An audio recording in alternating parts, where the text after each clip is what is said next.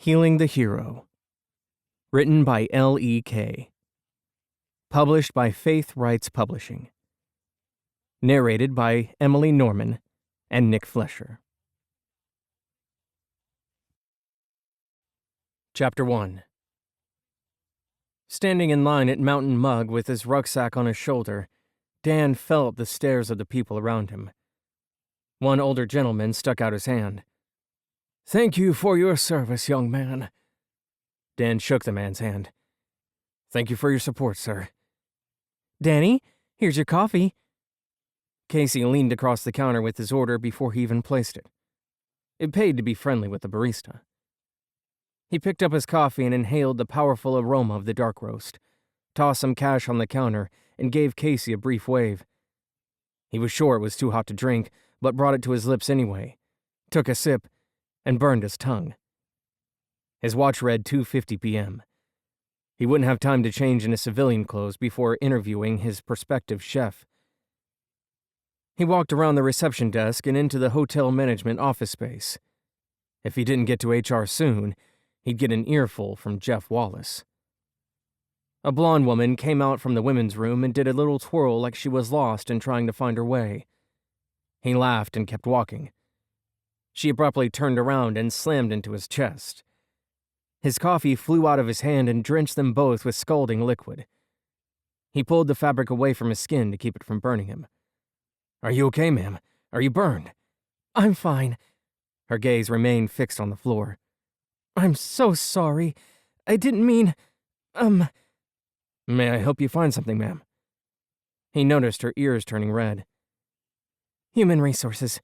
I'm here for an interview." "You're in luck. That's where I'm headed. Follow me." He glanced down at her coffee-stained blouse. "Unless you want to change first." "I wish I could, but I didn't bring any clothes other than a t-shirt and jeans for the plane ride home." He thought a clean t-shirt would be preferable to the stained blouse, but kept his opinion to himself. Thankfully, the coffee stains were barely visible on his camouflage uniform.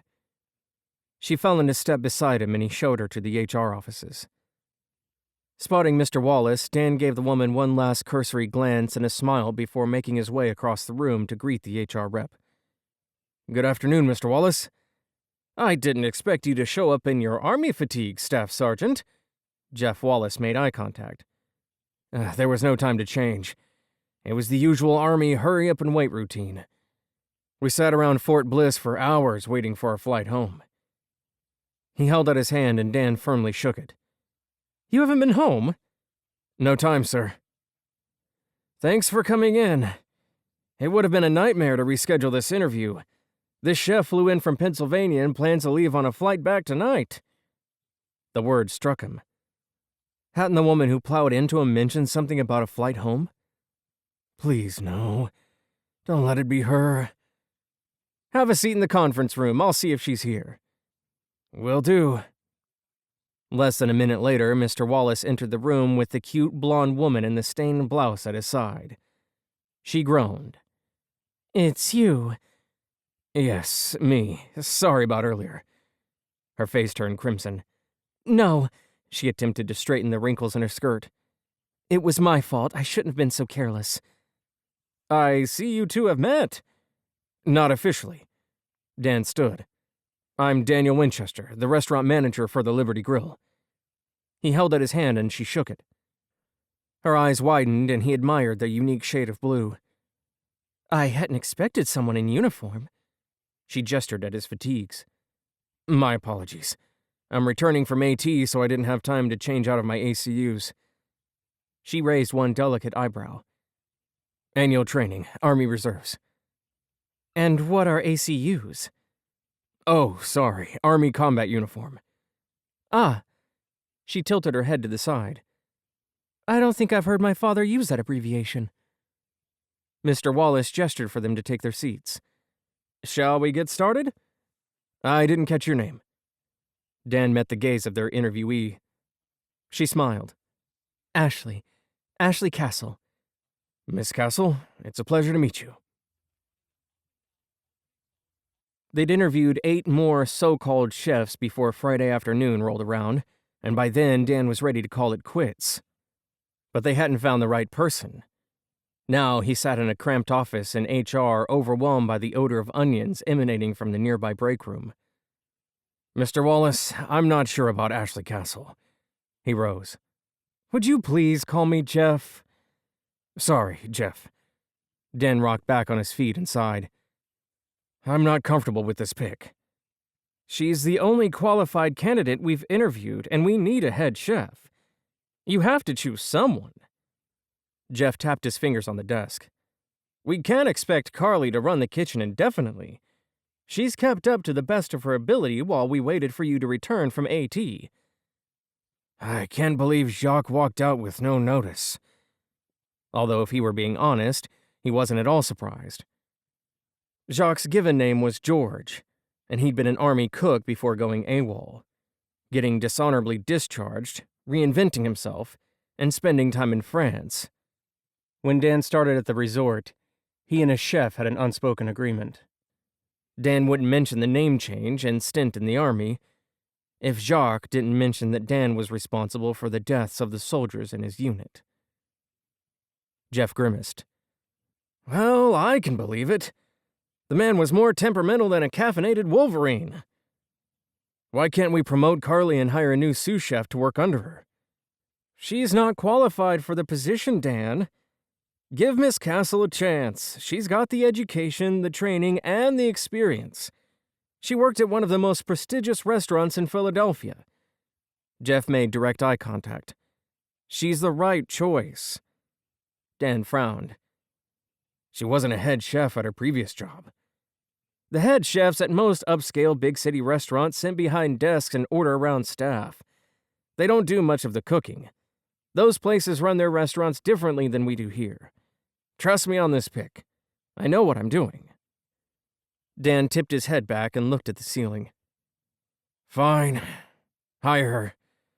August 30th okay for a start date?" "As good as any other."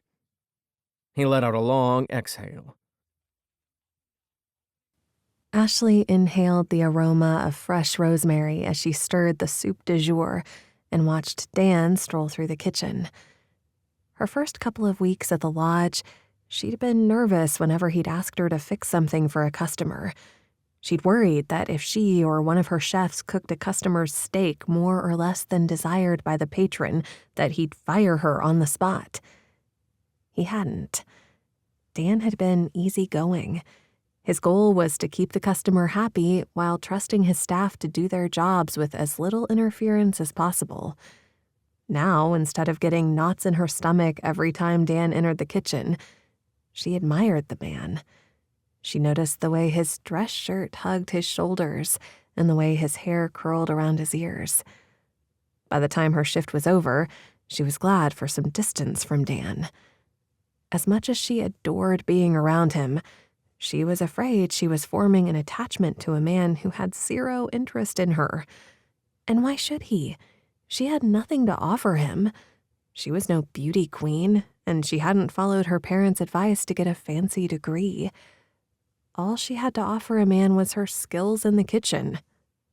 Artificial light lit the parking lot, but as soon as she was off the lodge property, the thick darkness nearly swallowed the high beams on her Subaru.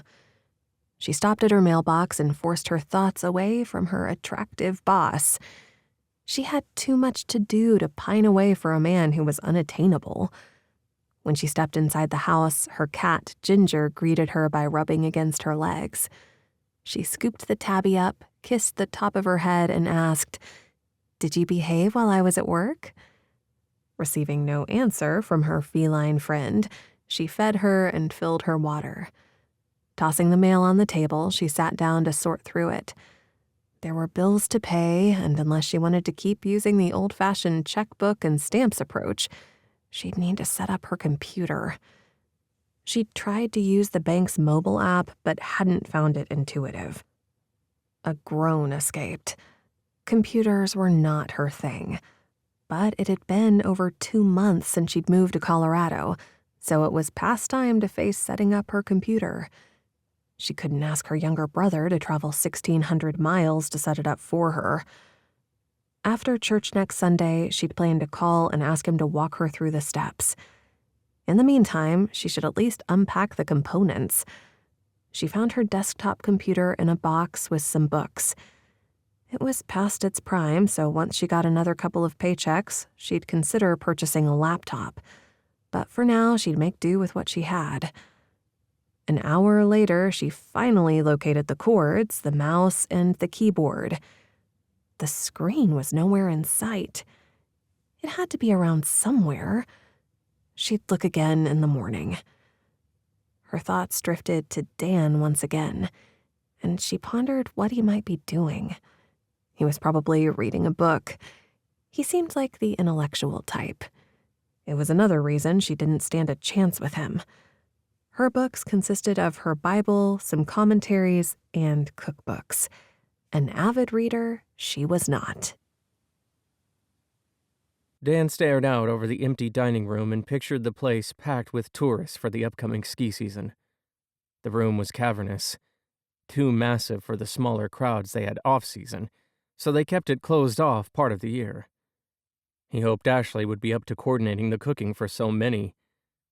When he'd hired her in August, he hadn't been confident she'd be able to do the job. But she'd proven herself, and she had an amiable relationship with her sous chef, which put her far above her predecessor in his book. Jacques had been a brilliant chef, but his attitude made it impossible for any of the kitchen staff to get along with him. Jeff Wallace strolled into the dining room. "Morning, Dan." "Good to see you this morning, Mr. Wallace." Dan shook the other man's hand. "How many times do I have to tell you to call me Jeff?" He raised his brows. "I'm sorry, Jeff. It's a hard habit to break. I noticed you threw the glass when I was walking by outside. I thought we might chat a minute." He straightened up and made direct eye contact. "I think I found you a junior chef." "That's fabulous news," Dan smiled. "When can he or she start?" "I told Thomas I'd try to arrange an interview with you for this afternoon. I realize Chef Castle will need time off soon. Working 6 days a week is too much for anyone." "I agree. Carly is great, but she can't be expected to run the kitchen without help." "True. Once the seasonal help starts, everything should go smoothly with Ashley in charge and Carly filling in her absence. But until then, we need that junior chef to ease the workload when one or the other of them takes time off." "You mentioned Ashley wants Sundays off, correct?" "And Wednesday nights." A muscle jumped in Dan's jaw. "She's religious." "The young man is somewhat inexperienced since he's recently graduated from culinary school, but he's eager to learn and willing to take direction. Plus, he's a local, so there's less a chance of him leaving the moment we get him trained." "Sounds like an adequate choice. I don't need to meet him." "You don't?" "No. Tell him it'll be a trial period. 60 days will work. If he doesn't work out, we let him go. But it'll keep me from making a snap judgment before I've seen how he handles the pressures of the kitchen." "If that works for you, I mean." "Sure, we can do that. Do you think Miss Castle will mind training him?" "Yes, I do," he chuckled. "She'll come around, though. And Carly will do most of the training." "What should I give him as a start date?" "How's 2 weeks from today? November 15th at 10 o'clock. "That works. I'll make the offer." Chapter 2. Ashley jumped back a step when she looked up to find Dan staring at her. "What?" She wiped her sleeve across her cheek. "Do I have flour on my face or something?" "No, you look fine." His eyes crinkled at the corners. Turning down the volume on her Bluetooth speaker, he kept his eyes focused on her. "Did you need something, boss?" "I'd like to meet with you and Carly to discuss the menu for the upcoming season." "Sure." She moved to the sink and washed the dough off her hands. "What time?" A lock of sandy blonde hair fell across his forehead, and he pushed it back into place. "How's 11? "Won't work." "My bad. I wasn't thinking of the lunch rush." He tapped his finger against his bottom lip. "What time works for you and Carly?" "She doesn't start until 10, and that's cutting it close to our busy time." After we close might be best. She dried her hands and leaned back against the counter in an attempt to look relaxed. 9:15, okay? He asked. That'll work. She briefly made eye contact before lowering her gaze. He sauntered across the kitchen, and she allowed herself to stare until he disappeared through the doorway. Dan's smile occupied her thoughts until Carly arrived. "You'll never guess what happened on my way in," Carly shouted across the cavernous kitchen as she breezed in. "It's quiet in here. What happened to your music?" The boss turned it down. "Oh." Carly reached for the knob and turned it back up. "I wish you'd listen to something more mainstream." "I don't like that stuff. Anyway, don't you want to guess what happened?" Ashley shook her head. "I'd rather not."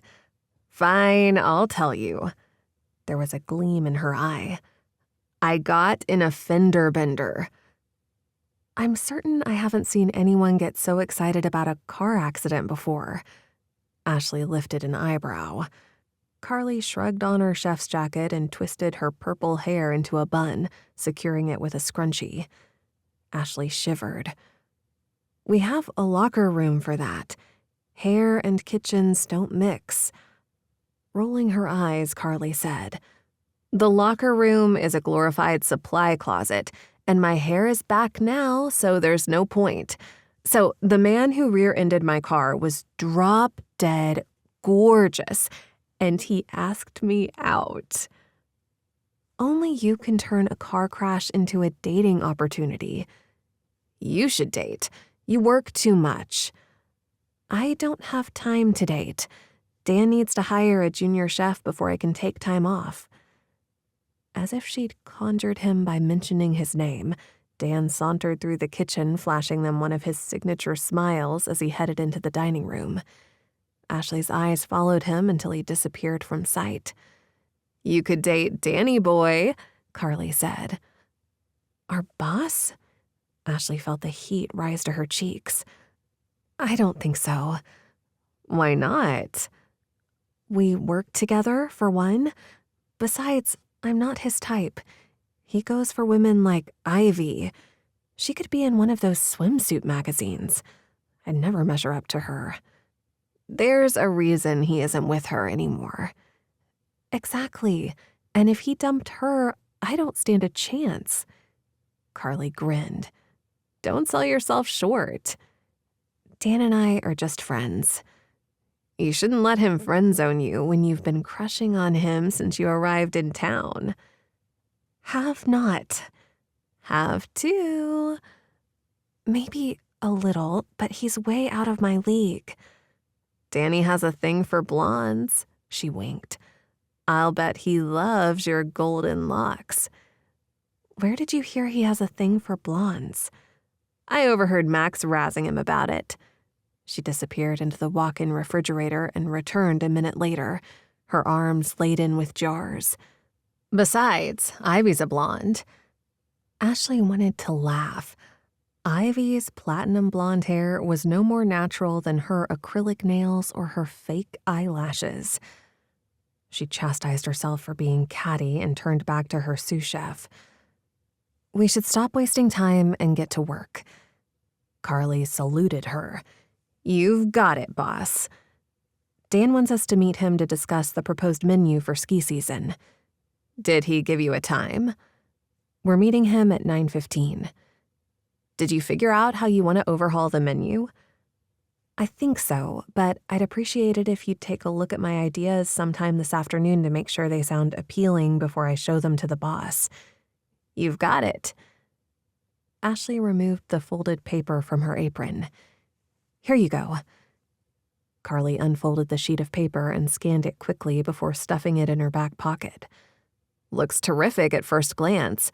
I'll give you more input after I have time to think it over." Dan closed his office door with more force than necessary. They'd turned up that blasted gospel music again. There was a time when he would have enjoyed it, but these days it got under his skin. "Everything okay in there, Danny?" his assistant asked over the intercom. He pressed the button to answer. Everything is fine. Sorry, Sabrina. I didn't mean to shut the door so hard. His mind drifted to Ashley. The woman was far too quiet. She was a tiny thing, at least a foot shorter than his 6'3" frame. There was an adorable sprinkling of freckles across the bridge of her nose. She was cute, but not a traditional beauty like Ivy. He derided himself for thinking about an employee in a romantic light. They could be friends, but nothing more. He ran a hand over his hair. He needed to see a barber, but with the season ready to descend upon them, there was no time for haircuts. Preparations needed to be made before the skiers and snowboarders arrived in full force. A single knock on his door announced a visitor before his ex-fiancée slid inside and perched on the edge of his desk, inches from where he sat. Her cloying perfume assaulted his senses, so he slid his chair back to put some distance between them. What do you need, Ivy? Can't I simply want to see you? No. He scowled. Don't you have tables to wait? My shift doesn't start for another 15 minutes. I was hoping to catch a moment alone with you before I started. She twisted a strand of white blonde hair around her finger and pouted. I don't have time for this. When will you have time? We could go out after work. I don't think so. Her bottom lip quivered. Are you ever going to forgive me? I've moved on. You should do the same. How can I move on when I'm in love with you? So in love with me that you hooked up with Gage while I was deployed? Let me move on with my life. I gave you this job, but you knew the conditions. Keep things professional or go find another job. I'll claim sexual harassment if you fire me. That's ridiculous. If anyone's being harassed, it's me. A slow smile formed on her face. That's not what I'll tell everyone. She hopped off his desk and took a step closer. She ran her fingernail down his neck and across his collarbone. Which one of us do you think the local news will believe? How could I have been so wrong about you? He asked. She shrugged. Shall I expect your company after work? I'm working late. Suit yourself. I'm sure I can find someone willing to spend the evening with me. I'll bet you will. Ashley settled at the table in the break room with Carly by her side. Did you get a chance to review the proposed changes to the menu? Carly leaned back in her seat. I did. What did you think? I love it. Well, except what? What's wrong with it? Ashley blinked several times. Nothing is wrong with it. I'm simply not sure pan-seared Muscovy duck breast will be a big seller. You might be better off choosing something like slow-roasted bison. You may be right.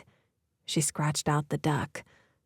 What do you think of substituting Rocky Mountain elk T-bone? That sounds like a winner. Carly gave her a thumbs-up sign. I'm glad we're finished for the night. We're not. We still have a meeting with the boss. I meant done cooking. Spending time with Danny Boy is more pleasure than work. Stop. Ashley felt her cheeks warm.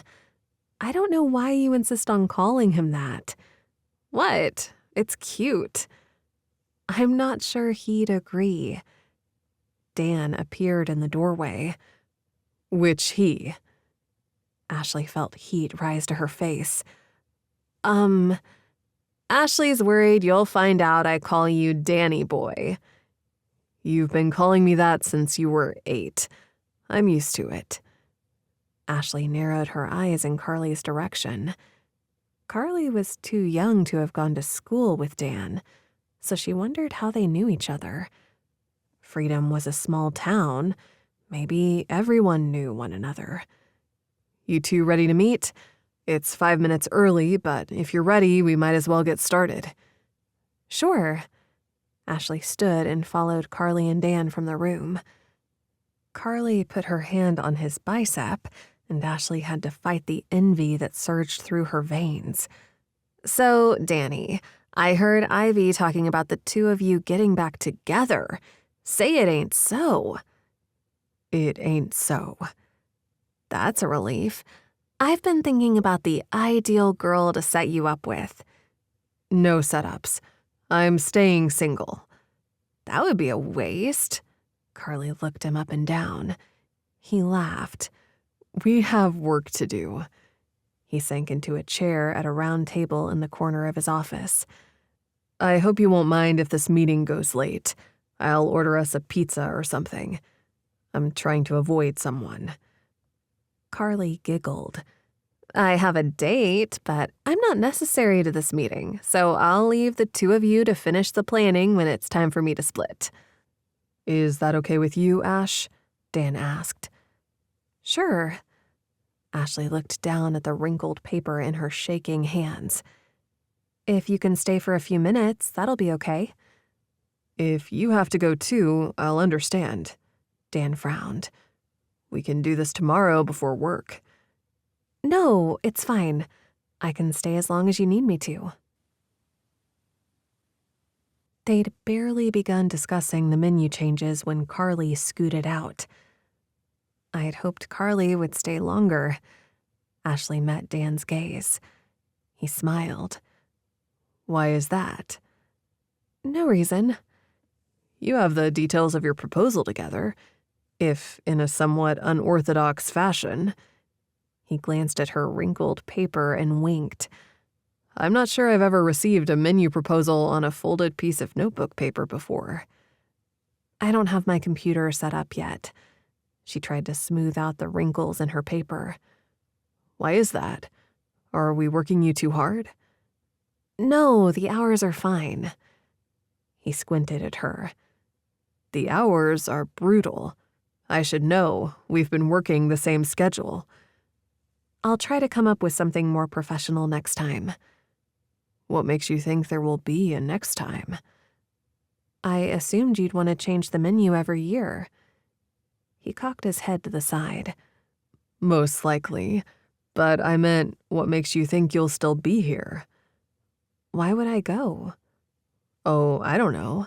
Maybe you'll decide you miss home and leave Colorado. That's not in my plans.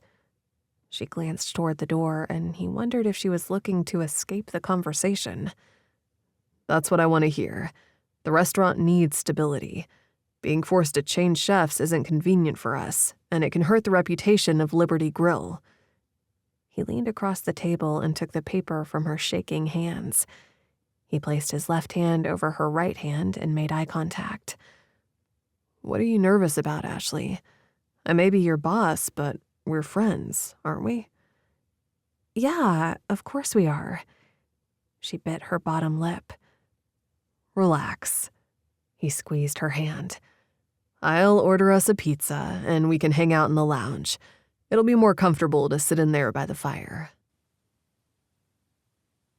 Ashley sat beside the fire, reveling in its warmth. Barely an inch separated her from Dan. Earlier, when he'd placed his hand on top of hers, she'd struggled to breathe. Now the sensations swirling around inside her were stronger than ever. He leaned back and draped his arm across the back of the leather sofa, and the faint, spicy scent of his cologne reached her. She inhaled deeply. This is nice, he said. She tucked her hair behind her ears. It is. Do you mind if we eat before we get back to our planning session?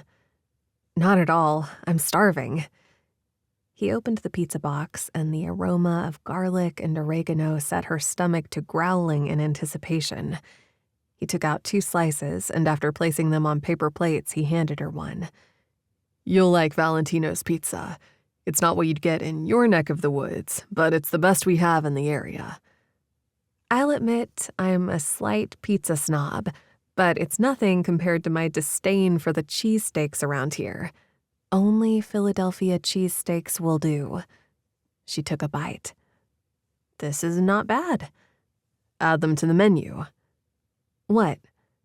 Cheesesteaks. No way. You don't have Amoroso rolls. I will not serve a Philadelphia cheesesteak on anything else. Fly them in. It'll be perfect for the other cheesesteak snobs that visit Freedom Ridge. Sure, why not? If you're willing to bear the extra expense of flying in rolls, I'm happy to add cheesesteaks to the lunch menu. Maybe you could add some other Philadelphia favorites. Let's not overdo it. I don't think Scrapple will sell that well here. He scrunched up his nose. Don't knock it until you try it. Haberset Scrapple is delicious. I'll take your word for it. He took a big bite of his pizza. Any luck finding a junior chef? We hired someone Monday. I hope he works out. Dan rubbed his chin. Why wouldn't he? Jeff recommended him after his HR interview. We'll have to see. I told him I didn't need to interview him myself. I think it's better if we test his abilities on the job. He'll have a 60-day probation period. I'm glad you didn't do that with me. I don't think I'd have relocated from Pennsylvania for a probationary position. This guy is a local. He attended culinary school in Denver and got back in town in May. That's a considerable amount of time without a job. I'm not sure he was unemployed. I didn't ask. He stared into the fire for a moment before picking up her sample menu. He glanced over it again. The only thing missing is a signature dish. What? We need something special. You can choose anything on the menu or add something new. Make it something you'd order yourself if you were visiting a restaurant. A favorite dish. How about surf and turf? Too generic. What if we swap the lobster for salmon? That'll do if we add a special sauce for the salmon. How about honey sriracha glaze? Sounds delicious. We'll call it Chef Ashley Castle's Surf and Turf. In parentheses, we'll type filet mignon and honey sriracha glazed salmon served with the vegetable of the day and garlic mashed potatoes. Does that work? If you're sure you want my name on the menu, I don't see the point. I'm sure. He grinned. I guess that's settled. Chapter 3. No way, Dan. She shook her head even though he couldn't see her. I'm beginning to regret answering my phone. It'll be fun. You know perfectly well that I don't ski and I don't snowboard. Forget it. Call one of your guy friends to go with you. We'll go snow tubing instead. You'll love it. The next thing you know, you'll be begging for ski lessons. Let this go. Not a chance. She could hear the smile in his voice. I'll pick you up in 20 minutes. Make it 30. I just got home from church, so I need to change my clothes. See you shortly. What was she thinking, agreeing to go snow tube with Dan? Her feelings for him were confusing enough without spending extra time with him. Being Dan's friend was pure torture. The worst part was knowing he could never see her as someone with romantic potential. It would be in her best interest to ignore Carly's promptings and forget about anything more than friendship with him. Sorting through her sweaters, she smiled. An entire day with Daniel Winchester. What sane girl would say no to that? She dressed in her softest pink sweater and a pair of comfy jeans. She hoped she was dressed all right and would be able to rent anything else she needed at the resort. When the doorbell rang, she hastened to answer the door. Hi, come on in. Hey. He clasped his hands behind his back. You look nice. I love the fluffy sweater. It's much different from your black slacks and white apron. She laughed. I need to grab my hiking boots. Don't you have snow boots? His gaze traveled to the cardboard boxes she hadn't unpacked. He probably thought she was a slob. Ginger leapt on top of the pile of boxes and stared down their guest. Not yet. She gestured toward the cat. That there is my cat Ginger. She's a beauty. He looked in the tabby cat's direction before making eye contact with her again. Maybe you should add snow boots to your shopping list. She took a step back and held her hands up. I haven't had time to buy any. You keep me too busy at work. True, he smiled. But you need to make it a priority. You're going to need them up here on the mountain. I will. She hurried off and returned a minute later with hiking boots in hand. It took her a couple of minutes to lace them up, and then they were on their way. Thanks for doing this. He stuffed his hands in his pockets. I need a day out on the slopes. Why not go with one of your buddies? I don't want to go with one of them. I want to go with you. Was he trying to be charming, or did he mean his words? He'd called her, so maybe he did want to spend time with her. Now if only she could keep herself from acting like a fool. Ashley's eyes widened when Dan stopped the truck in town at Freedom Mountaineering. What do we need here? You need snow boots. Now? She wrinkled her nose. Now is as good a time as any. As he and Ashley entered the store, Aiden was coming out. Hey, Aiden, have you met our head chef, Ashley? I've seen her around the lodge, but we haven't been introduced. Ashley, Aiden here is a snowboarding instructor at the lodge. Nice to officially meet you, Aiden.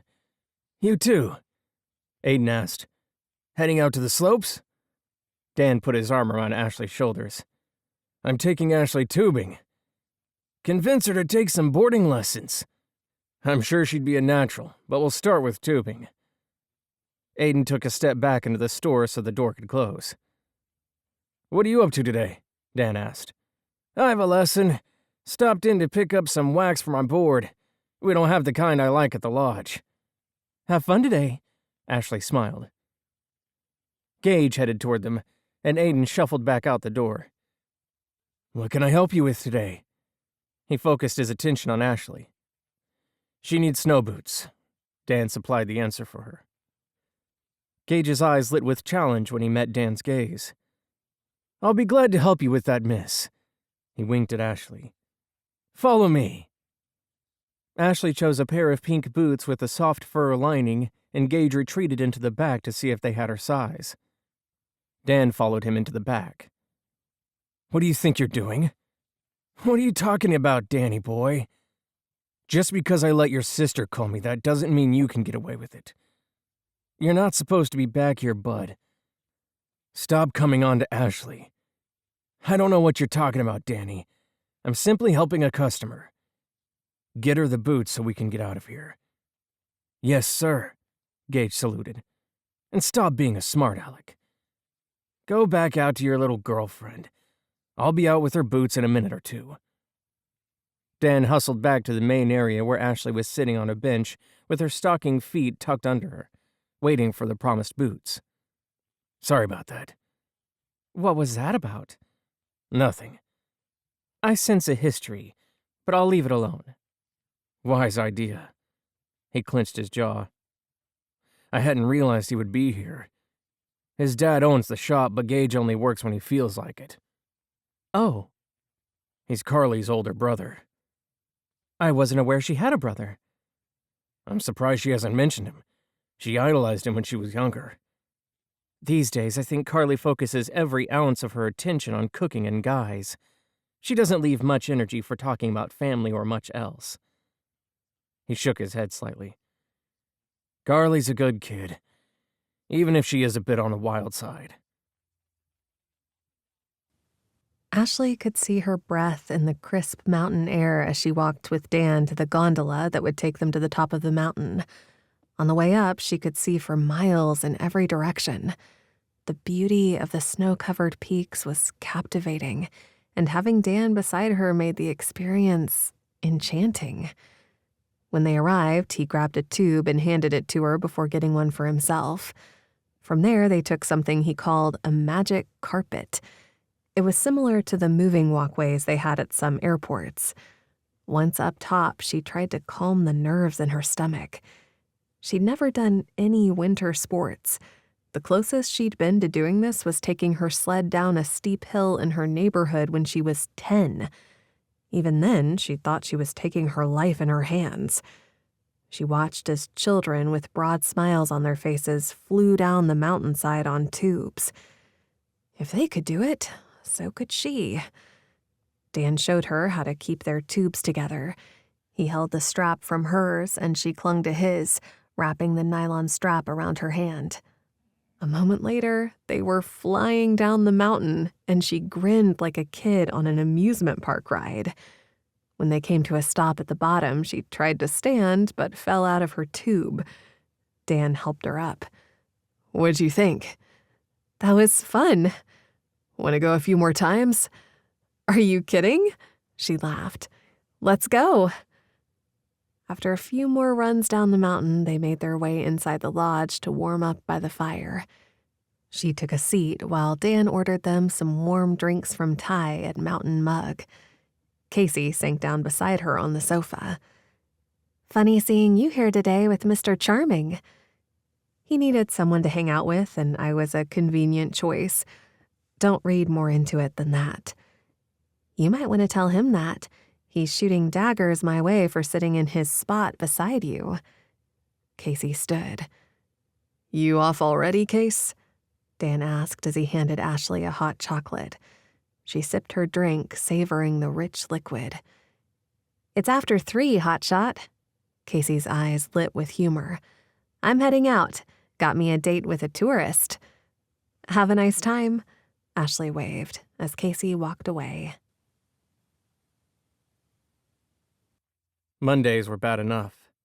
But Mondays in November, the week before tourist season took off in full force, was brutal. Dan spent the day going over requests for banquet rooms and private dining events. The reservation calls had overwhelmed his hostess, Amanda. It got to the point where he had to ask his assistant, Sabrina, to field them, so the hostess could seat customers as they came in, rather than spend her whole day on the telephone. It was after midnight when he finally arrived home, and all he wanted to do was sink into bed and flip on the television. He pulled his F-150 into the driveway. The news hadn't mentioned snow in the forecast, but the air felt like it. If he were a betting man, he'd bet on an inch or two of fresh powder in the morning. Once inside, he detected a faint hint of women's perfume, along with the usual odor of stale air from his closed-up house. Strange. Must be his imagination. He should crack a window and let fresh air into his abode. He emptied his pockets onto the kitchen counter and crossed the room to the stairwell. Odd. He would have sworn he'd left the hall light on upstairs. Could have burned out. When he reached the top of the stairs, he noticed the switch was off. Maybe he hadn't left it on after all. After a quick shower, he approached his bed.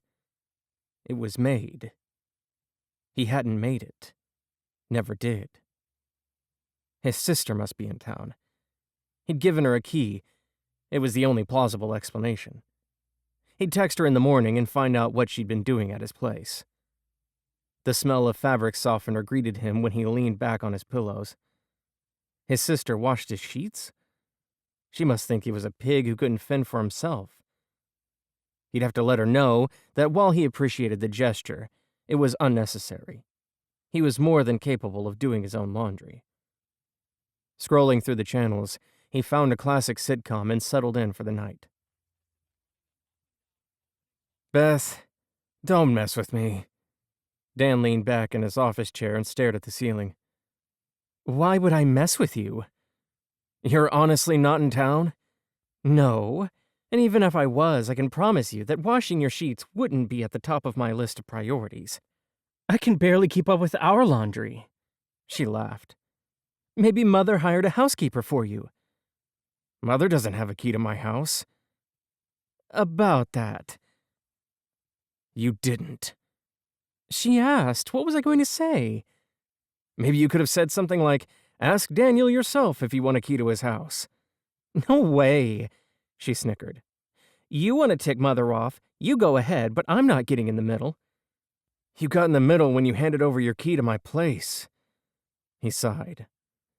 "But at least now I can deduce what happened. You're obviously correct. She hired a housekeeper." "Maybe you should ask Mother about it." "Yeah, I will." He wasn't sure he wanted to ask his mom. If she said it wasn't someone she hired, he would have to consider the possibility that he was losing his mind. Burglars didn't break in and clean, so it had to be a housekeeper, didn't it? He'd remember if he'd done any of that stuff himself. I'd better get back to work. Thanks for setting my mind at ease, even if you did betray my trust. He held back a chuckle. He had to believe that his mother was behind the strange happenings. Stuff it, Danny. Goodbye. Wait, one more thing. What's that? I'm coming to town in 2 weeks for Daddy's birthday. Oh? Mom wants you to throw a big shindig at the lodge. With less than 3 weeks' notice? Wonderful.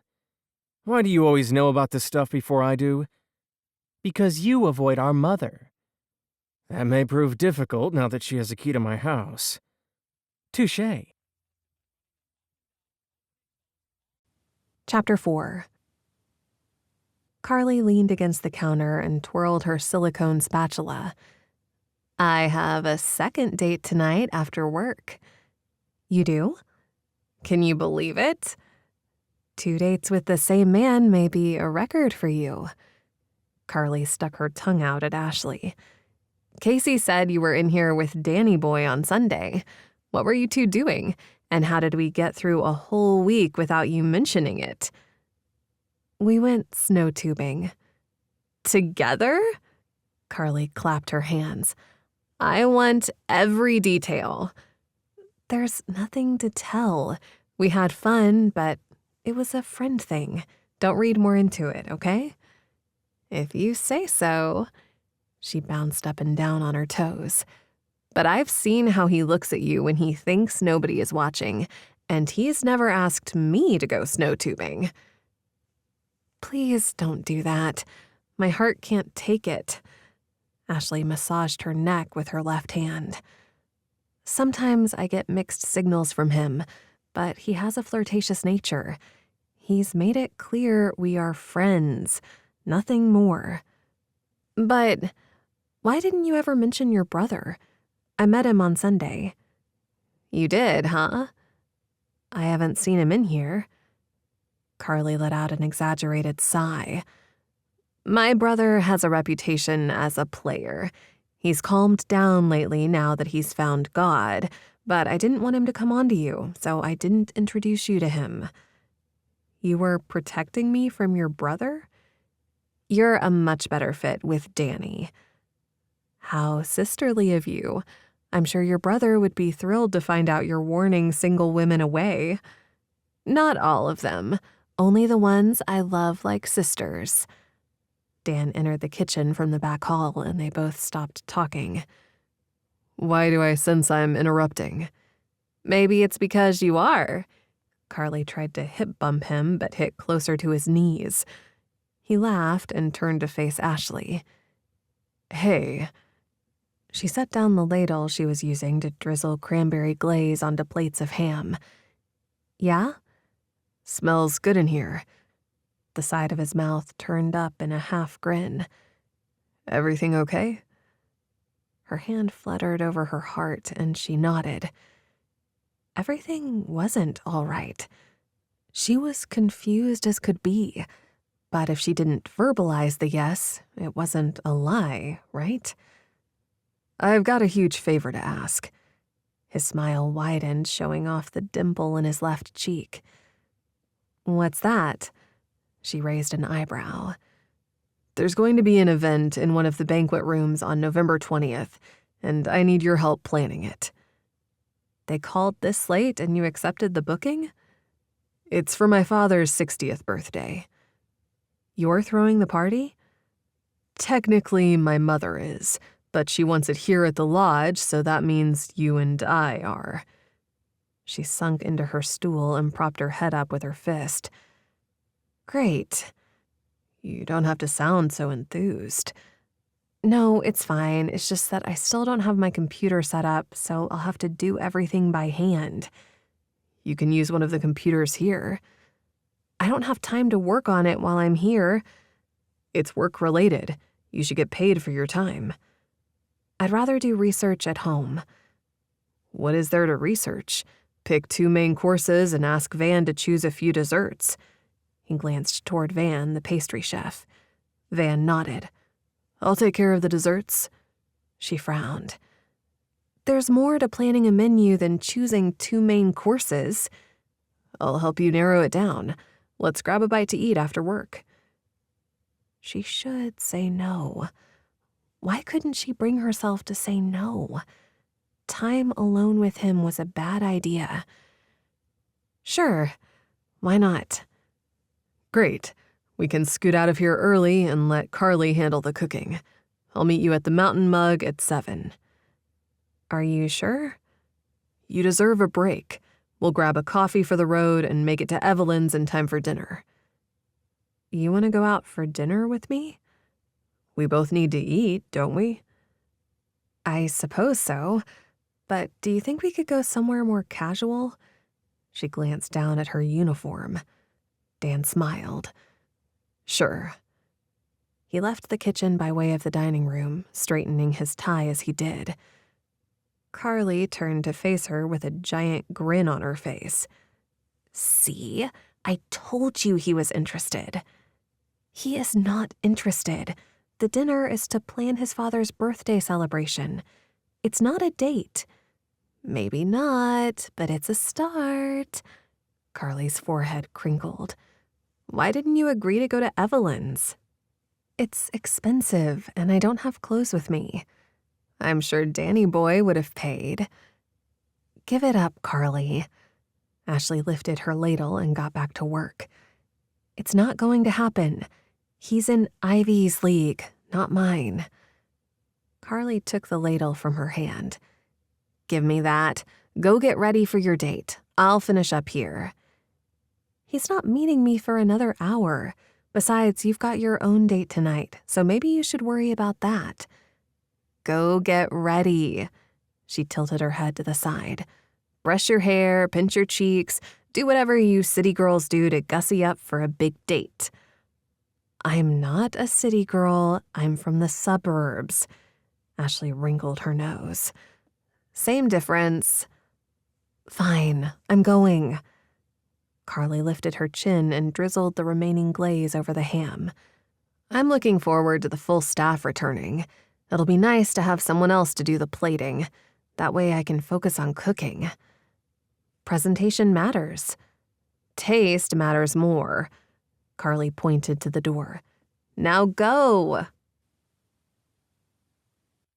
The aroma of fresh ground coffee greeted Dan as he approached the counter at Mountain Mug. Ashley was ordering her favorite latte, peppermint peaks mocha. The usual, Danny? Please. The barista handed him his dark roast black coffee before fixing Ashley's drink. Thanks, Casey. I see who her favorite is. Ashley glanced his way from under her lowered lids before returning her stare to her feet. It's a perk of drinking black coffee. They squeeze you in before they fix the fancy frou-frou drinks. He cleared his throat. It's pretty warm for November. Do you want to take a ride out to Hidden Lake? We can sit at a picnic table and drink our coffees while we talk about the party. Okay. Afterwards, we can grab a bite to eat at Valentino's, unless you'd rather go somewhere else. Valentino's is fine. He opened the truck door for her and then climbed in on the driver's side. The ride to the lake passed in comfortable silence, and he was grateful for that. He'd felt a rise on him as he'd walked through the kitchen earlier in the day. When he'd turned to smile in her direction, she'd quickly turned back to her work. He didn't want their working relationship to be awkward, but it seemed to be moving in that direction. Maybe befriending her had been a mistake. It was a difficult balancing act maintaining friendships with employees. If he had any sense, he'd stop spending time with her outside of the restaurant. But the truth was, he liked her, and wanted her in his life as more than an employee. He glanced over at Ashley, who seemed to be mesmerized by the dusting of snow on the tall evergreens shadowing the road. Pretty, isn't it? Reminds me of home. It does? It's not so shocking. We have pine trees in Pennsylvania, tall ones right in our yard. I thought you lived in an urban area. Suburban. My parents live about 30 minutes west of the city. She frowned. Carly made the same mistake a little while ago. Do I act like a city girl? Not even a little. He shook his head slowly. Do you miss home? I do. Dan opened the driver's side door and Ashley quickly slipped out of the passenger side before he could come around and open the door for her. The last thing they needed was to make this meeting any more like a date. I would have opened your door. He blinked several times. Do you want to sit over there? She pointed to a picnic table not far from the water. It might be chilly by the water. How about over there in that copse of trees? It offers shelter from the wind, but there's a great view of the lake. Sounds ideal. She headed to the picnic table he'd indicated and sat down on the bench. Looks like most of the lake has frozen over. He pointed to a section of the lake. It won't be much longer before the kids are out there playing ice hockey. I'm sure there will be figure skaters, too. Maybe a few, but they have to fight the hockey players for space. That isn't fair. It's simply the way it is. She dug her notepad and pen out of her handbag. He leaned toward her and placed a hand on her arm. Do you want the restaurant to purchase a laptop for you? She shook her head. Why would you do that? He dropped his hand. It seems a necessary expenditure. Our head chef should have one. I can buy my own. I'll order one tomorrow. There's plenty of room in the budget for it. Carly needs it more than I do. She does most of the computer work. Get it for her instead. We'll order two. He smiled. You know, the two of you are welcome to give work to Sabrina. She's my administrative assistant, but she works for the Liberty Grille. Ask her. If she's not busy, she'll handle whatever you need. I would hate to bother her with my trivial stuff. As for the computer, if you think it's necessary, then I'll take it. I'm sure your sample menus will be far more presentable when they're typed up. Fair enough. She looked down at her hands. I tried to set up my desktop computer, but I'm missing the screen. She sighed. I can't imagine how I lost it. Maybe it got left in the moving truck. You should be able to purchase a new screen in Freedom. I should buy a whole new computer. It's outdated anyway. She clicked her pen and poised it to write in her notebook. What did you have in mind for your father's party? He laughed.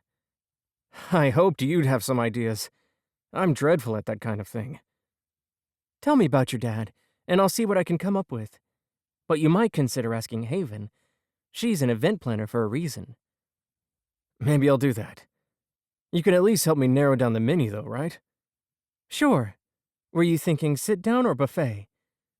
Personally, I prefer a buffet style, but Mother would never go for it, so it would need to be a formal sit-down meal.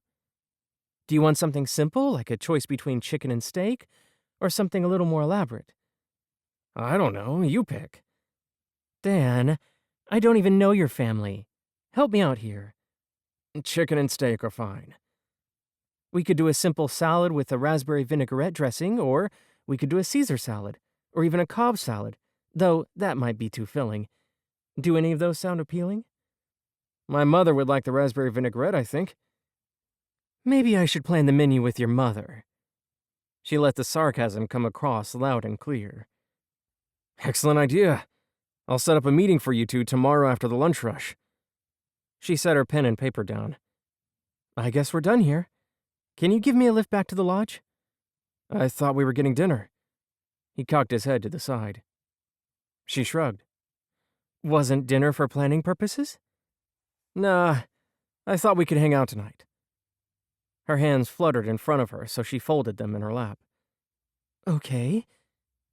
If she could get her heart to slow down, she could enjoy this time with her crush. Even though she didn't stand a chance with him, she wanted to spend every possible moment she could in his presence. Dan and Ashley entered Valentino's, and he inhaled the scent of fresh dough and Italian spices. It felt like coming home. It was his favorite place to unwind, and had been since he was a teenager. Why don't you find us a seat and I'll order? He strolled up to the counter and ordered their pizza. When he got to the table she'd chosen, he grinned. It was the seat he chose whenever it was available, and she even left him the side of the booth with a clear view of the door. There was something about Ashley. She seemed to know him on a deeper level than any of his previous girlfriends. Why couldn't he stop thinking of her in that light? She was a friend and an employee, nothing more. For some reason, that bothered him more than it should. He sat down across from her and handed her a bottle of water. "Thanks." "You're welcome."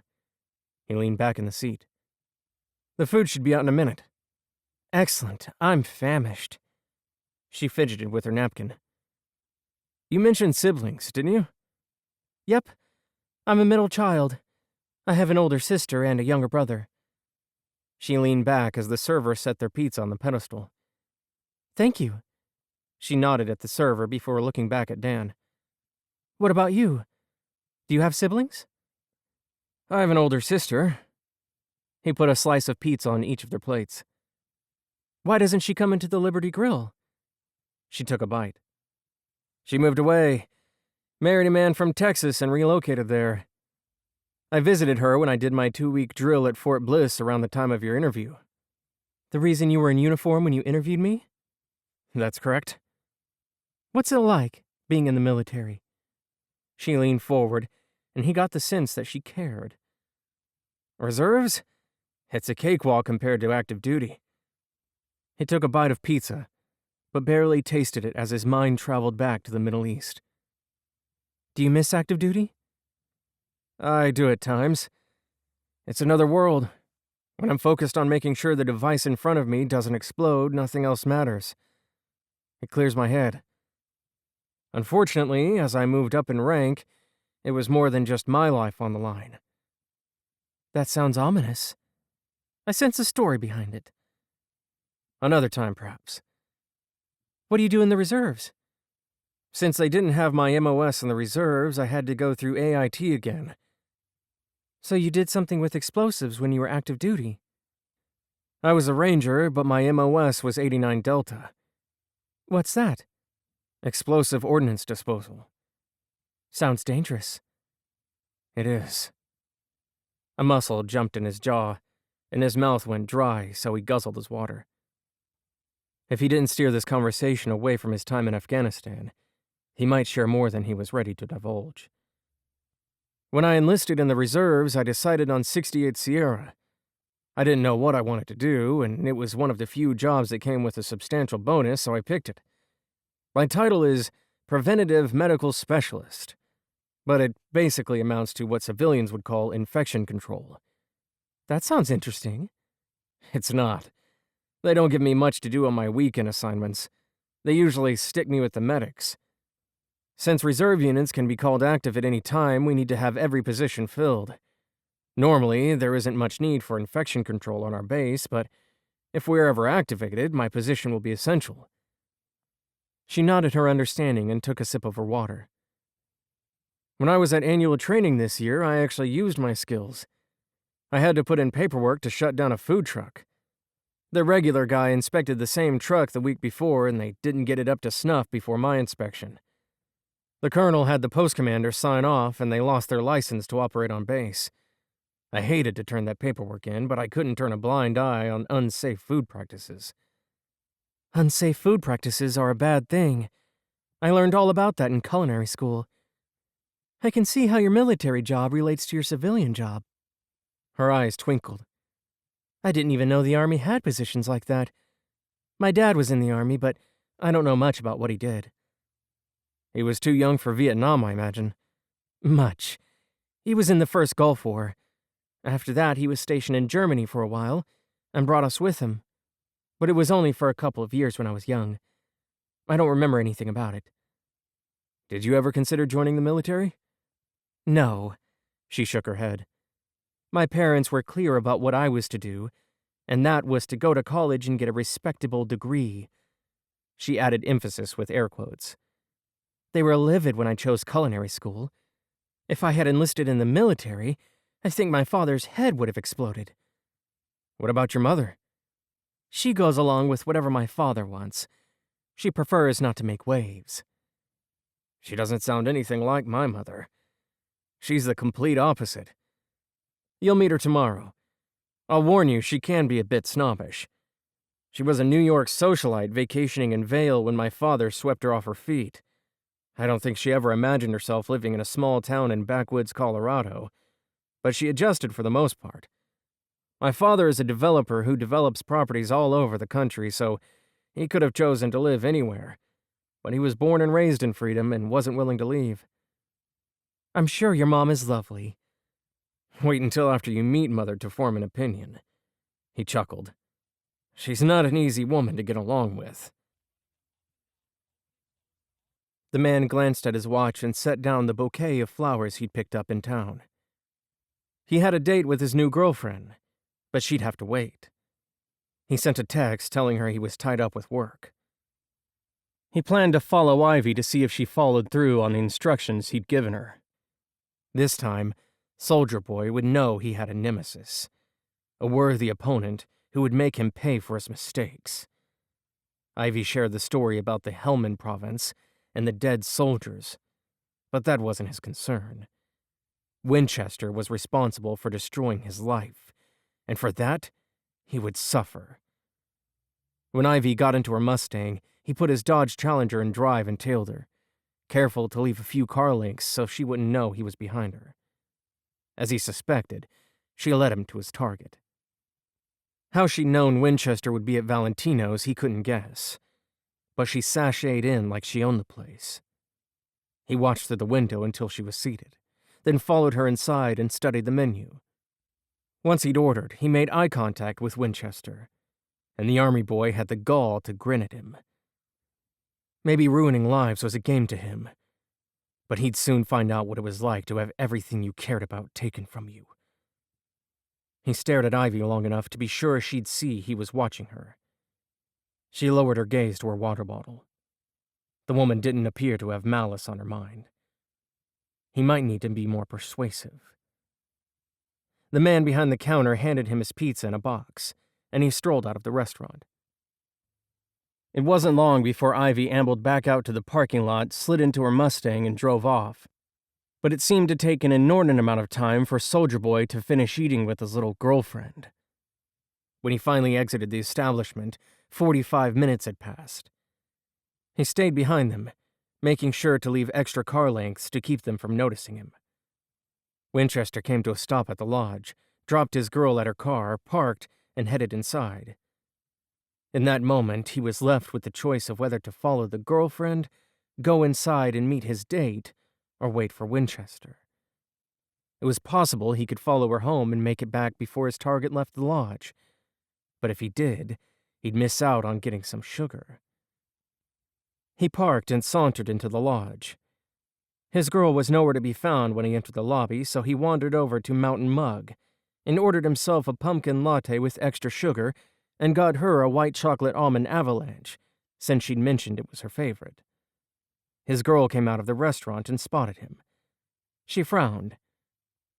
I'm sorry. Have you been waiting long? When you said you were tied up with work, I thought I'd have a little longer to help clean up the kitchen. Don't you have staff for that kind of thing? We do, but I don't mind helping. That's adorable. He handed her the latte and took a sip of his own. You look beautiful, sweetie. Thanks, hon. Shall we go?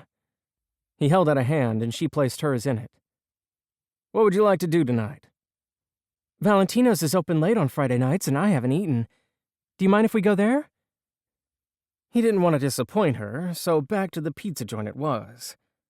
He'd have to quickly come up with an explanation for the untouched pizza sitting in the back seat. If that's what you want, that's where we'll go. Chapter 5. Ashley glanced down at the notebook in her lap. It was strange sitting at the round table in Dan's office without him present, but he'd asked her to wait there for his mother. Mrs. Winchester was due to arrive soon, but Ashley didn't feel prepared. Despite meeting with Haven and getting her thoughts and ideas for the event and coordinating the menu to work with everything else, she was certain nothing she chose would be adequate. She wished she hadn't agreed to this meeting.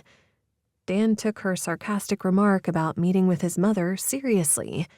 Now it was reality. She looked down at her shaking hands and forced them to still. It was a lesson for sure. She would do her best to avoid sarcasm in the future.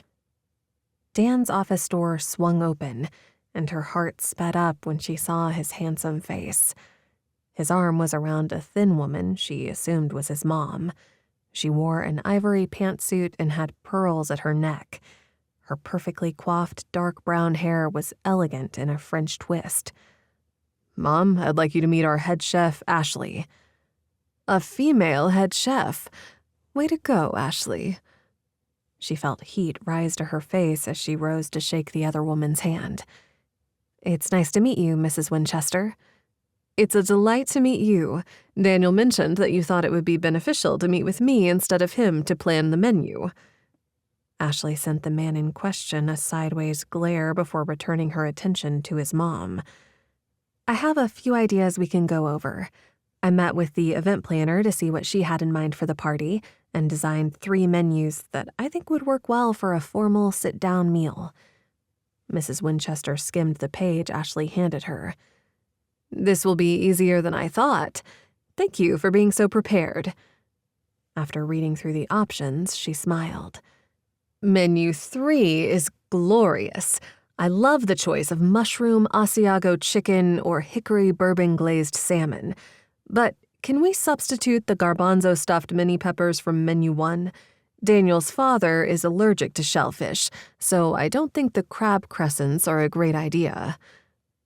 Ashley gave Dan a blistering look before turning back to his mom. Dan neglected to mention that detail. Mrs. Winchester cringed. "Daniel is such a beautiful name, but for some reason he insists on letting people call him Dan or Danny. Such a shame." "Sorry about that. I didn't realize you didn't like it, but I wholeheartedly agree that Daniel sounds much better than Dan." The woman's smile was genuine. "I think we're going to get along brilliantly. It was wonderful to meet you, Ashley." She turned to her son. "Why don't you take me to meet your event planner now?" "I didn't make an appointment with Haven, so I'll have to buzz her and see if she has time to meet." Ashley made her way to the door. "If that's all, I'm going to get back to work." "Great. Thanks, Ash." "You're welcome, Daniel." She drew out his name. She could hear his laugh as she closed his office door. Dan glanced at his watch. It was about time to make rounds through the dining room and ask the diners if they were enjoying their meals. If he cut through the kitchen on his way back to his office, he might have a chance to say hello to Ashley. It had been a busy evening, so he hadn't seen her in hours. She would need a break by now. He checked to see if she could get away from the kitchen for a bit. Taking the hall that led directly into the dining room and bypassing the kitchen, he roamed from table to table, greeting locals and tourists alike. It was mostly locals, but in another week, the season would pick up and the tourists would descend on their mountain paradise. As he neared the massive stone fireplace, he spotted Mayor Starling and his wife sitting in their favorite spot. He grinned and approached their table.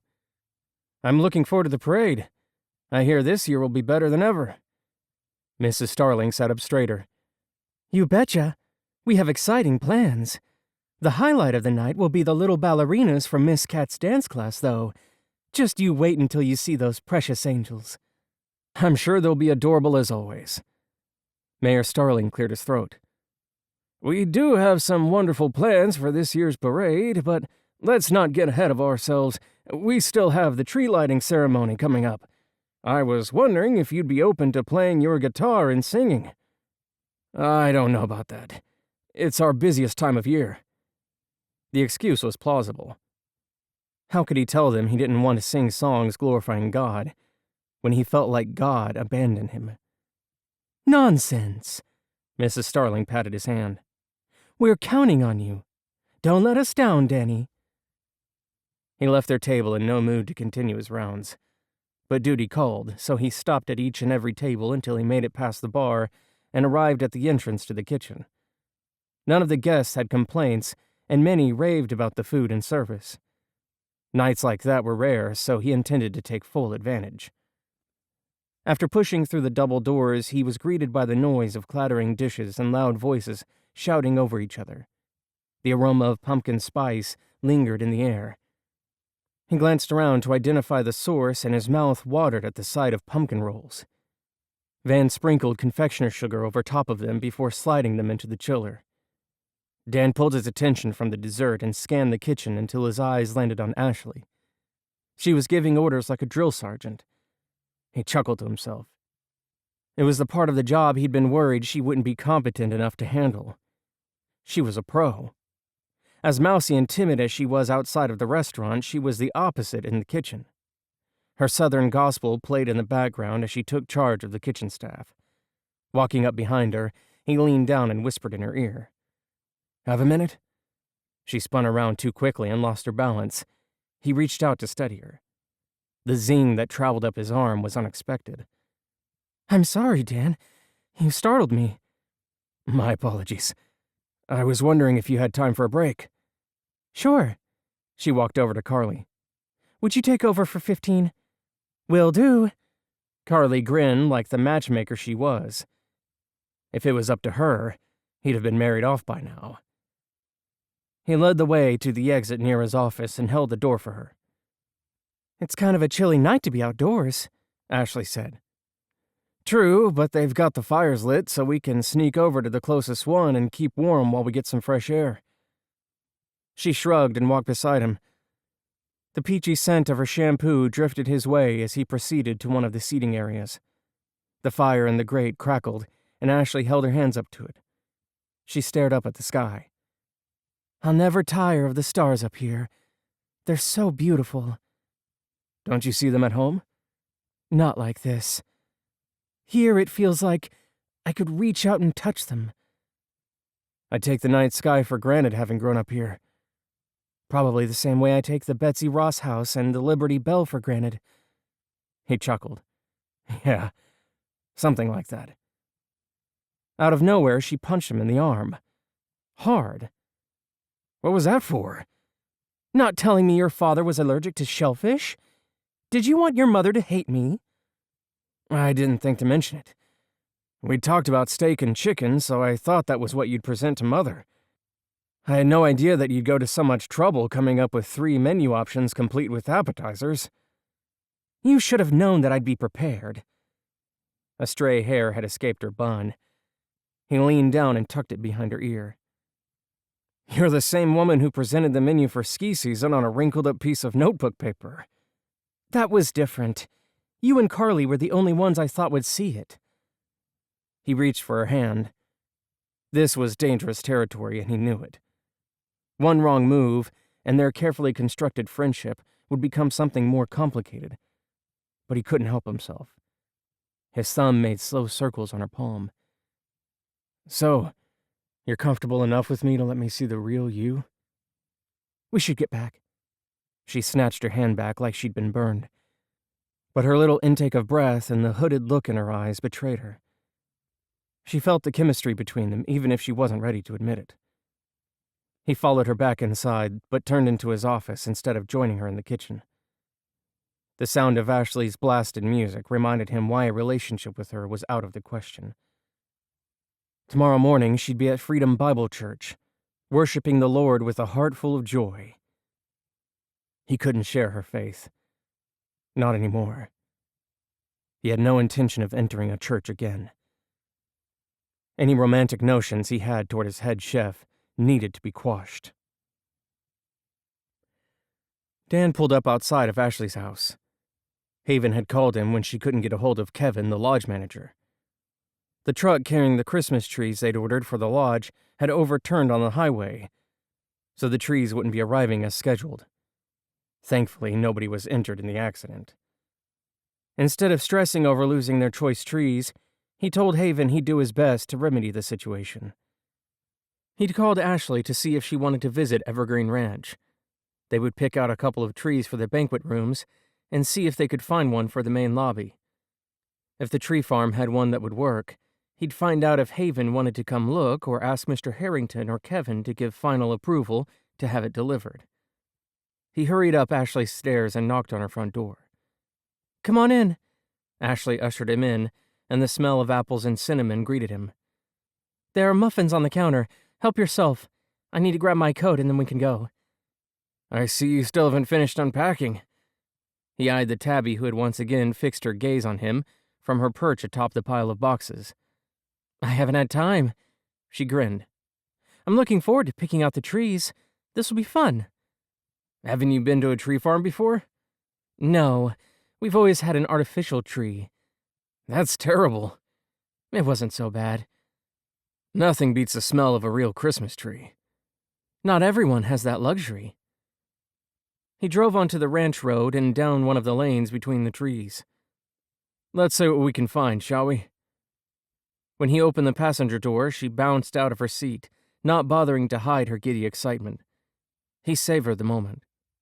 This was a first for her, and they would experience it together. He picked up a fallen twig and broke some needles in half, inhaling the fresh pine before handing the twig to Ashley so she could do the same. There were other local Christmas traditions he could share with her.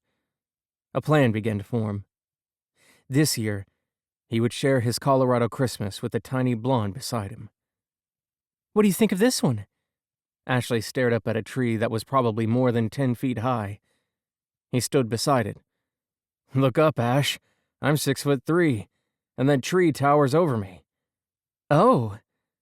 I don't think we'll want to wrestle that beast into the banquet rooms, and it won't fit in my truck bed either. Let's stick to a tree under 7 feet tall, okay? He smiled. But you can look for a 14 or 15-foot tree for the lobby of the resort if you'd like. She skipped around looking for one and stopped at a gorgeous Douglas fir that was the perfect height. How is this? I think Mr. Harrington will love it. Let's get someone to hold it for us until he or Kevin can get out here to look at it. They found the Evergreen Ranch owners, Candy and Chris, and explained about the accident involving their ordered trees. The two were thrilled at the prospect of getting the lodge's business. When their discussion wrapped up, he pulled Ashley into the line of trees. She immersed herself in the tree-picking experience once again. How about this one? She stood by a tree around his height, so he deemed it acceptable. It'll work. He pointed out another tree standing nearby. That one will do for the other banquet room. Excellent choice. Her cheeks had a rosy glow from the cold. His gaze fell to her lips. It would be so easy to get carried away in the excitement of the holidays and pull her to him. Instead, he knelt down and sawed the base of the first tree. A few minutes later, he was carrying one of the two trees to his truck. Once both trees were loaded, they drove to the front of the lot, and he hurried inside to pay for their purchases and return the saw. On his way into the building, he stopped to admire some wreaths with beautiful bows on them. Ashley's place wasn't decorated, so he thought she might appreciate the gesture. He picked out a favorite and took it with him to the counter, along with an over-the-door hook. Once at the truck, he tossed the wreath into the bag. We've got to make a quick stop, okay? Sure. She looked confused when he pulled up outside of her house. He got out of the truck, and she followed suit. He lifted the wreath from the bed of his truck and held it out to her. I thought this might help you enjoy Christmas more. Thank you. That was so thoughtful of you. Standing on her tiptoes, she kissed his cheek. It took every ounce of self-restraint he could muster to keep from pulling her close and kissing her lips. He searched her eyes and was sure she felt the same attraction. Would she respond to his kiss, or would she push him away? Today wasn't the day to find out. She unlocked her front door and he hung the wreath for her. The drive back to the lodge passed in comfortable silence. Dan delivered the Christmas trees to the banquet rooms, and once they were set up, he left the decorating in Haven's capable hands. After their Evergreen Ranch excursion, Ashley stopped in the kitchen to make sure her ingredients were ready for the first big week of the season. She wouldn't want to disappoint the guests expecting a scrumptious meal. Once she was certain everything was in order, she said her goodbyes to the kitchen staff and went searching for Dan to see if he was ready to leave. The discordant fragrances of pine resin and heady perfume greeted her when she entered the banquet room. Dan stood in the corner, and Ivy clung to him like a barnacle to a side of a ship. She backed out of the room. What a fool she was. She never should have allowed herself to believe they had a special connection. She'd known from the start that she couldn't compete with Ivy. Casey would be getting off her shift at the Mountain Mug, so she could ask her for a ride home. Approaching the counter, she placed an order with Ty, the evening barista. Casey removed her apron and came around the counter. "Hi, Ash. It's not like you to stop in on your day off." "I was hoping to ask a favor, Case." "Sure thing." "Dan drove me in earlier, but he's preoccupied. If you're heading home, I was planning to catch a ride with you." "Certainly. I'm going that way anyhow." Ashley held the Peppermint Peaks mocha latte in her bare hands, hoping to absorb some of its warmth through her skin. She'd left her gloves in Dan's truck. She hopped up into Casey's Jeep and took in the picturesque view of mountain peaks as far as the eye could see. Snow swirled around them like they were stuck inside a snow globe. Her surroundings warred with her turbulent emotions. "I'm glad I have four-wheel drive. You ought to think about getting a truck or Jeep yourself." "The car I drive is all-wheel drive." "That'll do unless it gets deep. Then you might need to call Danny for a ride to work." "Maybe I should look into trading in my car for a truck." "It isn't that often that the roads are impassable, but I find it advantageous to have a reliable, snow-worthy vehicle." Casey pulled up in front of her house, and Ashley suddenly realized she hadn't given the other woman directions. "How did you know where I lived?" "Easy. You moved into the house my ex-boyfriend vacated, and my mom was your real estate agent." "Margie is your mother?" At Casey's nod, Ashley laughed. "Small towns are something else. You'll love it here. Give it time. I'll take your word for it." Chapter 6. Dan groaned when he glanced at the clock on his bedside table. Why hadn't he heard his alarm? He reached for his cell to see if it was set and saw it was flipped to the off position. Strange. He rarely turned it off and didn't remember doing so. So much for his detour into the spare room for a weightlifting session. There wouldn't be time today. He hurried into the bathroom, ran a comb through his hair, and brushed his teeth. When he re-entered his bedroom, his cell was ringing, but by the time he reached it, he'd missed the call. Glancing at the caller ID told him it had been his sister. He'd have to call her later. Oversleeping had put him way behind schedule, and he was supposed to be there to meet the new hire and introduce him to Ashley. After throwing on clothes, he hurried out the door. The cold, crisp morning held the promise of more snow on top of the 2 inches they'd gotten the previous evening, but it hadn't yet arrived. His grumbling stomach reminded him that he hadn't taken the time to eat, but he could grab a muffin at the Mountain Mug. Once he locked the door, he turned toward his truck, but it wasn't there. He was certain he'd parked it in his usual spot in the driveway, but it was gone. He hit the remote on his key fob and heard the beep inside his garage. That wasn't where he'd parked it. Though the weatherman had predicted snow, it wasn't expected to snow enough to need to shovel out his vehicle, and that was the only time he used his garage for parking. His spine stiffened, and he strode back into the house. The situation was suspect and didn't sit right. He used the main door to enter his garage since he couldn't open it from the outside without his remote opener. His EOD and Army Ranger training kicked in, and he checked under his vehicle to make sure a device hadn't been planted. After a thorough inspection, he got in his truck and backed out of the garage. The events of the past week made real the possibility that he was losing his mind. A loud banging on the kitchen door got Ashley's attention, so she investigated the ruckus and discovered a young man in a letterman's jacket knocking on the metal door. She pushed open the creaky door. "May I help you with something?" It was a door only used for deliveries, but he didn't seem to have a truck.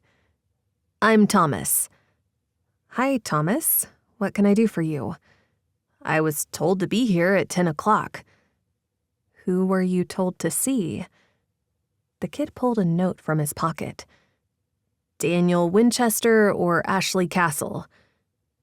That would be me. The Ashley Castle part, I mean. I wasn't expecting you, but come in, and I'll see if I can help you. I'm the new junior chef. Oh. One corner of her mouth lifted. Welcome aboard. I'll help you get settled. Carly will be here shortly. You'll shadow her your first day, and she'll decide when you're ready for more. He followed her through the kitchen and out to the back hallway. She pointed out the locker room and then showed him the rear door. In the future, you'll want to use this door. It's closer to the staff parking, and it's usually unlocked. The ride into work was uneventful. When he arrived, Ashley was showing Thomas around the kitchen. Ash? She turned to face him. Yeah? I'm sorry. About? Can we speak in private? Of course. She turned and gave Thomas a huge grin, and a stab of jealousy hit him.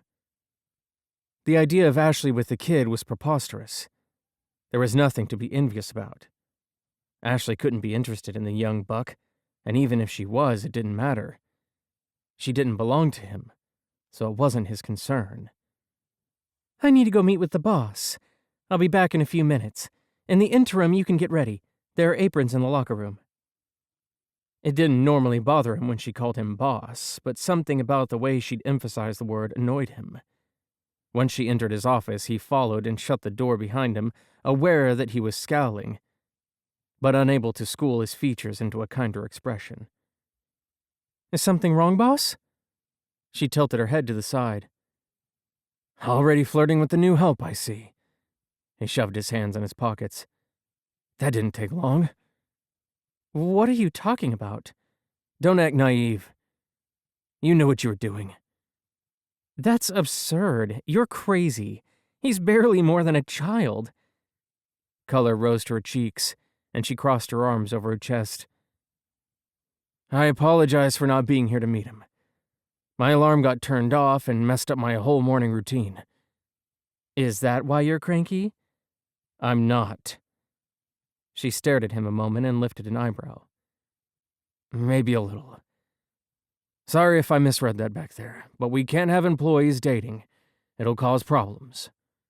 You don't have to worry about me. Why? Are you seeing someone? No. Not that it's any of your business. Where did you disappear to yesterday? I looked for you, but you were gone. I thought I was driving you home. I wasn't feeling well, so I asked Casey to take me home. Are you feeling better now? Sure, I'm fine. Good. The laptops came in this morning. Sabrina will give them to you. If you need assistance getting them set up, you can call IT. Okay. Meanwhile, get the new menu to Sabrina so she can type it up and get the insert printouts ordered. We're running out of time. She shook her head. I gave you the menu. You didn't keep a copy? I didn't know I would need it again. Fine, I'll make sure she gets it. He sat down at his desk and turned on his computer. In the future, if you can't type something up yourself, give it to Sabrina so she can before it gets to me. He needed to have a chat with her about her professionalism. What would possess her to turn in a handwritten menu, scratched out and scribbled over without even bothering to make herself a copy? And why hadn't it bothered him at the time? You may go. Ashley fought tears as she stood outside of Dan's office and focused on her breathing. What had happened? The day before, Dan had been his usual charming self. He'd been sweet and kind, and had even flirted with her.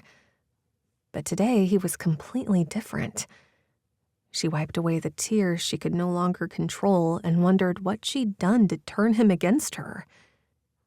She was certain she hadn't been coming on to Thomas, but even if she had flirted with the kid, Dan was with Ivy, so what was his problem? She wasn't interested in the newly arrived junior chef. There was only one man at the lodge who captivated her attention, and he'd made it crystal clear that workplace romances were off limits. He must have carved out an exemption for ex-fiancés so he could continue to date Ivy. Slowly, she started down the hall back to the kitchen. but stopped when she heard Ivy's voice coming from the locker room. She'd arrived earlier than usual. "I did as you asked, and I want my payment," Ivy said. "You'll get paid after you complete the job." "You wanted to frighten him, and now he's scared. What more do you want?" "You think a few little changes around his house are going to bother him? No. We need to go big, make his life flat out miserable. I'll give you a down payment, but I expect you to up your game. Seriously, you put his truck in his garage? That's your big move." Ashley tucked into the kitchen out of sight when she heard footsteps coming her way. What on earth had Ivy gotten herself into? It seemed dangerous. Who was the he she was supposed to scare? Could they be referring to Dan? Was Ivy using him? Maybe she should tell him what she'd heard. No, that would be a colossal waste of time given his current mood. Besides, he'd certainly take Ivy's word over hers, and she'd find herself jobless in Freedom, Colorado. She splashed cold water on her face and slogged back into the kitchen. "I didn't know Danny Boy hired us a stud." Carly winked at the young man standing beside her. "He's going to teach me everything he learned in school." "And you'll teach him everything you learned on the job, huh?" Ashley moved to the sink and washed her hands. "Something like that." "We need to get to work. The lunch crowd won't wait for us to finish gabbing." "Something wrong, Ashley?" "Nope." "Your face begs to differ." Carly stirred the flour and seasoning mixture in her bowl with extra gusto until some flew out of the bowl. "Watch it. I don't need Dan calling me into his office again." "Ah, and now we know what's got you down." Carly frowned. "What did he call you in for?" "To apologize for not being here to greet Tom." "That doesn't sound so bad." Ashley didn't respond. Carly hadn't been there, so she had no idea how awkward their discussion had been. She stepped into the walk-in refrigerator and began gathering ingredients. It was normally something others handled for her, but she needed a moment to cool off after her encounter with Dan and the strange conversation she'd overheard. At the knock on his office door, Dan sat up straighter. He'd been hunched over his desk, going cross-eyed from staring at the prior week's receipts. "Come in." "Did you need anything before I go, boss?" Ashley leaned against his doorframe. "I'm getting ready to head out so I can make it to midweek prayer service." "Are we all set for Saturday's banquet?" "We are." She gave him a tight smile. "When does your sister fly in?" "Friday morning." "Are you picking her up at Denver International?" "I offered, but Beth didn't want me to drive that far when she could just as easily rent a car." "Makes sense." She rubbed the back of her neck. "You sure there isn't anything you need before I go?" What he needed was to restore his friendship with her. But that couldn't be done before she left for service. He glanced at his watch. "No. You go ahead. Have fun." His gaze remained on her until she closed the door behind her. She'd seemed distant all week, and he couldn't figure out what he'd done to deserve her cold shoulder. He hadn't handled it well when he thought she was flirting with Thomas, but it seemed like there was something more between them than one awkward conversation. Since he was unable to focus on the numbers in front of him any longer, he tossed them into a file and put the file in his desk drawer and locked it. Tomorrow was a new day. He'd finish it then. He straightened his tie and grabbed his suit jacket. A stroll through the dining room to check on their customers might improve his mood. An hour later, he said goodnight to Carly and Thomas and headed out. If he couldn't concentrate after a few minutes in Ashley's presence, how was he going to be on Saturday? The two of them needed to hash out whatever it was that was bothering her. In the meantime, he had somewhere to go. The smells of wet dog and disinfectant warred with each other as Dan opened the door of the local shelter. He followed the shelter volunteer, and she took him to meet the dogs.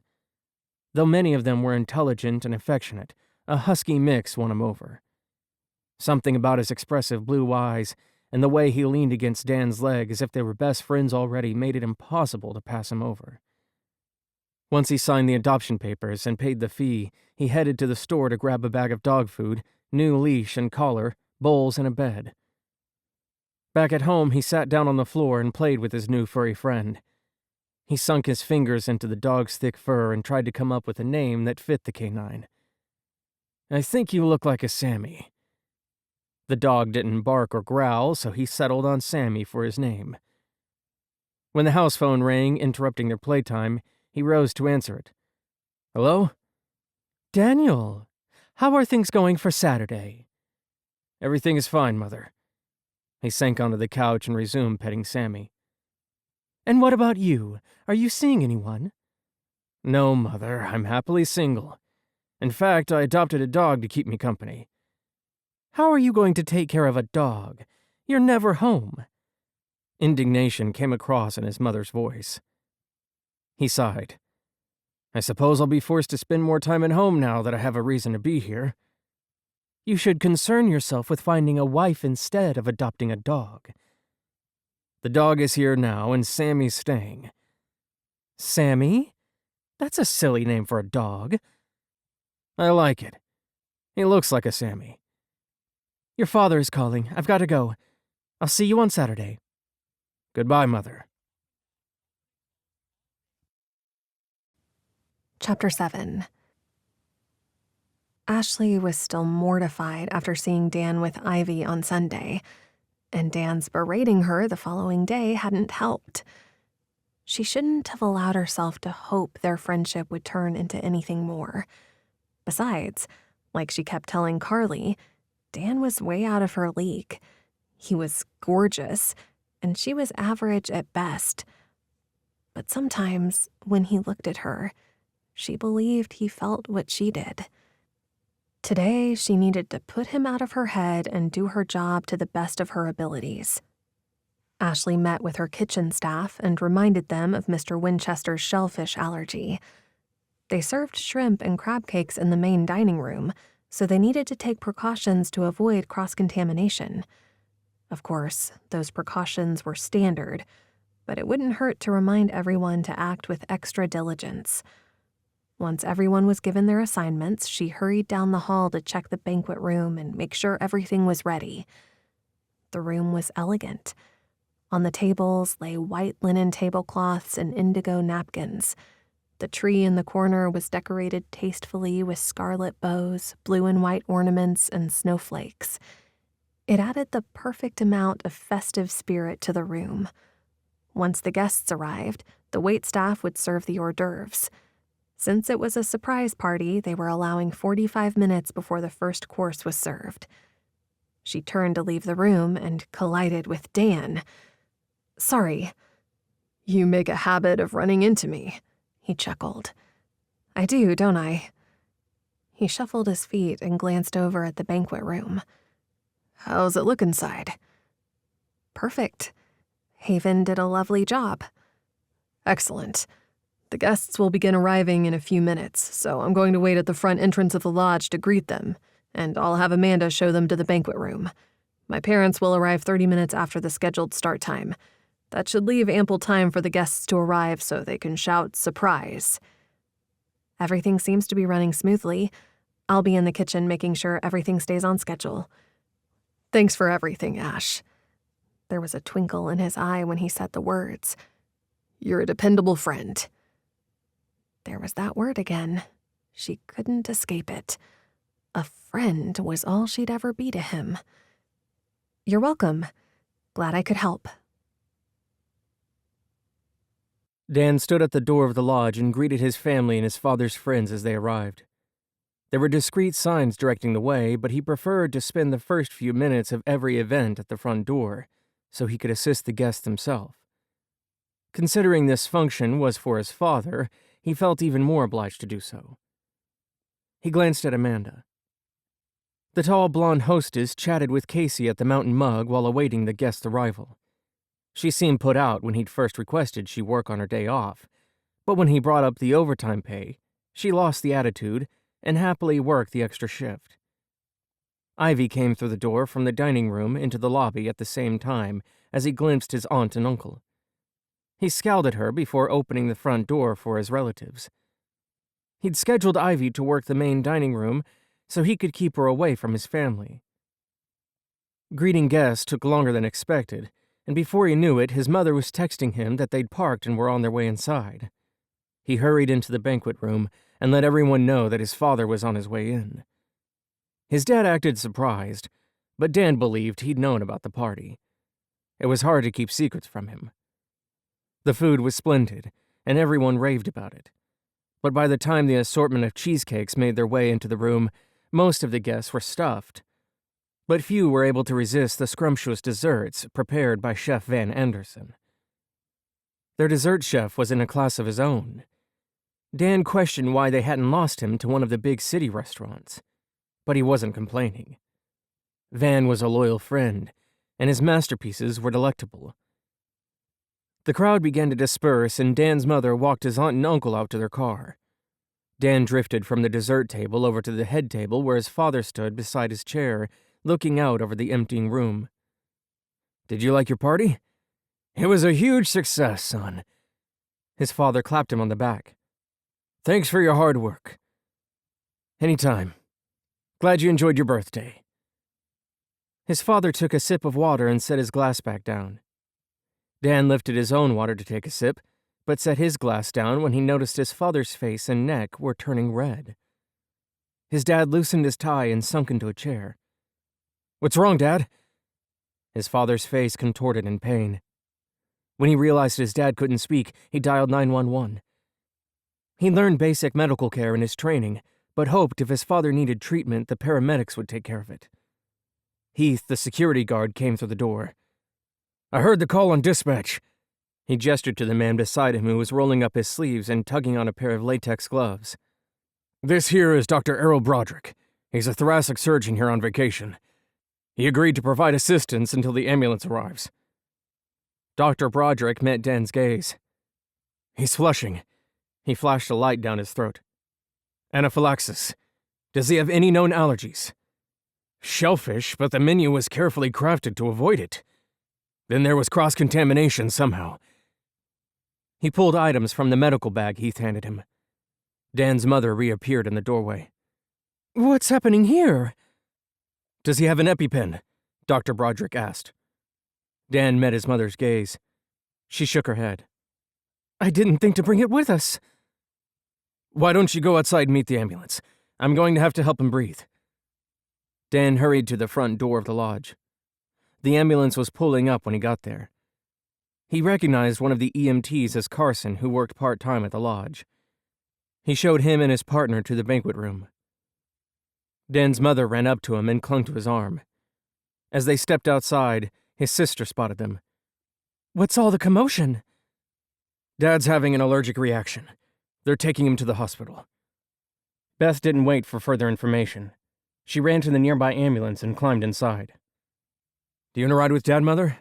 Or would you like me to drive you to the hospital?" "I can drive myself," she sniffled. "No, that's not a good idea. You're distraught. I'll drive you." He followed a safe distance behind the ambulance with his mother, wringing her hands in the passenger seat beside him. Ashley helped the restaurant staff clear the banquet room. She kept Mr. Winchester's plate, glass, and flatware for testing. She didn't know how his food was contaminated, but she intended to do everything she could to find out. Once the items were bagged, she hurried to the security office to speak with Heath. He was deep in conversation with Max Harrison, a police officer who frequently spent time at the lodge. When they spotted her, they stopped talking and motioned for her to join them. "What can I do for you, Miss Ashley?" Heath asked. She shifted her weight from one foot to the other and back again.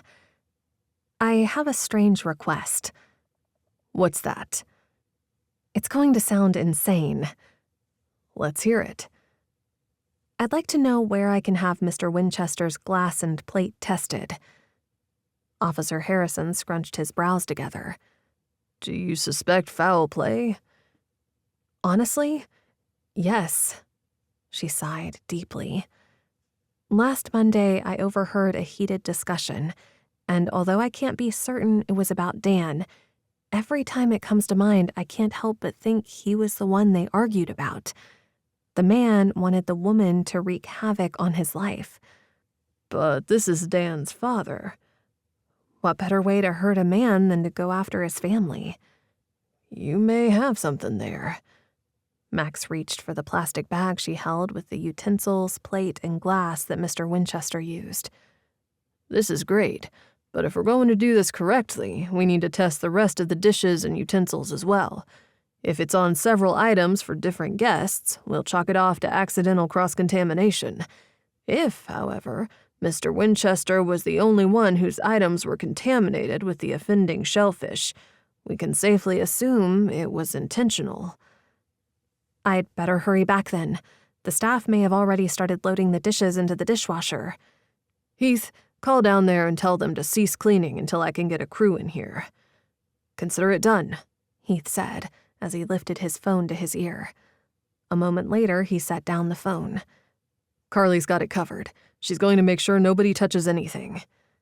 Thanks for bringing this to our attention, Miss Castle. May I get your number in case I have further questions? Of course. Heath handed her a notepad and pen, and she jotted it down, ripped off the top sheet, and gave it to Max. Is there any chance you know whose conversation you overheard? She sighed. I don't want to get anybody in trouble unnecessarily. I'd say it's necessary at this point, don't you think? Yes, of course. You're right. She folded her arms over her chest. I'm not sure who the man was, but the woman was Ivy Nelson. She's one of our waitresses. I know Ivy. He wrote down the name in a tiny notepad he pulled from his front pocket. Thanks. I'll talk to her. Dan paced the waiting area at the hospital. He tried to ignore the pervasive odors of antiseptic, disease, and something he couldn't identify. A nurse had taken his mother to see his father 30 minutes earlier, but he and Beth had been told to remain back. Beth walked over to him and gave him a weak smile. He'll be fine, you know. Yeah, I know. He nodded. I'm going to the cafeteria and grab a coffee. Her gaze darted around the room before landing on him again. Do you want anything? Sure, I'll take a black coffee. Did you want to join me? I'll wait here, just in case. Okay. Call me if you hear anything before I get back. His dad was out of the woods, but he felt responsible for the whole fiasco. Had he supervised the food preparation instead of trusting it to the kitchen staff, his father wouldn't have gone into anaphylaxis. He thought Ashley was competent, but she'd allowed this crisis to occur. Now he was doubting his own judgment. As the thought entered his mind, the object of his musing trudged in, looking like she was the one needing a hospital bed. She rushed to his side and placed a hand on his shoulder. How is he? He could see the concern in her eyes, so he took a deep breath to keep himself from pulling away from her. Guilt was probably eating her alive, and while it wasn't his job to assuage it, he didn't want to make her suffer. I'm not sure. They let my mother back, so I'm hopeful he's improving. My sister went down to the cafeteria to get some coffee. I don't even know what to say. This shouldn't have happened. Everybody was briefed on his allergy. We were extra diligent in the food preparation. I can't imagine how this could have happened. But it has to be my fault. The buck stops with me. Seeing the pained expression on her face made him realize she was nearly as devastated by the mishap as he was. No, it doesn't, Ash. It stops with me. I'm the restaurant manager. With that logic, it would stop with Mr. Harrington, since he's the lodge owner. But that's plain silly. I run the kitchen, so it's my fault. There is no advantage to arguing over whose fault it was. But we need to make sure this never happens again. On that point, we agree. Ashley sank down into his seat. He wondered if it was the first time she'd sat all day, other than the drive to the hospital.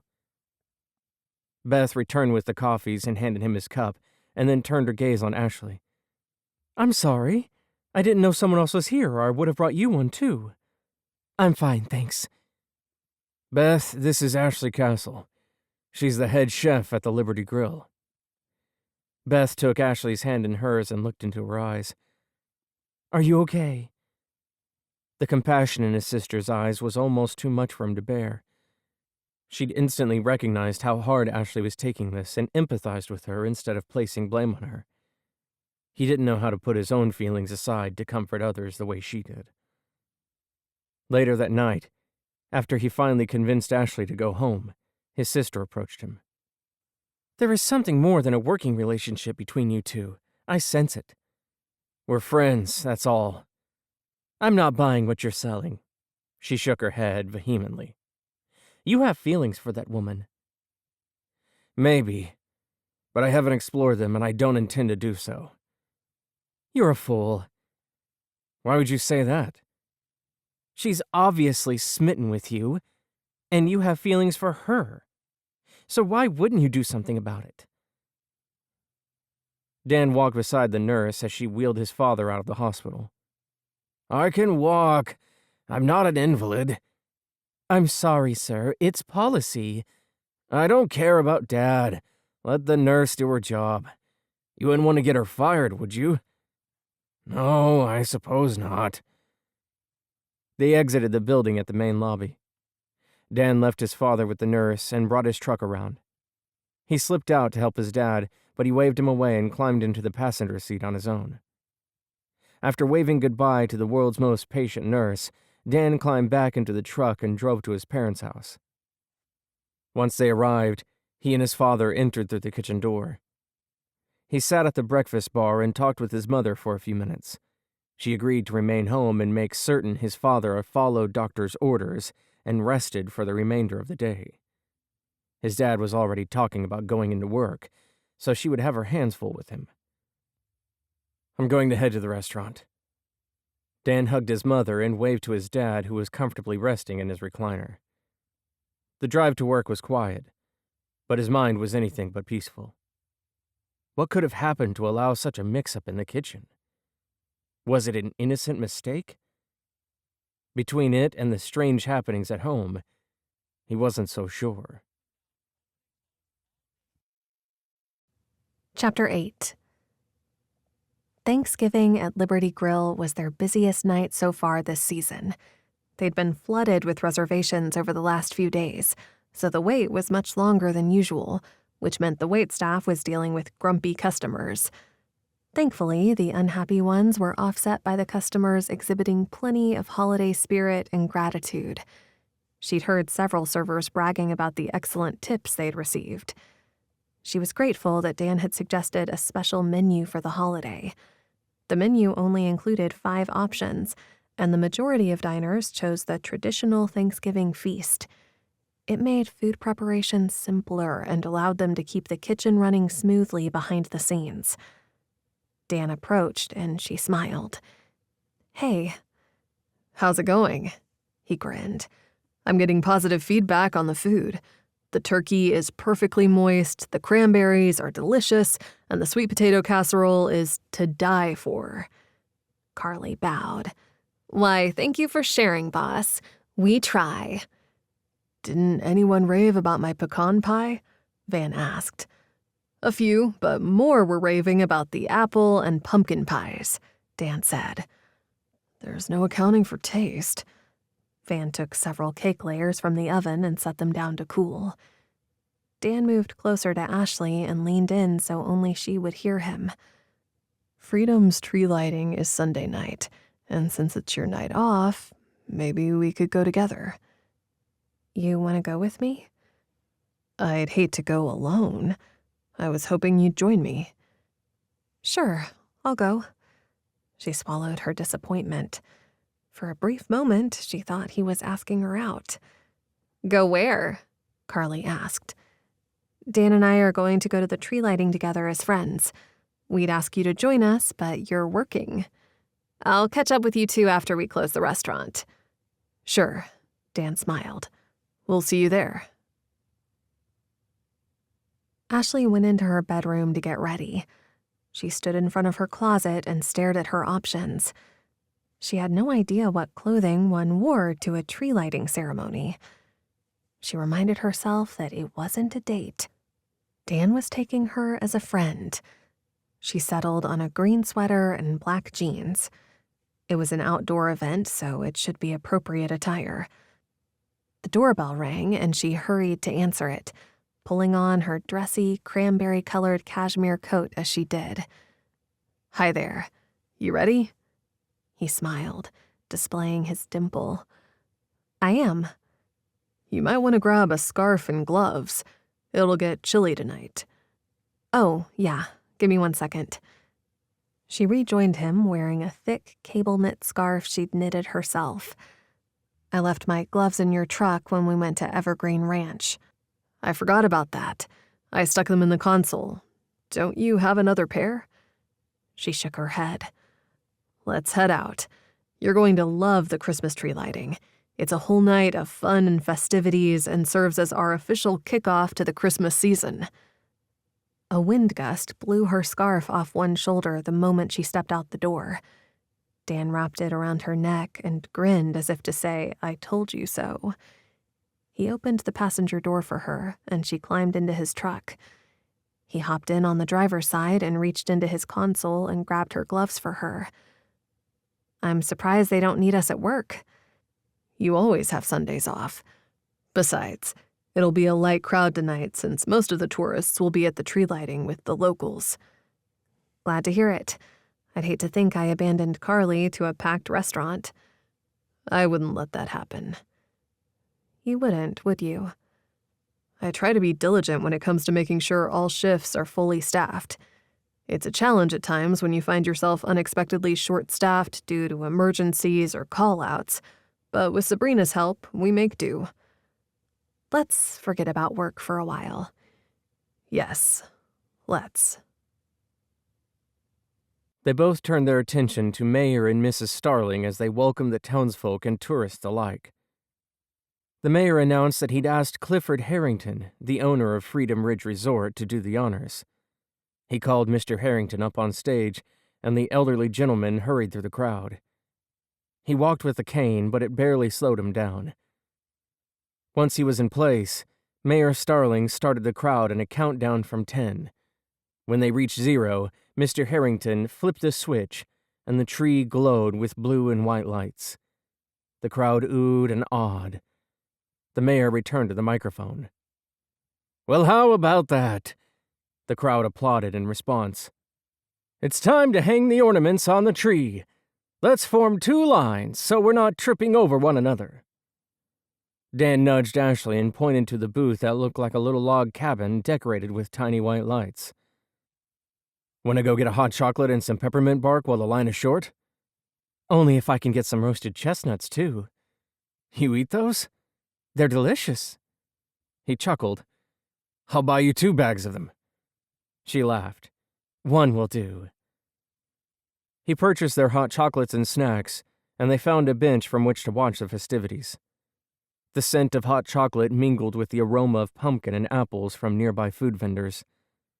A few families smiled as they walked past, and envy pierced his heart.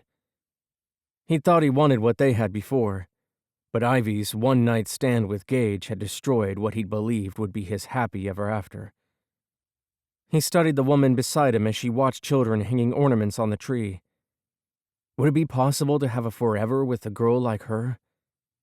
There was no way a godly woman like Ashley would give a prodigal like him a second glance.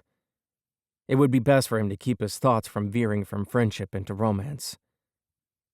The mayor made his way back up to the stage once the tree was filled with ornaments, and Dan took a deep breath knowing what was coming. He hoped he'd find the strength to get through it. He hadn't been able to say no to the mayor, despite his desire to avoid singing. It wasn't in him to cause trouble by refusing a simple request. It would only be simple if God allowed him to get through the song despite his recent chilly attitude toward the Almighty. Maybe the Lord would choose that moment to strike him down. If so, he deserved whatever he had coming. Mayor Starling looked out over the crowd. "There you are, Danny. Come on up here." "Would you excuse me for a few minutes? I'll be back after this." Of course, Ashley said. He made his way up onto the stage and sat down at a stool with a microphone stand in front of it, and picked up the guitar propped beside it. Please, welcome Freedom's own Danny Winchester, as he sings us into the Christmas season. The crowd went silent as the first strains of O Holy Night filled the sky. He sang with emotion, and the gaping hole in his soul began to heal. Fall on your knees. Oh, hear the angel voices. O night divine. O night when Christ was born. The words he sang had an unexpected effect on him, but he wasn't sure where that left him and God. If he wanted the relationship restored, he knew it was up to him to return to the Lord. Dan sought out Ashley once the mayor introduced the next performance. Her eyes met his and her smile melted him. As he descended the stairs, he knew he couldn't resist the golden-haired beauty who'd become important in every aspect of his life. She was the first person he called when he wanted to get out of the house, and the first girl who came to mind when he considered dating again. Questions swirled through his head. Would she be open to a relationship with him? What would she think when she learned what he'd done overseas? Would she be ashamed of him? He forced the questions and memories of failures and losses from his mind and held his hand out to Ashley. She allowed him to lace his fingers with hers, and he walked her around, introducing her to the locals. When he spotted Aiden's mother, who managed the local coffee shop, Stories and Scones, he placed his hand on the small of Ashley's back and guided her toward the woman. Mrs. Clark, it's wonderful to see you. You're looking lovely as usual. Nice touch with the fancy scarf. Oh, stop. She fluffed the ends of her short hair and made eye contact with Ashley. This one's a real charmer. Watch out for him. Ashley grinned. I noticed. Dan said, I'd like you to meet Ashley Castle. She was hired on as Liberty Grille's head chef when Jacques left, so this will be her first winter at the lodge. He made eye contact with Ashley and then looked back to Mrs. Clark. This is Aiden's mother, Jan Clark. She manages the town's coffee shop. Welcome to freedom, Mrs. Clark smiled warmly. You can call me Jan. Thank you, Jan. It's nice to meet you. Are you concerned about ski season? Ashley scrunched up her nose. I'm a tad nervous, but we have a good manager at the Liberty Grille, so I'm sure everything will run smoothly. Her freckles stood out in the light from the street lamp, and he couldn't help but admire her cute little upturned nose. There was no doubt left. He was falling for her. He shouldn't let himself do that. That's true, Danny's a good boy. I'm glad he found a nice girl to spend time with, Mrs. Clark said. Dan nearly choked on his hot chocolate. We're just friends. Sure you are, Mrs. Clark laughed. No, it's true. It's what Ashley wants. If you say so. Ashley turned beet red. He put his arm around her shoulders and tucked her into his side so he could whisper into her ear. I'm sorry. I didn't mean for her to misread our relationship. Putting his arm around her probably wasn't helping matters. Soon the whole town would think they were an item. But if it got other men to keep their distance, it might not be such a bad thing. She didn't pull away. Did that mean she felt something for him? Only time would tell. Ashley had known she was infatuated with Daniel Winchester before hearing him sing the words of her favorite Christmas hymn. But in that moment, she lost her heart completely and knew there was no other man for her. She hadn't realized he was a believer, but nobody could sing that song with as much passion as he did without a heartfelt love of the Lord. It was an eye-opener for her. She stared at his profile as he drove her home. The night had been one of the most enchanting nights of her life, and she didn't want it to end. When he stopped his truck outside of her house and walked her to the door, she pulled him down for a quick hug and kissed his cheek. Thanks for tonight, she smiled. I can't imagine a better way to start the Christmas season. I'm glad you came. I haven't had that much fun at a tree lighting ceremony in a long time. In fact, it's the first time I had that much fun. He took a deep breath. I know we're supposed to be friends, but you don't have to say anything, Dan. I know you want to keep me in the friend zone, and I understand. She reached for his hand and squeezed it before letting herself into her house and closing the door behind her. Why tears streamed down her face, she couldn't say. The night was perfect, but it was over, and she needed to bring herself back to reality. A reality that didn't include Daniel Winchester as her boyfriend. They'd had a nice time together out as friends. Ivy wasn't out of the picture, and even if she were, another girl like Ivy would take her place. Ashley would never be in the same league as Daniel. Lord, help me to get over him, she sobbed softly and silently prayed. I knew better than to let my heart get involved, but I'm a foolish girl. Give me wisdom and understanding so I don't keep making the same mistakes. Chapter 9. By 10:45, the mise en place was finished, and Ashley caught herself watching the door to the back hallway, hoping Danny would walk through it. She mentally shook herself and turned to Carly, who was working on her own food prep. Carly? Yeah? How come you never made it to the tree lighting last night? My day picked me up after closing, and he said he wasn't interested in all that small-town rigmarole. I'm surprised you didn't ditch him and come anyway. I seriously considered it. Carly grinned. How did your date go with Danny boy?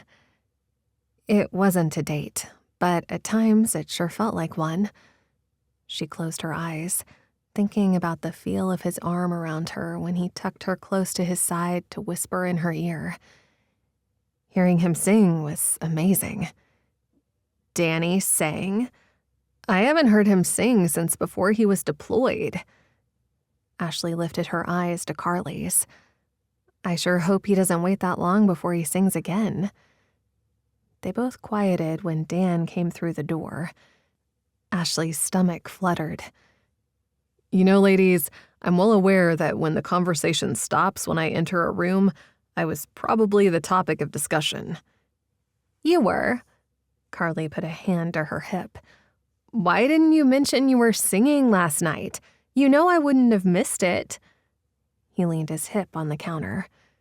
Because I didn't want to make a big deal out of it, and I knew you'd do just that. Ash? Yeah? My father's company is having a big Christmas event next Friday. He's pressuring me to attend, but I don't have a date. Why aren't you taking Ivy? Ashley stared at the cumin to avoid meeting his eyes. He lifted her chin with one finger. Why would I take Ivy? She shrugged. I'd like to take you if you don't mind going as my +1. I'm on the schedule. He looked over at Carly and lifted a brow. Carly grinned. We can switch shifts. It'll give me a chance to see how Thomas handles the Friday night pressure. Will that work? I'd love to go with you. Once he was out of earshot, Carly whispered, So, do you still think you and Danny aren't dating? Dan watched as Carly and Ashley ambled across the parking lot, chatting as they walked. He waited until they reached Carly's car and hurled a snowball. It landed between the two ladies. Carly picked up some snow and firmed up a snowball, which she threw at him. It hit him square in the chest. You'll pay for that one, Carly. She ducked into her car, gave a little wave, backed out, and drove off. I will get her for that. I'm sure you will, Ashley laughed. You did start it, though. Have dinner with me? It's a little late for dinner. I called ahead. Tori will be there. She took a reservation for 10 o'clock at night? You wouldn't do that for a friend? I suppose I would if I owned a restaurant, but I don't, so... He threaded their fingers together and started toward his truck. I should take my car, so I can drive home after. Nonsense. I'll bring you to work in the morning. I have to come in anyway, and I drive past your place. The corner of her mouth lifted. Okay, lead the way. Tori opened the door for them, and Dan entered Evelyn's with Ashley by his side. The mouth-watering smells of steak and seafood greeted them. Tori closed the door and disappeared into the back. Despite the over-the-top Christmas decor, the atmosphere was romantic when he took his seat across from Ashley and watched her as she perused the menu. He knew her mind was analyzing the options the other restaurants served and wondering if Tori's dishes were as mouth-watering as her own. It's an honor to have Chef Castle in my restaurant, Tori said, before she took their orders. I let the waitstaff leave, so I'll be serving you myself tonight. Can I get your drink orders? Sweet tea for me. I'll have the same, Ashley said. Dan smiled. Thanks for doing this, Tori. Ashley and I will return the favor when you're ready for a night out. You would do that for me? Ashley grinned. I'd be happy to. She placed her hand on her chest. This is my first time in your restaurant. It's lovely. I've heard amazing things about the food. Likewise, Tori said. If you two are done complimenting each other, I'm starved. Leave it to a man. Tori took out her pad to jot down their orders. Ashley set down her menu. I'll take the braised Colorado lamb shake, the California mix, and blue cheese dressing on my salad. Excellent choice, Tori said. Dan grunted. I'll stick with the Black Angus New York strip, a baked potato, and creamy Italian dressing on the salad. Tori laughed. Why am I not surprised you ordered a steak and potatoes? The food was delicious, and the evening felt perfect. Ashley was nearly certain this was a date. Dan waited for Carly to leave before he'd asked her to join him for dinner, and he'd made reservations for 2. Was someone else supposed to be here with him? Had Ivy canceled last minute and he'd asked her to come as a replacement? She had so many questions, but she didn't have the courage to ask any of them. She wanted more than anything to let herself enjoy their time together. If she would stop analyzing their relationship, she could simply be with him and enjoy his company. That was proving impossible. She needed to know if he felt anything for her, or if she was simply a friend, as he'd insisted in the past. The way he looked at her across the candlelit table wasn't the way he'd look at a friend. Was this the start of a romance? Lord, please don't let me give him my heart if he's going to stomp on it. Dan reached across the table and took her hands in his. He leaned over and brushed her hair from her face. She thought for a moment that he was going to kiss her. Tori came in with a chocolate mousse dessert, and it looked delicious. Dan smiled at her over the table. I pre-ordered dessert for us. I'm glad you did. I wouldn't have ordered dessert, but this looks scrumptious. Thanks for coming with me. I was hoping you wouldn't say no. When have I ever said no when you asked me to go somewhere with you? You haven't, yet, but it doesn't keep me from thinking you will. That wouldn't make me a devoted friend, now would it? About that. Tori came back and smiled. I'm going to head out. You can leave out the back door and lock it on your way out. I left the spare key on the counter. Thanks again, Tori, Dan said. Take your time, there's no rush. We'll clean up in the morning. Looks like we have the place to ourselves. Dan made eye contact after they heard the door close. Alone with a man unsupervised. I don't think Pastor Stevenson would approve. I promise not to compromise your virtue, Ashley. Can I ask you something? Of course. Why don't you go to church anymore? God and I aren't on speaking terms. Care to elaborate? Not tonight. Let's enjoy our evening. When they finished their desserts, she carried the dishes back to the kitchen and turned on the sink. "What are you doing?" Dan came up behind her. "The dishes? "Why?" I don't want Tori to come in tomorrow to a messy kitchen." "I'll help you load them into the dishwasher, but you're not standing here hand-washing dishes." He took the plates and scraped them, and she turned on the faucet to rinse them. "I don't think Tori's commercial dishwasher requires pre-rinsing." "No, I'm sure it doesn't." Ashley stared at the water as it ran across the plate. "Why are we doing it?" "I'm not sure," she giggled and squirted Dan with water. "You little brat." He wrestled the hose from her and put it back in its place. "I would have gotten even, but I don't want you to freeze when we get outside." "I'm sorry, I didn't think of that." He grinned. "The truck will be warm. Shall we go?" She hesitated. "Let me stick these dishes in the dishwasher first." He waited while she did so. She wanted to prolong their time together, but there wasn't much more to be done. "I should wipe the table." "I'll get it."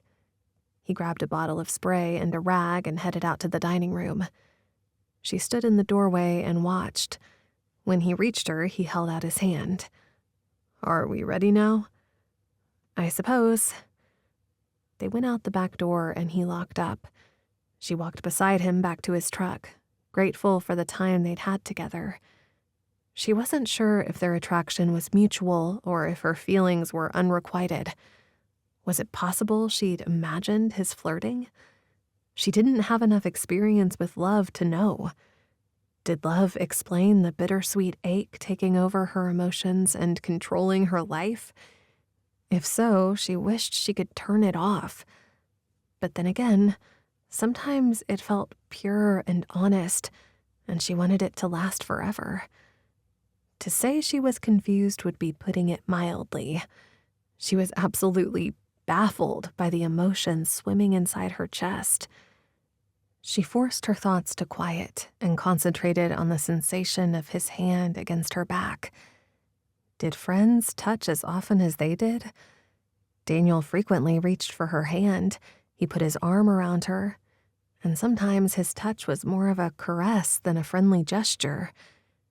Maybe their relationship was more than friendly. But if so, what did that make them? And why couldn't she scrounge up enough courage to come right out and ask him? She didn't want to date an unbeliever, but he wasn't one, right?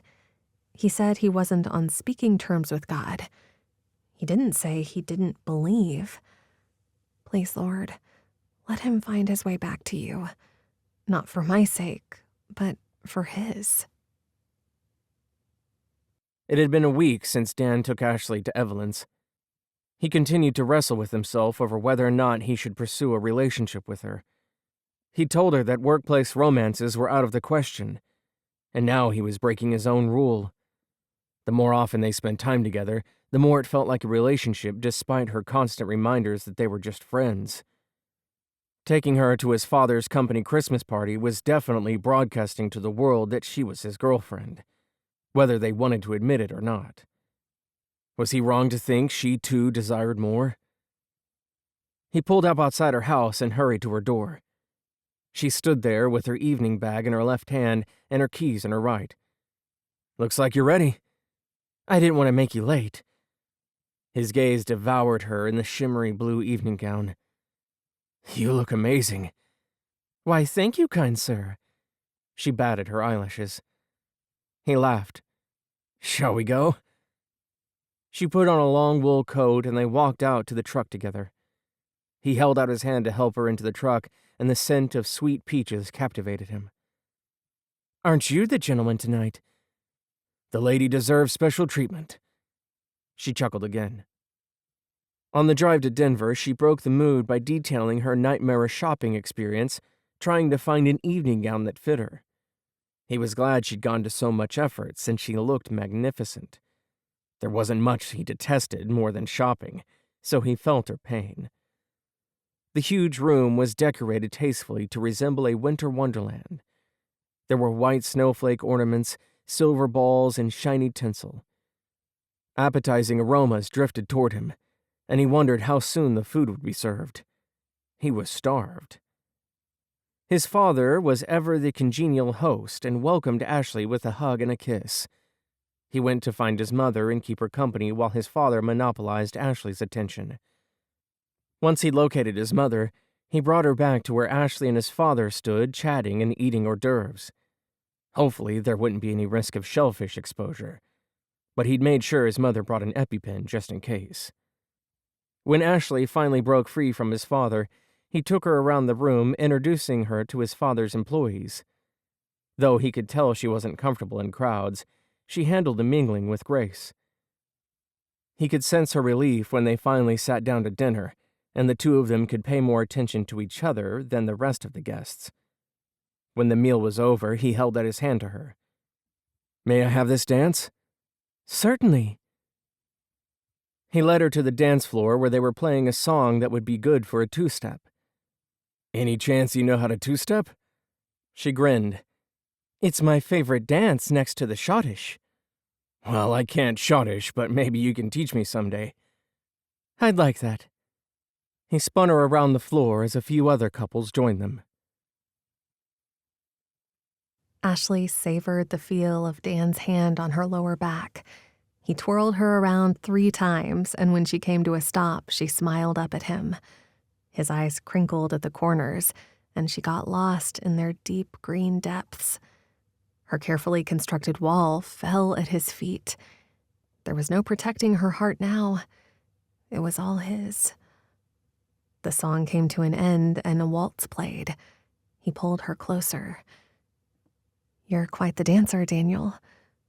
"Only when I have a partner who knows how to follow a lead." He leaned in close and whispered, "I think we make a good team for more than dancing." "Is that so?" She searched his eyes to determine his meaning, but all she could see was amusement. Was he teasing her? She wondered if he knew she was in love with him and was toying with her emotions. When the song ended, she pulled away. "I'm going to get some water." "I'll get it for you." She held out a hand. "No, I've got it. Thanks." She ambled over to a table that held bottled water and grabbed one. After downing a few sips, she set it down and hurried to find a restroom. If she wasn't careful, she'd break down in front of Dan, and she didn't want him to know he had so much power over her emotions. 2 days after the Christmas party, Dan opened the door to the kitchen. Ashley smiled. "Hey." "Come with me." He took her hand and pulled her outside, stopping for their coats on the way. She took a moment to enjoy the view of the snow-covered mountains surrounding them. "I'm supposed to be working. My boss shouldn't be the one preventing me from doing my job." "You're taking a break." He pulled her around the back of the lodge where she noticed the daycare group out playing in the snow. "The daycare director sent an email asking for a volunteer to build a snowman, and Sabrina volunteered me." "What does that have to do with me?" Ashley asked. "If I have to do this, I'm going to need a lovely assistant." "Why not Sabrina?" His brow creased. "I didn't think of her. You're out here now. Are you going to help me or not?" She positioned her hands like she was weighing a balance. "Go back to work or build a snowman with you?" She linked her arm with his and grinned. "Easy choice." They walked a few steps and then separated. Heat radiated through her chest, so to distract herself from what she was feeling, she grabbed a handful of snow and tossed a snowball at him. "Better watch it, girl, or we'll be having a real snowball fight later." Threat or promise? He grabbed some snow and tucked it down the back of her coat. "Promise." She tried to shake the snow out of her coat and keep up with his pace at the same time. Soon they were standing in front of 15 children, ranging in age from 3 to 12, and Dan demonstrated how to build a snowman. She made the head while he made the first 2 larger snow spheres. They smoothed out the snow, and he added a scarf and a hat. The teacher handed him a carrot to use for the nose and a couple of stones for the eyes. The children attempted to make their own snowmen, and they stayed to help. It was so much fun she forgot to keep her guard up. When they headed back toward the kitchen, she was laughing and enjoying her time with Danny once again. The time she spent in his presence always ended with her losing another piece of herself. She decided to bring up the faith issue. It might be a mistake to press him, but she couldn't let herself fall in love with him if he wasn't going to find his way back to church. "I'm leaving early to go to prayer meeting tonight." "I'm aware." "Any chance you'd want to join me?" "No."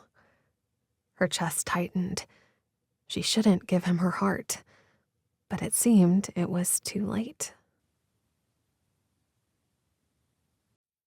Chapter 10. Dan admired the Christmas lights as he drove home Thursday night. He hadn't had the time nor inclination to decorate his house, but seeing the results of the town's efforts brought a smile to his face.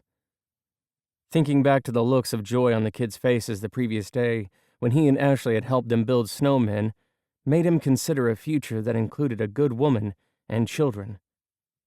It was insane for him to entertain such thoughts, and he knew it. Yet when he'd walked through the kitchen earlier, the smile she sent his way pushed most of his doubts away. He made the right-hand turn onto his road, and his stomach soured at what he saw there. Gage's truck was in his driveway.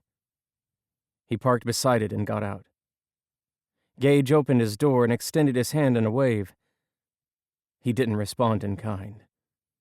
He crossed his arms over his chest and stared down his former friend. "What are you doing here?" "I think it's time we talked." Gage scratched at his neck. As he stood there in a wide stance, he felt a vein pulsing at his throat. "I've got nothing to say." "I do." Gage raked a hand through his hair. "Then tell it to your shrink." "Look, Dan. I know I screwed up with Ivy, and I'm sorry for that. I don't expect you to become my best bud again. But I see what you're doing to yourself, and I can't stand by and stay quiet." "What are you talking about?" "God." He let out a brittle laugh. "Leave it alone." "No, I can't do that." He shook his head. "You preached to me when we were over there about a loving and forgiving God. Told me how pointless it was to beat myself up over things he'd already forgiven. Yeah? So? Then I see you living in the past. What happened to being a new creature in Christ? Since you taught me about Christ's love and forgiveness, I started going to church. Even after all my mistakes and how I hurt you and Ivy, I'm living a new life. I've accepted God's forgiveness and have moved on. But I see the friend who led me to the Lord pulling away from him. I get that you don't want to be around me, but I can find another church if that's what you want. I would never tell someone they couldn't go to my church.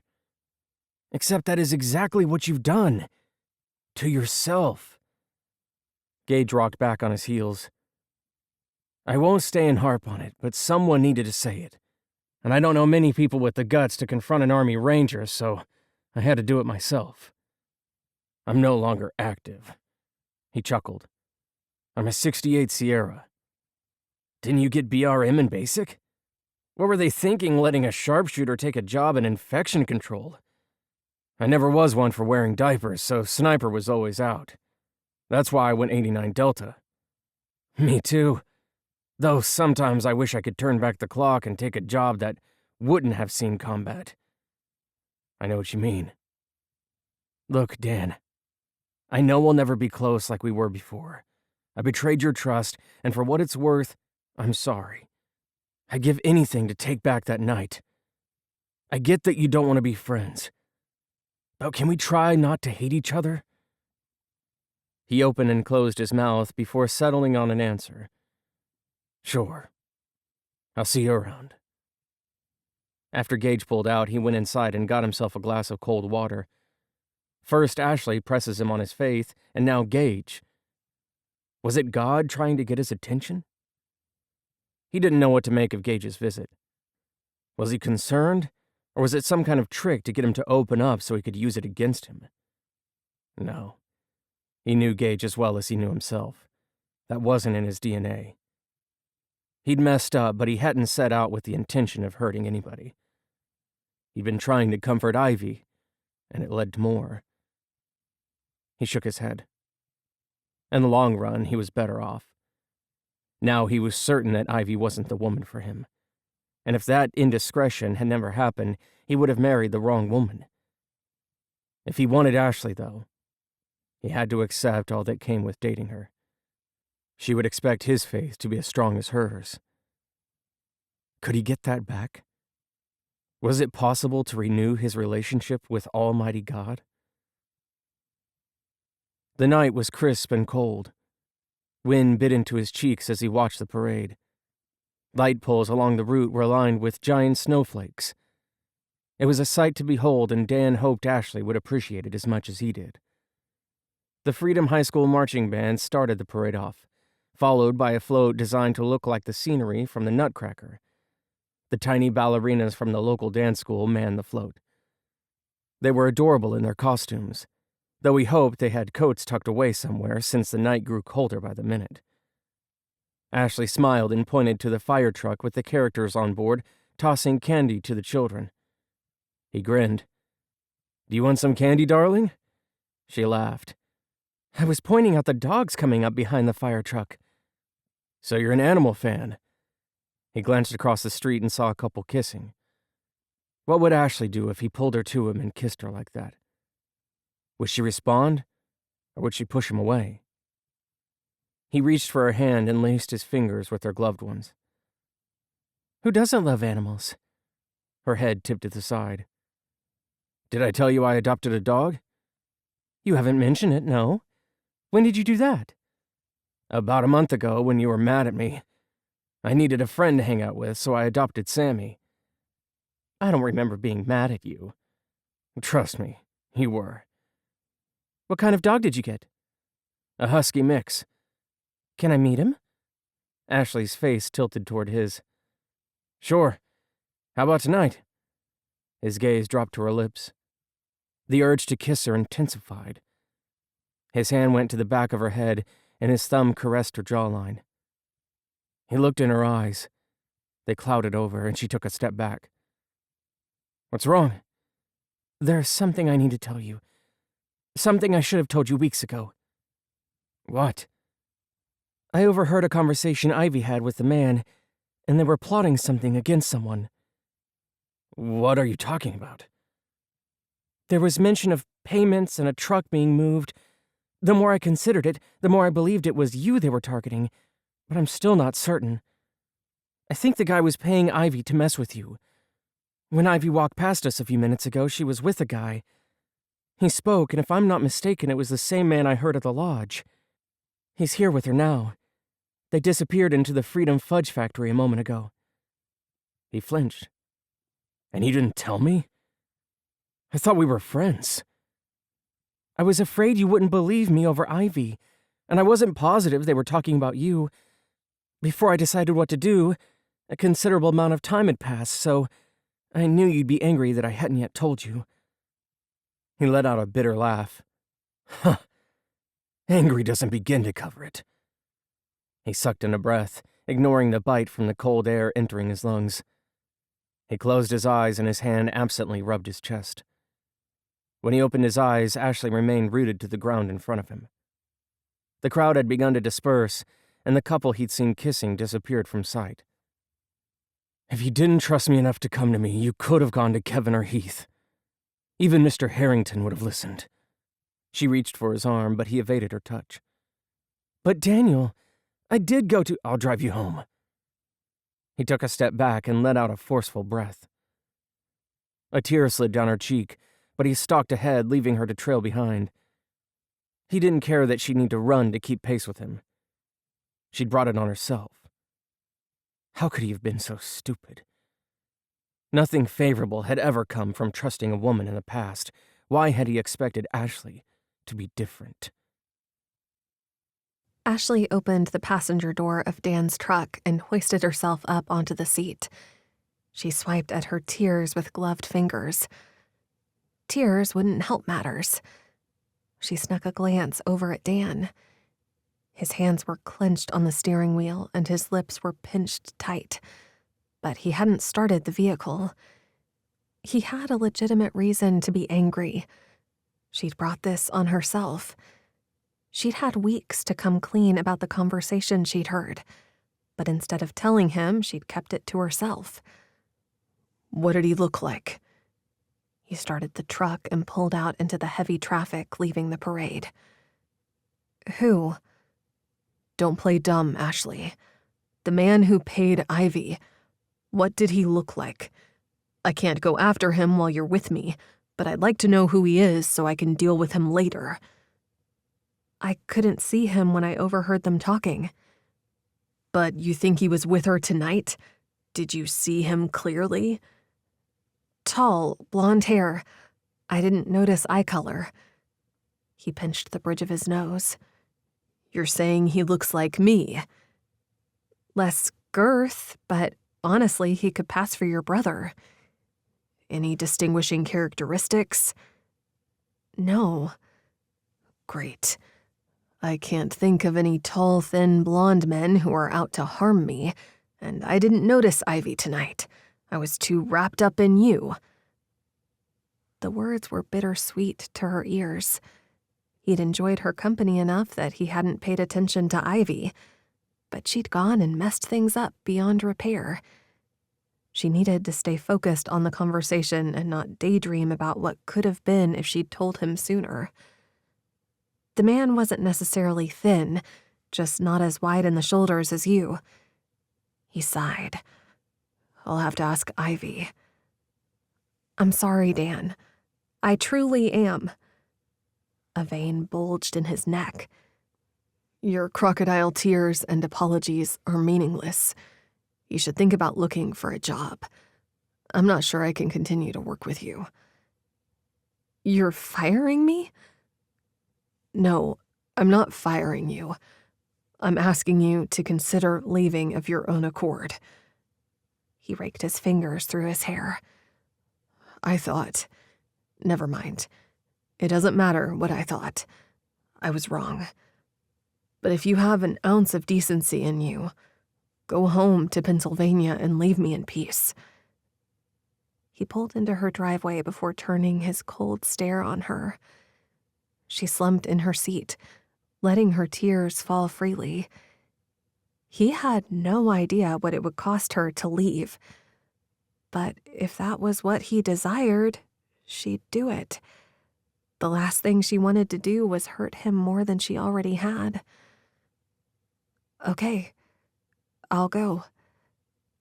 He nodded and waited for her to get out of the truck.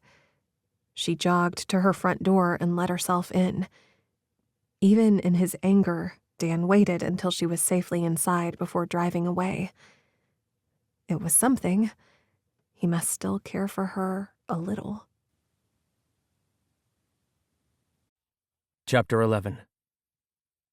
Dan slammed his foot on the brake at the sound of mortar fire. His truck spun out of control on the snow-covered road before coming to a stop. Missiles exploded in every direction. The pungent odor of burning flesh and gunpowder turned his stomach. He struggled to exit his vehicle and scan the horizon for the enemy. All he could see were colorful lights illuminating the night sky. He sunk to his knees. Fireworks. It was fireworks. He'd almost lost touch with reality and retreated into the recesses of his mind where war still raged. Would he ever stop reliving it? Lord, help. The prayer drifted up before he could stop it. He trusted the Lord to help, but God hadn't prevented the bomb his men had been defusing from exploding. His friends had died and he'd been allowed to live. Why? It was the one question he couldn't stop asking the Almighty even after he'd turned away from him. He climbed back into his truck and snatched up the photograph of his buddies that sat in his console. The men he should have protected with his own life were dead. Their families mourned them while he got to come home to his own family and to Ivy. Ivy. He turned the key in the ignition and turned the truck back toward town.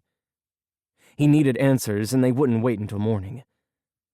As he pounded on her door, he felt his pulse increase. She didn't answer. Before he made it back to his truck, her Mustang pulled into the driveway and she turned off the ignition, slid out of the sports car, and grinned. "Hello, sexy. Decide to take me up on my offer?" "What offer would that be?" He walked up to her car. "To get back together." The corner of her mouth lifted in a smile. He put his hands on the car, one on each side of her, effectively pinning her in place. Her smile widened and she looped her arms around his neck. He leaned in close and whispered in her ear. "Ain't never gonna happen, babe." She brought a knee up, but he sidestepped it. "What are you doing here, Danny?"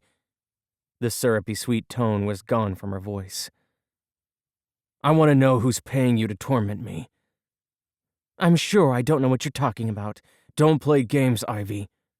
I know about the scheme." "His name is Sean. I don't know his last name." "Don't lie to me!" He pounded a fist on her car hood. Taking a step back, she crossed her arms over her chest. "You're scaring me." "Good." She unlocked her front door and let herself in, leaving the door open for him to enter. "Have a seat. Do you want something to drink?" "This isn't a social visit." He scowled. She sat down and lowered her elbows to her knees, resting her head in her hands. "I don't know what I've gotten myself into. The guy was cute and friendly, so when he first approached me about playing some pranks on you, I thought it would be fun. I thought it might bring you and I back together and give us something to laugh about later." She reached her hand out to him, but he shook his head. "But then he got scary." Dan flexed his fingers. Just what he needed was a sob story from his ex-fiancée. "How so?" "He ordered me to up my game. He told me to put the fear of God in you." "The fear of God never left me. He needn't have worried about that." His laughter had a hard edge to it. "I was supposed to cut your brake lines." "You're serious?" He grimaced. She wiped away a tear. "I didn't do it." "Did you consider it?" He rubbed the back of his neck. Looking down in her hand, she said, "Sean scares me." He shook his head. "You did. You gave it serious thought. Are you aware you could have spent the rest of your life in prison if you'd have cut my brake lines and I was killed in an automobile accident?" She nodded. "Where did you meet this Sean guy?" "At the Liberty Grille. I waited on him." "And when did the conversation about me come up?" "He asked me out. We went out one night and I must have mentioned you. He claimed you two were friends overseas and he wished to play a practical joke on you. I agreed. It sounded fun." "What happened next?" "He never called again. But then one day he cornered me at work and got all weird at that point." "So, you're responsible for the crazy stuff happening of late." She stood and smoothed her skirt down with her hands. "I'm sorry, Danny. I didn't know how to get out of it once I was in." "You could have come to me." "And told you that I'd made a deal with some nutcase to harass you?" Her chin quivered. "It would have been an apt place to start." Her eyes grew glassy and she tucked her chin to her chest. "Tell me, Ivy. Exactly how much was my peace of mind worth? 500? 1,000? His nostrils flared and he stood. Her shoulders drooped, but she didn't answer the question. "I said I was sorry." He started toward the door before turning back to face her again. "How did you get a key?" "I had it made when we were together." "Why?" "When you were first deployed, I slept in your bed most nights. Being surrounded by your things and having the scent of your cologne on the sheets gave me a sense of comfort." "You didn't need me. You had no trouble finding comfort in my best friend's arms." "That's not fair." "Isn't it?" "You signed up to play with bombs. How did you think that made me feel? Do you have any idea what it was like, waiting for a phone call telling me you'd blown yourself up, trying to defuse a roadside bomb? When Gage came home injured and told me what happened, I was distraught. He was sympathetic and comforting, and, well, one thing led to another. I didn't mean for it to happen. But it did. Yes, it did. You have no idea how badly I want to turn back the clock and have a redo on that evening. That's not how it works, babe. He moved to the door and let himself out, pulling the door shut behind him. The cold air stung his sweat-drenched skin. A deep breath of icy air burned his lungs, and he looked up at the night sky. Sporadic fireworks continued to light the atmosphere. He wished the locals would get a clue as to the true cost of those elaborate displays. If he were a nice guy, he'd go visit Gage and make sure he wasn't reliving their mutual nightmare. But he couldn't forgive and forget. Not yet. He could, however, ask Van to check on Gage. He sent a quick text and got into his truck to head home. Ashley tossed and turned, but couldn't get the look in Daniel's eyes out of her mind.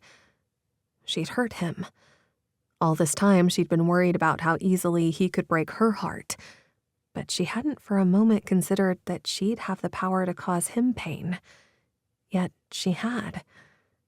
Such a simple thing. An overheard conversation that she shouldn't have eavesdropped on to begin with. Why hadn't she told him when it happened? She'd been almost certain they'd been talking about him, but there was that tiny chance she was wrong, and she didn't want to falsely accuse Ivy. But more than that, she was worried that Ivy would deny it and he'd believe his ex-fiancé over his chef. She hadn't considered that he might trust her, despite his lack of interest in her romantically. She'd been a fool. She gave up on sleep and got out of bed. Maybe a bowl of ice cream would help her cope. But no, there was nothing to be done about her heartache. She'd brought it on herself, so she needed to face it. First thing in the morning, she would put in her notice and make travel arrangements for her trip home after the new year. It would be pleasant to see her family, even though the circumstances could have been better. Going home a failure hadn't been part of the plan, and she could already hear the disappointment in her father's voice. But it couldn't be helped. Sean waited outside Winchester's girlfriend's house. He'd seen them together at the parade and had watched from inside the store as Army Boy stalked away from his girl. Winchester might be able to fool himself, but there was no doubt in Sean's mind that if he wanted to hurt him, the way to do it was to go through Ashley Castle. Winchester's feelings for the woman were unmistakable. Forget Ivy's little mind games. The way to get to the staff sergeant was through the woman he loved. And it was now clear that Ivy wasn't that woman. The longer he watched him with the chef, the more convinced he was. Miss Castle would need to die for the greater good. He pulled back onto the road. His date wouldn't wait forever. It was the third time he'd arrived late since they'd started seeing each other, but she let him get away with it. His attractiveness and charm made it easy for women to overlook his shortcomings. When he arrived at the lodge, he parked and walked into the lobby. He found his girl waiting in the lounge area with 2 cups of coffee from the mountain mug in her hands. "You're late." She handed him one of the coffees. "Pumpkin latte with extra sugar?" "Yep." "Thanks, sweetie." He kissed her cheek.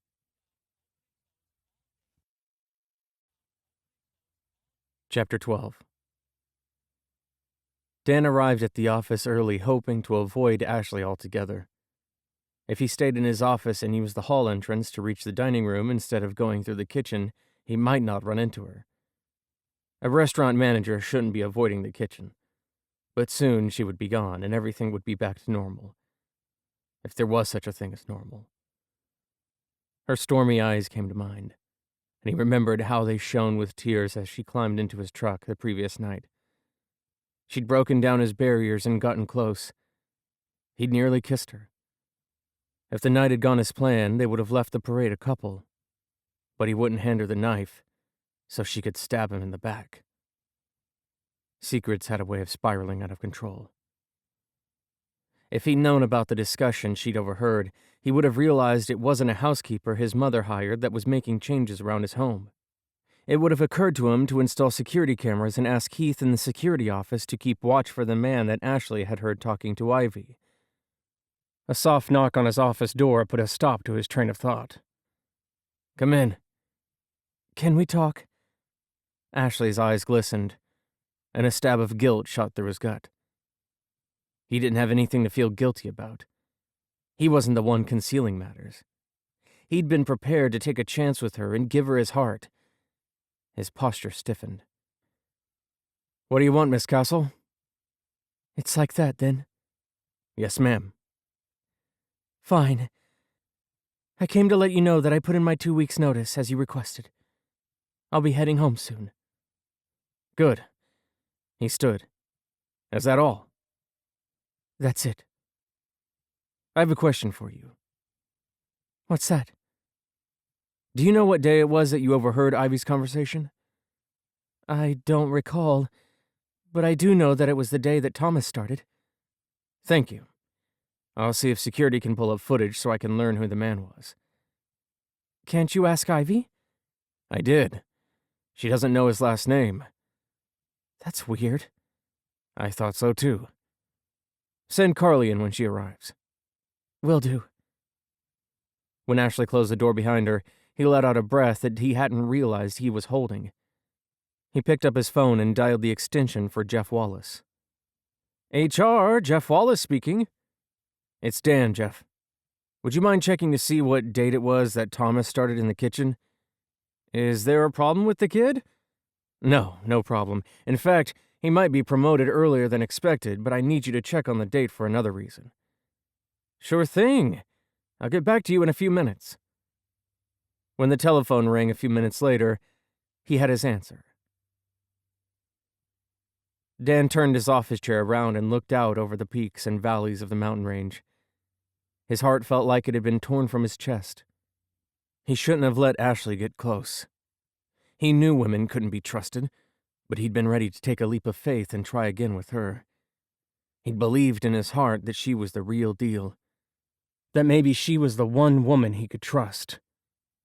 What a fool he'd been. The buzz of his intercom interrupted his musings, so he flipped his chair around and answered it. "I have Max on the line." "Thanks, Sabrina. Put him through." "Hey, Max, what's up?" "The results are finally in from the plates, cups, and utensils we tested after your father's party. The lab wouldn't prioritize the testing since we assumed the poisoning was accidental," Max said. "What are you talking about?" "Heath and Ashley didn't mention that we were testing everything from the banquet?" "No. Neither one of them said a word." "We tested everything. The only trace we found was on your father's water glass. The weird thing is it was from a type of crab that isn't served at Liberty Grille. Our conclusion is that your father was intentionally poisoned. Someone knew he had an allergy and used that information to send him to the hospital. If you hadn't been there to call for help, he may not have survived." "Wow. You're telling me someone tried to kill my father?" He rubbed the back of his neck. "That's what I'm saying, yes." "Do you have any suspects?" Dan asked. "That's the other thing I wanted to talk to you about." There was a long pause. "Ivy's fingerprints were on the glass." "She works at Liberty Grille." "Yes, but she wasn't working the banquet. She wasn't supposed to be, but she was in there talking to my parents." "Do you think she laced your father's glass?" Max asked. "Just yesterday I would have said no." "What happened yesterday?" "Ivy admitted that she'd considered cutting my brake lines. I'm going to have to bring her in for questioning." "Do you have any other enemies?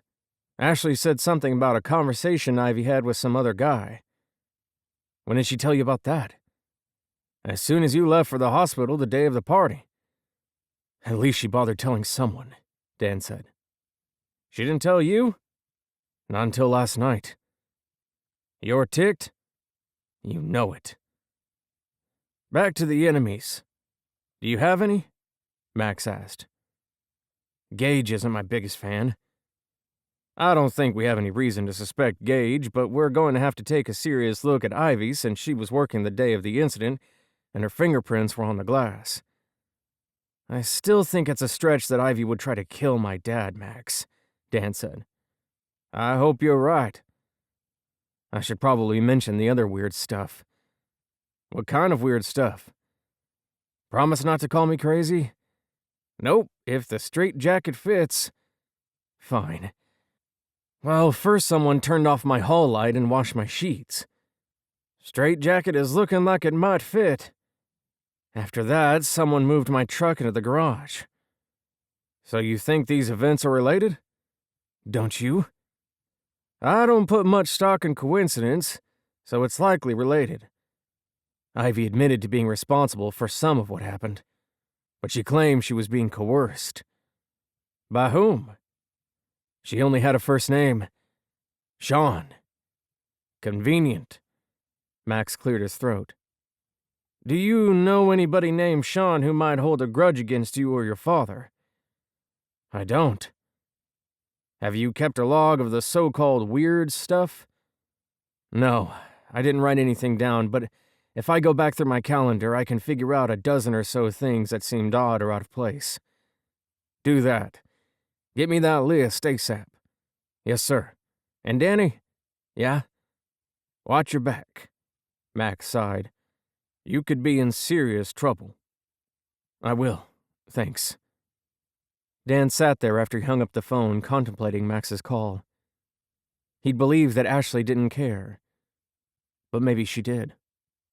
She'd cared enough to go to the police. Why had she thought he'd believe Ivy over her? What had he done to give her that impression?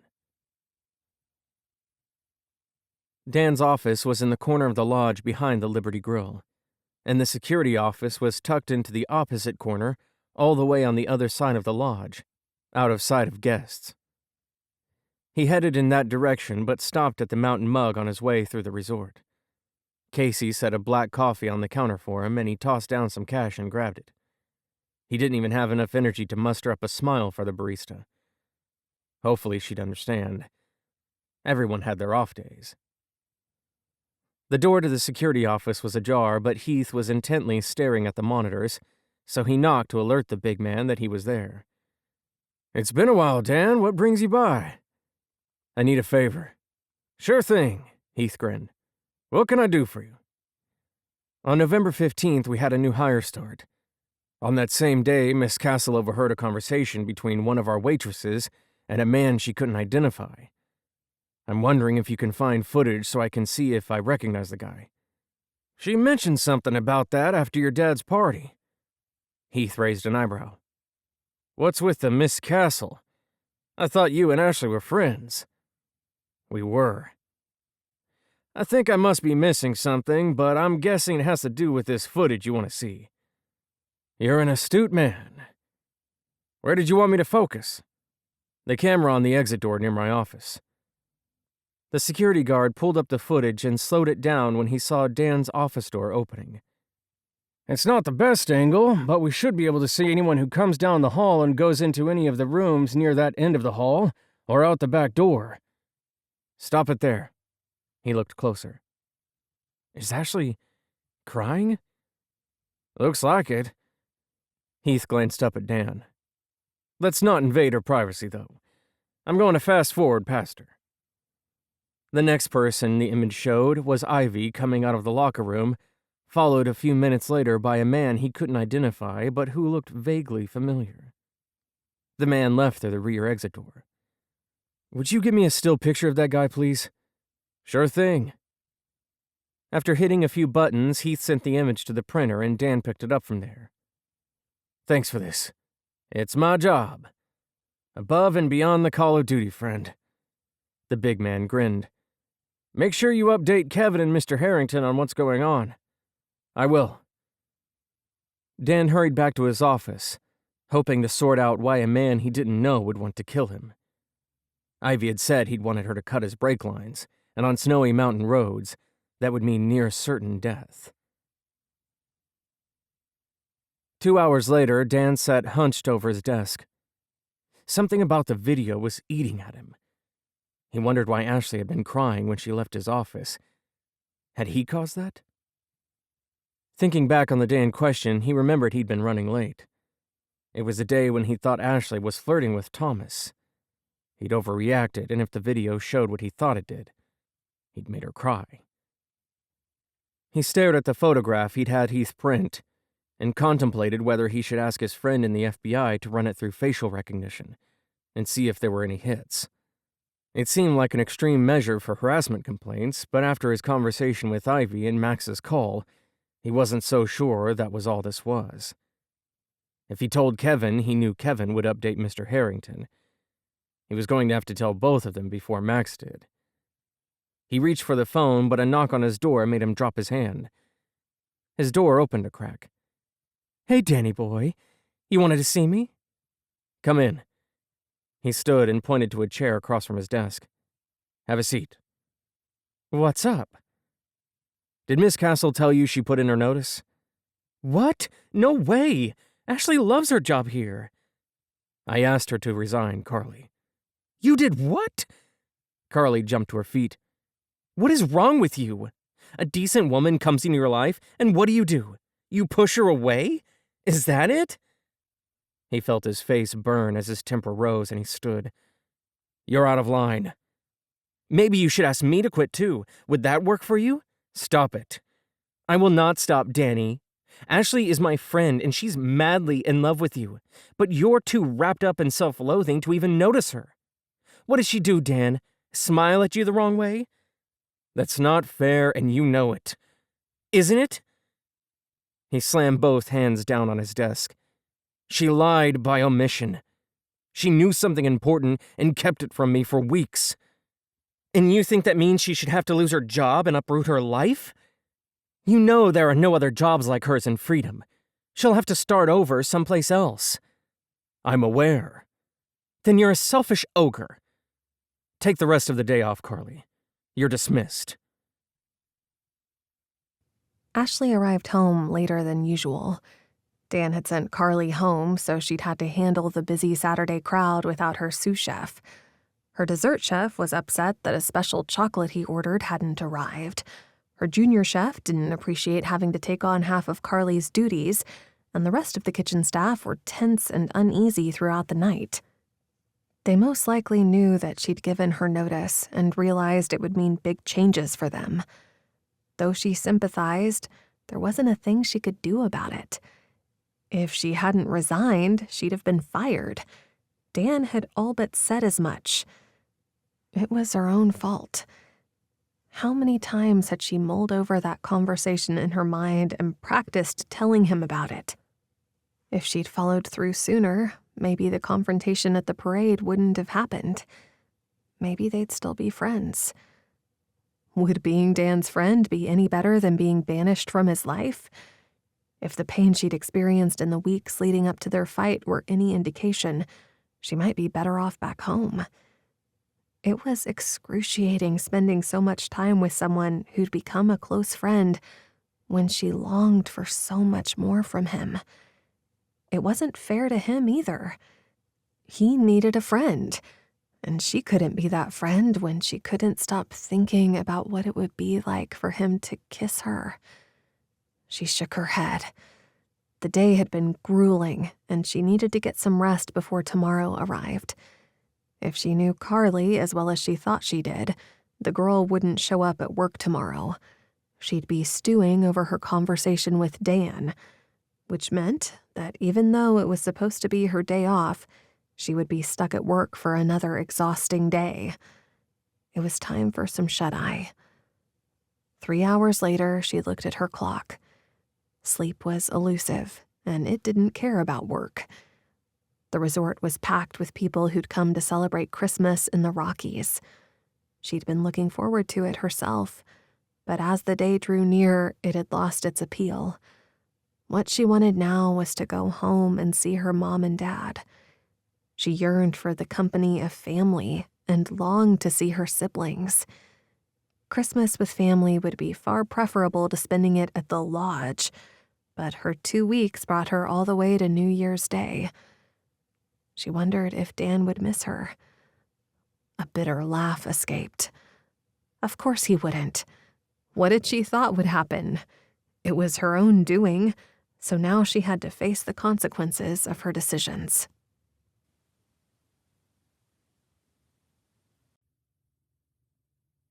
Chapter 13. Dan walked into the kitchen, grateful Ashley wouldn't be there with her sad eyes. 2 steps into the kitchen, he caught a whiff of her peach shampoo and realized his mistake. She stood at the sink, filling a pot with water. "What are you doing here?" His tone was sharp. "What does it look like I'm doing, Dan?" "Where's Carly?" He straightened his posture until he stood rigidly, awaiting her answer. Her chin lifted slightly. "She's still not speaking to you, apparently. I received a text this morning when I got home from the early service. She isn't coming in." He made eye contact with Ashley. "Do you blame me too?" She set down the pot a little too forcefully. "No, I blame myself." His feet felt like they were glued to the floor. How was he supposed to respond to that? "Look, Danny, I'm here until January 1st. I don't want us to have to avoid each other until then. We both know what happened was entirely my fault, but don't take it out on the rest of the staff. Let's at least be cordial to each other while we're here." He nodded. "Do you think Carly will come around soon, or do I need to find a new chef?" "Carly is not a head chef. You should start the search for a new head chef, whether she stays or goes. It will take another 3 or 4 years before she is ready to handle the pressures of a kitchen this size. She could easily handle a smaller place on her own, but she isn't ready for this." "You don't think she'll rise to the challenge?" "Carly is a firecracker, and she'll give it her all. But if you throw her into this unprepared, you'll be responsible for her failure. I honestly don't believe you want that." "No, of course not." "Besides, if she takes a day off when she's upset with her boss, she might not have the maturity for the job." He scratched the stubble on his chin. "True." "I heard someone mention Jacques was back in town." "I'd rather quit myself than hire him back." "You're going to need to hire someone." "Will you stay until I find the right person?" Her shoulders drooped.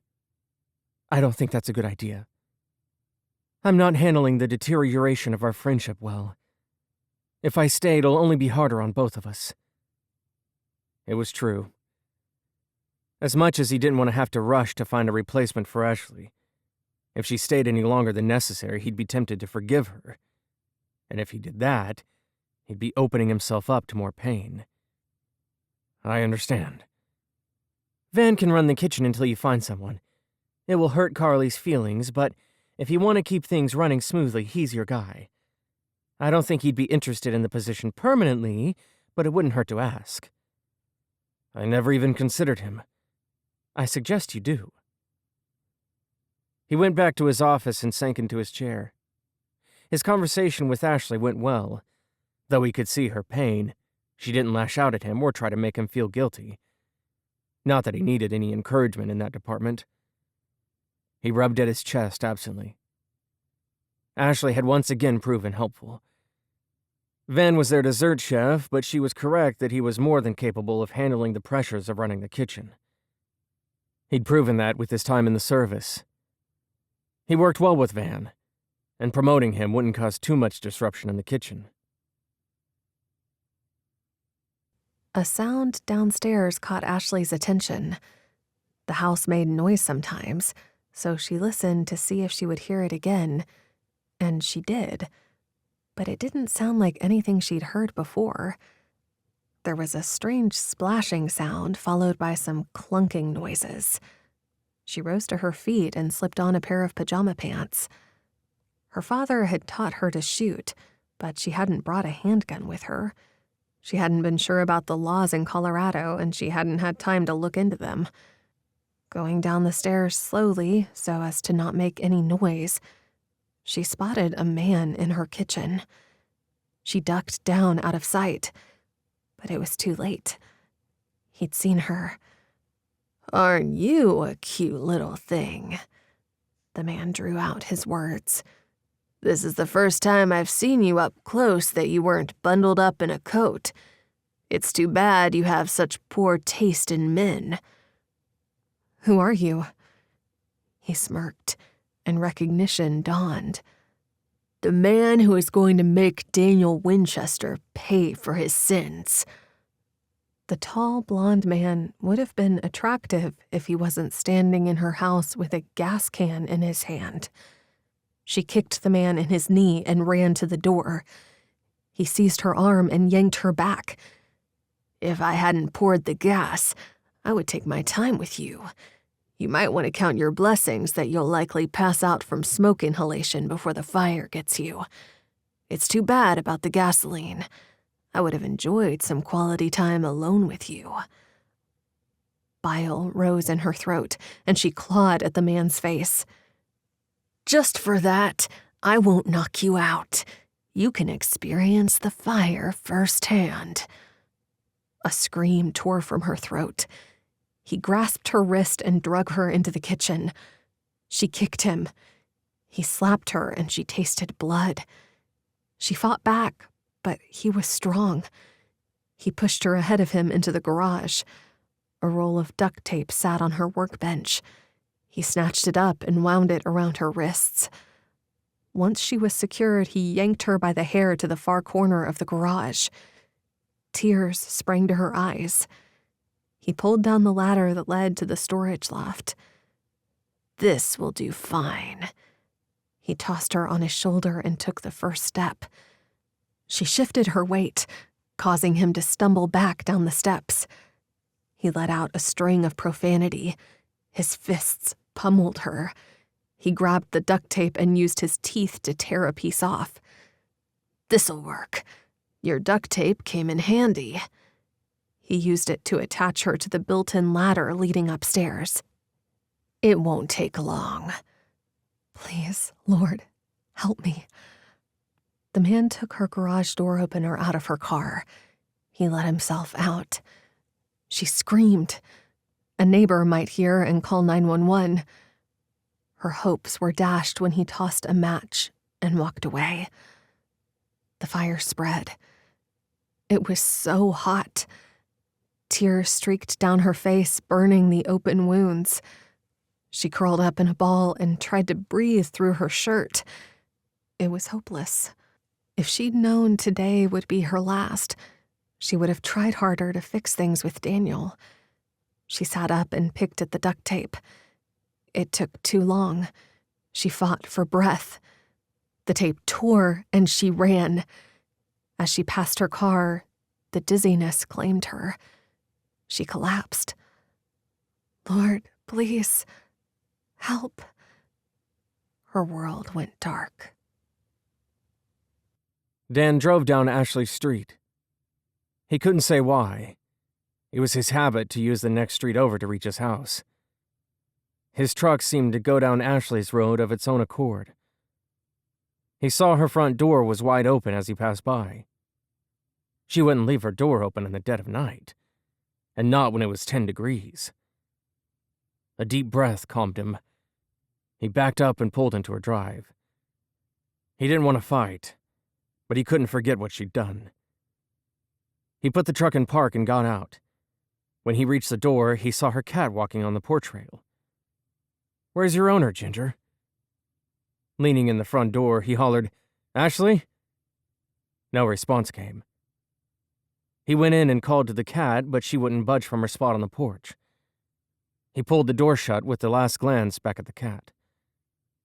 He moved to the stairs and yelled, "Ashley, where are you?" She didn't answer. Her car wasn't in the drive. Maybe she'd gone out and left it open. There was only one way to know for sure. He checked the garage for her car. He pushed open the main door that led into her garage.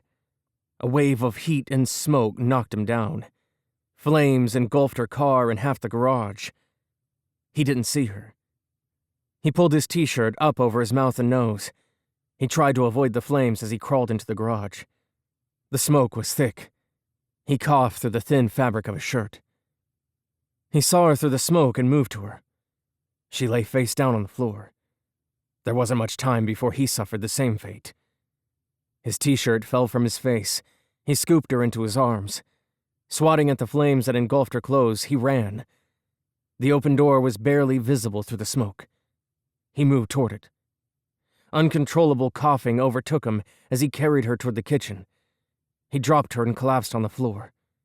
He checked her pulse. She was alive but unconscious.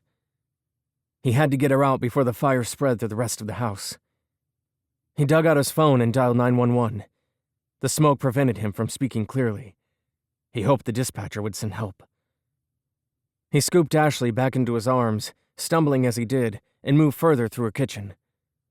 An explosion rocked the house. They were thrown apart by the force of the blast. He struggled to his knees and searched for her. He spotted her on her back, with her neck bent at an odd angle. He crawled to her, praying she was alive and that he'd reach her before it was too late. The sound of sirens pierced the night, and Dan knew in that moment that God sent them.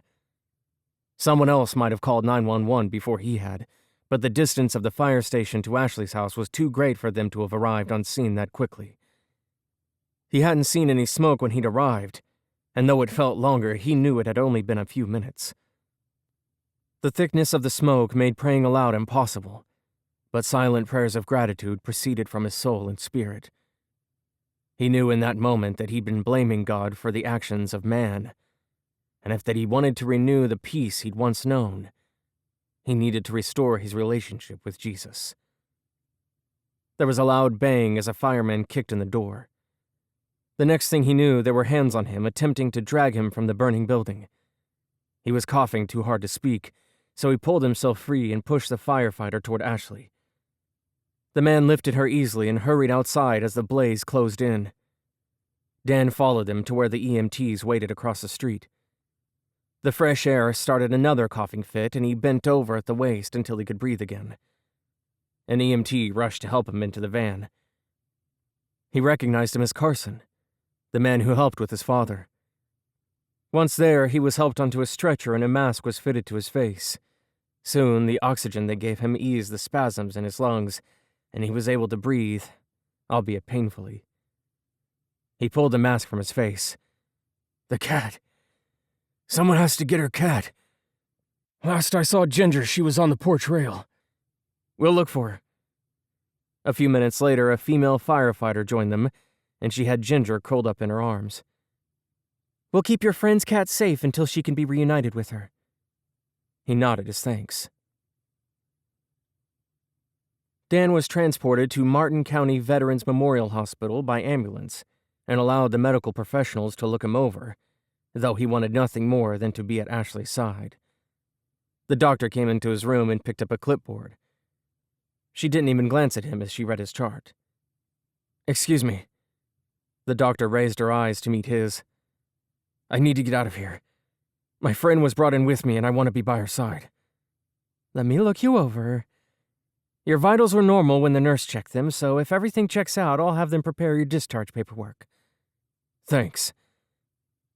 After a cursory examination, the doctor left the room, and he was left alone until the nurse brought the discharge paperwork more than 45 minutes later. He rushed over to the desk to find out where Ashley was. Max was there. Hey, Max, do you know where they took her? Yeah, she was moved to a regular room. They want to keep her overnight. Can I see her? Of course. Let me go get her room number. He hurried off and returned several minutes later. Didn't want to ask the desk clerk? Dan asked. With that scowl on her face, I was afraid she might throw something at me, Max said. Dan held up a piece of paper with the room number on it. Ask and ye shall receive. She was perfectly pleasant. Max's ears turned a little red as he glanced at the girl behind the desk. Who'd have thunk it? I'm going to head over to Ashley's room. Call me if she wakes up, Max said. Will do. When he reached Ashley's room, He peered in to make sure she was alone, and walked slowly to her bedside, afraid he might disturb her. He gently lifted her hand from where it lay on top of the blankets and kissed it. There were marks around her wrist from where she'd been duct-taped. What kind of monster binds a woman and leaves her in a burning building? If he got his hands on the perpetrator, the man wouldn't live to tell about it. A still small voice nudged at him from somewhere within. A voice long ago buried reminded him that revenge was not the answer, and a verse came to mind. Dearly beloved, avenge not yourselves, but rather give place unto wrath. For it is written, vengeance is mine, I will repay, saith the Lord. He recognized it as a New Testament Bible verse that referred to an Old Testament verse. But his memory verses were fuzzy and he couldn't recall book, chapter, and verse number, or what his mentor referred to as the address of the scripture. He studied Ashley's delicate features marred by the beating she'd received before he'd arrived. If they hadn't been at odds, would she have stayed late to help him close up? Was what happened to her his fault? He sank into the chair by her bed and prayed. He poured out his heart, asking forgiveness for blaming God for what happened in Afghanistan. He felt God's peace around him as if God was telling him to stop assigning guilt and blame. It wasn't his fault. He couldn't have known that someone was watching with a remote detonator. There was no way for him to know that as soon as his men were in place, the device would explode. Maybe he should have known. They could have done more recon, but hindsight was always clearer, and he'd done the best he could with the information he'd had. Night turned to dawn as he prayed and held Ashley's delicate hand in his. He didn't want to lose her. He'd asked her to resign, but the more he thought about it, the more he realized he'd been unreasonable. Yes, she should have told him what she'd heard, but she couldn't have known what he'd been going through.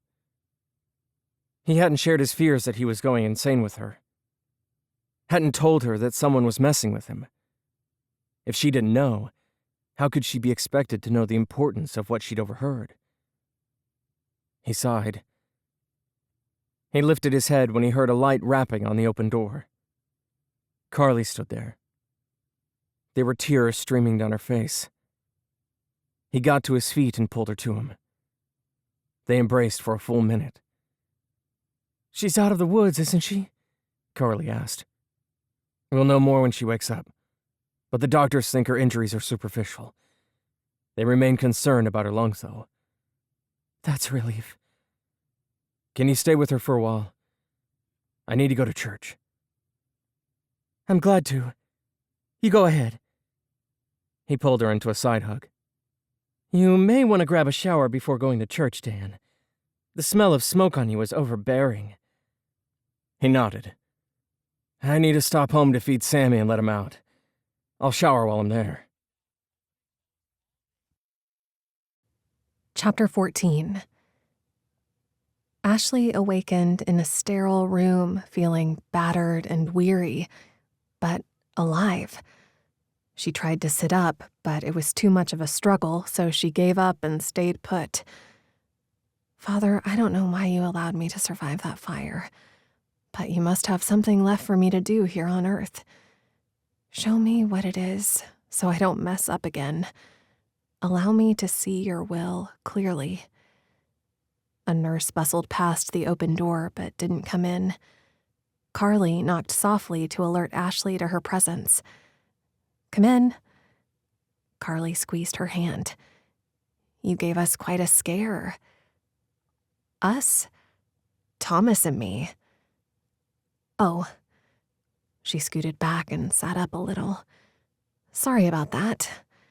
"You have nothing to be sorry for. Do you remember what happened?" "I heard a noise downstairs, so I decided to check it out. I recognized the man. He was at the parade with Ivy." "Wow. I can't imagine what kind of monster would try to murder an innocent woman." "How did I get here?" "The EMTs brought you by ambulance." "I guessed that much. I meant, how did they know about the fire? Did someone call it in? You don't remember? Remember what? Danny rescued you. Daniel? She squeaked the name past her scratchy throat. How? He told me that he was driving past your house when he noticed the door was wide open. At that time of night, and with as cold as it was, it didn't sit right with him, so he went inside to check on you. When he did, well, you know what he found. Is he here? He stayed beside you through the night, but he left first thing this morning. Muttered something about church. Oh, okay. The thought of Dan going to church lifted her spirits some, but the fact that he was gone and she might never see him again cut deep. She'd hoped to at least thank him for saving her life before she flew home.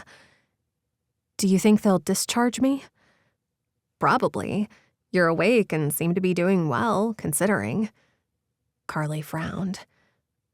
I want to go home. Hopefully Mr. Harrington will understand if I don't stay until January. Carly bit her bottom lip. The police have been hanging around hoping to get your statement as soon as you woke up. When you head out, would you tell them I'm ready to meet with them? Are you sure? The sooner the better, right? Sure. Ashley finger-combed her hair and tried to look as presentable as possible so she could talk to the police. 5 minutes later, Max showed up. She smiled up at him. Hi, Max. I thought you might be more comfortable with a familiar face, but if you'd prefer, I can get a female officer to do your interview. Nah, I'm glad it's you. He peppered her with questions.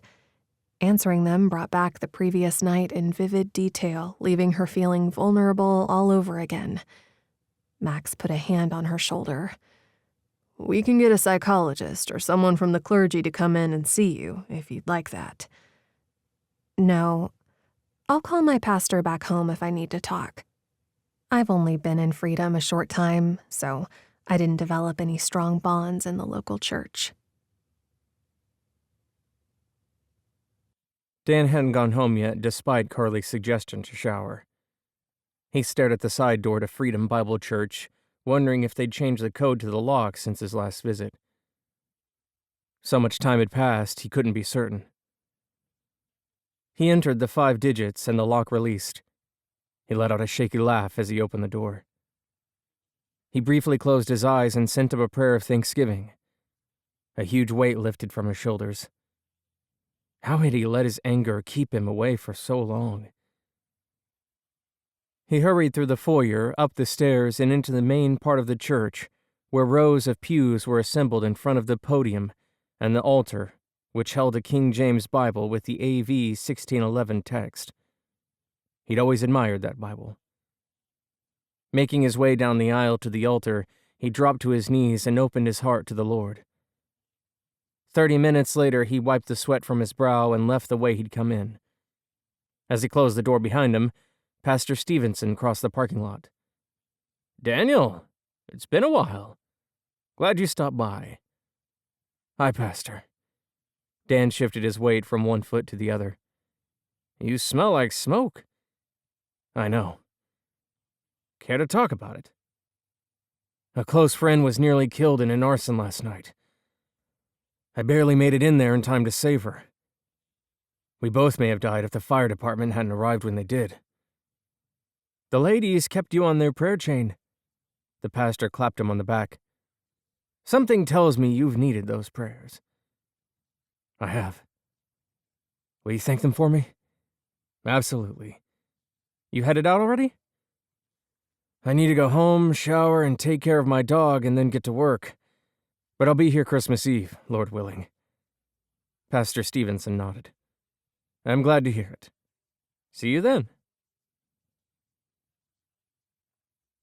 Dan finished the staff meeting with the kitchen and waitstaff and rushed back to his office to grab his keys from his desk. He wanted to get to the hospital before Ashley was released. 20 minutes later, he pulled up at the hospital and learned that Ashley had been discharged several hours earlier. The drive to her place took about 15 minutes, but it seemed longer as he practiced his apology in his head. He pulled onto her street to find several police cars and the fire marshal parked in front of her house. He got out of his truck and made a beeline for the group of men standing by a police car. Max excused himself from the group when he noticed him. "What are you doing here, Dan?" "I came to see Ashley." "She's gone, man." "What do you mean, gone?" "She booked a flight that was leaving at 3 o'clock this afternoon." He glanced at his watch. "That means she should be boarding her flight right about now. We weren't able to save much from this wreckage, but her passport was in a fireproof safe, so we were able to rescue it for her. With nothing left here, she was determined to get home." Dan walked back over to his truck and leaned against it. "She's really gone?" Max followed. "Carly took her to pick up her cat from the firehouse and then drove her to the airport." He sighed. "You can call, or you can once she gets a new cell phone. She was going to wait until she arrived home to purchase one." "What am I going to do without her?" "Aren't you the one who told her to resign?" Dan scowled. "Don't look at me that way. Word got around the lodge. Nobody else wanted to see her go. Maybe you should have kept your personal life out of the kitchen." "Thanks, buddy. Kick me while I'm down, why don't you?" "I don't mean to do that, Dan, but if this girl meant so much to you that you couldn't face her every day once the two of you had a spat, maybe you should fix whatever went wrong between you. You and Ivy broke up, and it never bothered you to be around her. What's different about Ashley?" "Everything." He met Max's gaze. "I need to book a flight to Pennsylvania." "That's the spirit," Max laughed. "Make sure to let Mr. Harrington and Kevin know you're leaving, okay?" "I'll call them from Denver International." He pulled a key off his ring and handed it to Max. "Take care of my dog while I'm gone?" "Sure. When did you get a dog?" "In November." "Does this dog have a name?" "His name is Sammy. He's friendly." "Good luck, Dan." "I don't need luck. I've got Almighty God on my side." Ashley had no bags to collect when she got off the plane, so she headed outside to the pickup area to wait for her parents to arrive. Seeing them would be the silver lining to the dark cloud that had followed her around the past few days. The traffic was heavy, and the smell of exhaust was thick in the air. Her father's Lexus pulled up to the curb, and she opened the door. She climbed in behind her mother, who turned to greet her. "We're so glad you're home." She inhaled her mother's familiar floral scent, and it comforted her. "Me too, Mom." She bit her lip and glanced toward her father, who pulled out into traffic and merged onto I-95. He met her gaze in the rearview mirror. "I can't believe your house burned down. Are you sure you're okay? You look like you were in a boxing match." She sighed. "It was an arson. I came downstairs and caught him in the act, so he beat me up." Her mother gasped. "Are you telling me someone tried to murder you?" "I'm fine, Mom." "So, it's true. Your house was singled out by an arsonist?" "I'm home now. I don't know why my rental house was targeted, but the police will handle it." She had her suspicions, but there was no reason to give her parents any more justification for worrying. "I'm too tired to rehash it. Do you mind if we change the subject?" "If that's what you want, sure." Her mother turned to inspect her once more. "Your sister and her husband returned from a medical conference yesterday. Greg was the keynote speaker." "That sounds like quite an honor. Did the kids stay with you?" "Their nanny stayed with them at their house while they were away. Annabelle thought it would be less disruptive to their schedule that way." Ashley thought it would have been nicer for them to be with their grandparents, but kept her opinions to herself. She didn't want to make waves. When they finally pulled up outside her parents' large Victorian home, she breathed a sigh of relief. The next flight into Philadelphia didn't leave until 11 o'clock at night. So if his flight's departure was on schedule, he would arrive around midnight Eastern Time, and he wouldn't be able to see Ashley until morning. Hanging out at the Denver International Airport to await his flight held little appeal, so he took the sky ride to the Northfield Stapleton Mall to occupy his time. Finding a bench, he sat and let his thoughts wander. Since he'd returned from Afghanistan, his life had been empty. After Ivy's betrayal, he'd thrown himself into work and let his job become his top priority. Or at least, he had before Ashley bumped into him before her interview. Thinking back at how her eyes had widened at the shock of slamming into him and seeing how she'd steeled herself against the pain from the scalding coffee, it struck him how strong she must be. He'd watched her march into human resources prepared to interview for the position despite her predicament. Could any man be immune to her charms? The woman was beautiful, tender-hearted, affectionate, and most importantly, godly. He'd pushed God from his life, but she'd subtly brought the Lord into nearly every conversation they had. If he'd opened his heart sooner, he might have heard God's gentle voice before everything spiraled out of control. Now he could only hope that Ashley would give him another chance. He had to believe she would forgive him and come back. 2 hours before his flight was scheduled, he made his way back to the airport and checked in. The long night and longer day were wearing on him, but he needed to stay alert, enough to board his flight. There was no way he'd miss it in his chance to reconcile things with the woman he loved. Love. Was that what he felt? Or was it infatuation? He'd been so sure he loved Ivy, but his heart hadn't been broken when he called off the engagement. His pride had been hurt, but he wasn't crushed. When he discovered Ashley had flown back to Pennsylvania, he'd been devastated. Yes, it had to be love. There was no other explanation for what he was feeling. By the time he'd finally boarded the plane, he could barely keep his eyes open.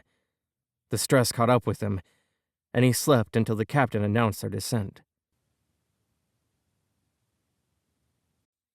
Chapter 15.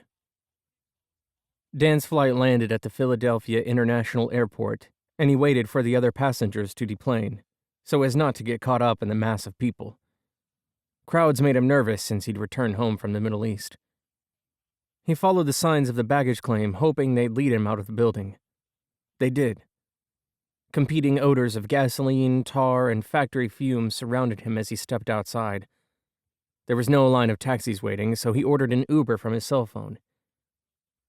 While he waited, he called Sabrina to request Ashley's emergency contact address. He hadn't remembered to look it up before leaving the office. 10 minutes later, a man pulled up in a Volkswagen Jetta, and he got in. "Do you know where I can find a nice hotel to stay for the night in Delaware County?" "There are some decent motels in that area, but the best hotels are in Center City, or here at the airport. Decent will be fine." He gave the driver the address he'd gotten from Sabrina. Somewhere near this address would be perfect. 35 minutes later, he was checking into the Hilton Garden Inn on Route 3 in Newton Square. He let himself into the room and forced himself to lie down and rest. He couldn't go look for Ashley until daybreak. When morning arrived, he ordered an Uber and headed down to the first floor. Taking advantage of the breakfast buffet the hotel offered, he grabbed a scone and a coffee and found a seat that allowed him to watch for the arrival of his ride. He tapped his foot and stared at the window. When the car pulled up 15 minutes later, he hurried outside. After getting in, he gave the address to the driver, who took him to the large Victorian-style home with a perfectly manicured lawn. He asked the driver to wait and knocked on the front door. A young woman answered. "May I help you?" "I hope so. I'm looking for Ashley Castle." "Sorry, Miss Ashley's not here." "Do you know where I can find her?" "I'm not sure I should give out that information." He sighed. "How about this? I'll give you my cell number. I'm staying in a nearby hotel. Would you tell Ashley I'm in town and ask her to call me?" The woman nodded. "Thank you." He wondered who the young lady was that answered the door. Maybe she worked for Ashley's parents. As soon as he arrived at the hotel, his cell rang. "Who is this?" asked the male voice on the other end. You called me. Shouldn't you know who I am? My nanny didn't remember your name. What do you want with my sister-in-law? I'm Ashley's boss, and her friend. If that's true, why don't you have her phone number? Her cell phone was destroyed in a fire. What fire? I'll let her tell you about that. Will you help me get in touch with her or not? What's your name? Daniel Winchester. Please tell her I flew here from Colorado to see her. I won't leave until I do. I'll let her know. Another 20 minutes passed while he paced back and forth in the motel room, waiting to hear from Ashley. His cell finally rang. He answered on the first ring. Is it true? Ashley asked. Is what true? Are you here? I am. Why? For you, Ash. I don't understand. Her voice was barely above a whisper. May I see you? Okay. She gave him the address and he scribbled it down. I have to call an Uber, but I'll be there as soon as I can. It took longer than he expected for the Uber to come. The ride down Goshen Road was like a Sunday drive through the country. It wound past large estates until he arrived at his destination. The driver turned down a long driveway which led past barns and a greenhouse. Covered in a fresh layer of snow, the property was breathtaking. It wasn't at all what he'd expected. He paid the driver and waited for him to leave before walking up to the massive stone door. Ashley answered seconds after he knocked. He took note of the purple bruising under her eyes and the gash across her lip. One side of her face was swollen and discolored. He pulled her to him and hugged her gently. Ashley accepted Daniel's hug. Her whole body trembled at his touch, so she took a step back and let him enter the foyer. Why did you show up at my sister's house looking for me? I asked Sabrina for the address of your emergency contact. I didn't ask for a name, so I assumed it was your parents' house. My parents often travel outside of the country, so I used my sister as my emergency contact. She blinked a few times and took a step back. What is this about, Danny? Why are you here? I came to say I'm sorry.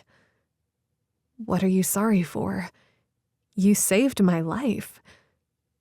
I regret everything that happened at the parade and since. Nothing that happened was your fault, so I'm not sure what you have to regret. Stop. His tone was angry and demanding. Stop what? She whispered. What did I do now? Please, let me say everything I came to say. Fine. My parents are in the den, so we'll have more privacy if we sit in the living room. She led the way to an enormous room with formal furniture. She motioned for him to take a seat and sat on the opposite end of the couch, leaving enough room for 3 people between them. So, this is your parents' house? It is. I didn't realize you came from money. I don't advertise it. Her smile wavered when she realized smiling probably made her look even more monstrous. It's not like it's my money anyway. Yeah, I understand that. I guess you would. She recalled the elaborate Christmas celebration he'd taken her to at his father's development firm. She'd known he came from a wealthy family, so she wasn't sure why she hadn't told him about her own family. It didn't matter now. I don't think you came to discuss our parents' financial statuses. He rubbed the back of his neck. You're not going to make this easy for me, are you? I don't even know what this is. She cast a furtive glance his way as she smoothed invisible wrinkles in her slacks. I want you to come back to Colorado. She gave him a little head shake. I'm sorry, Danny. I can't do that. Why not? My house is gone, for one. Plus, I don't think I can work with you, and I definitely can't continue to be your friend. Why can't you? He raked his fingers through his hair. Was my overreaction so bad that you can't stand to be around me? No, that isn't it. His eyes shone brightly. Explain it to me. Being close to you is too painful, she whispered. Why? He closed the distance between them on the couch and took her hands in his. Why would being around me cause you pain? Her heart raced at his touch. My feelings for you are complicated. She snatched her hands away and stood. She saw her own pain reflected in his eyes.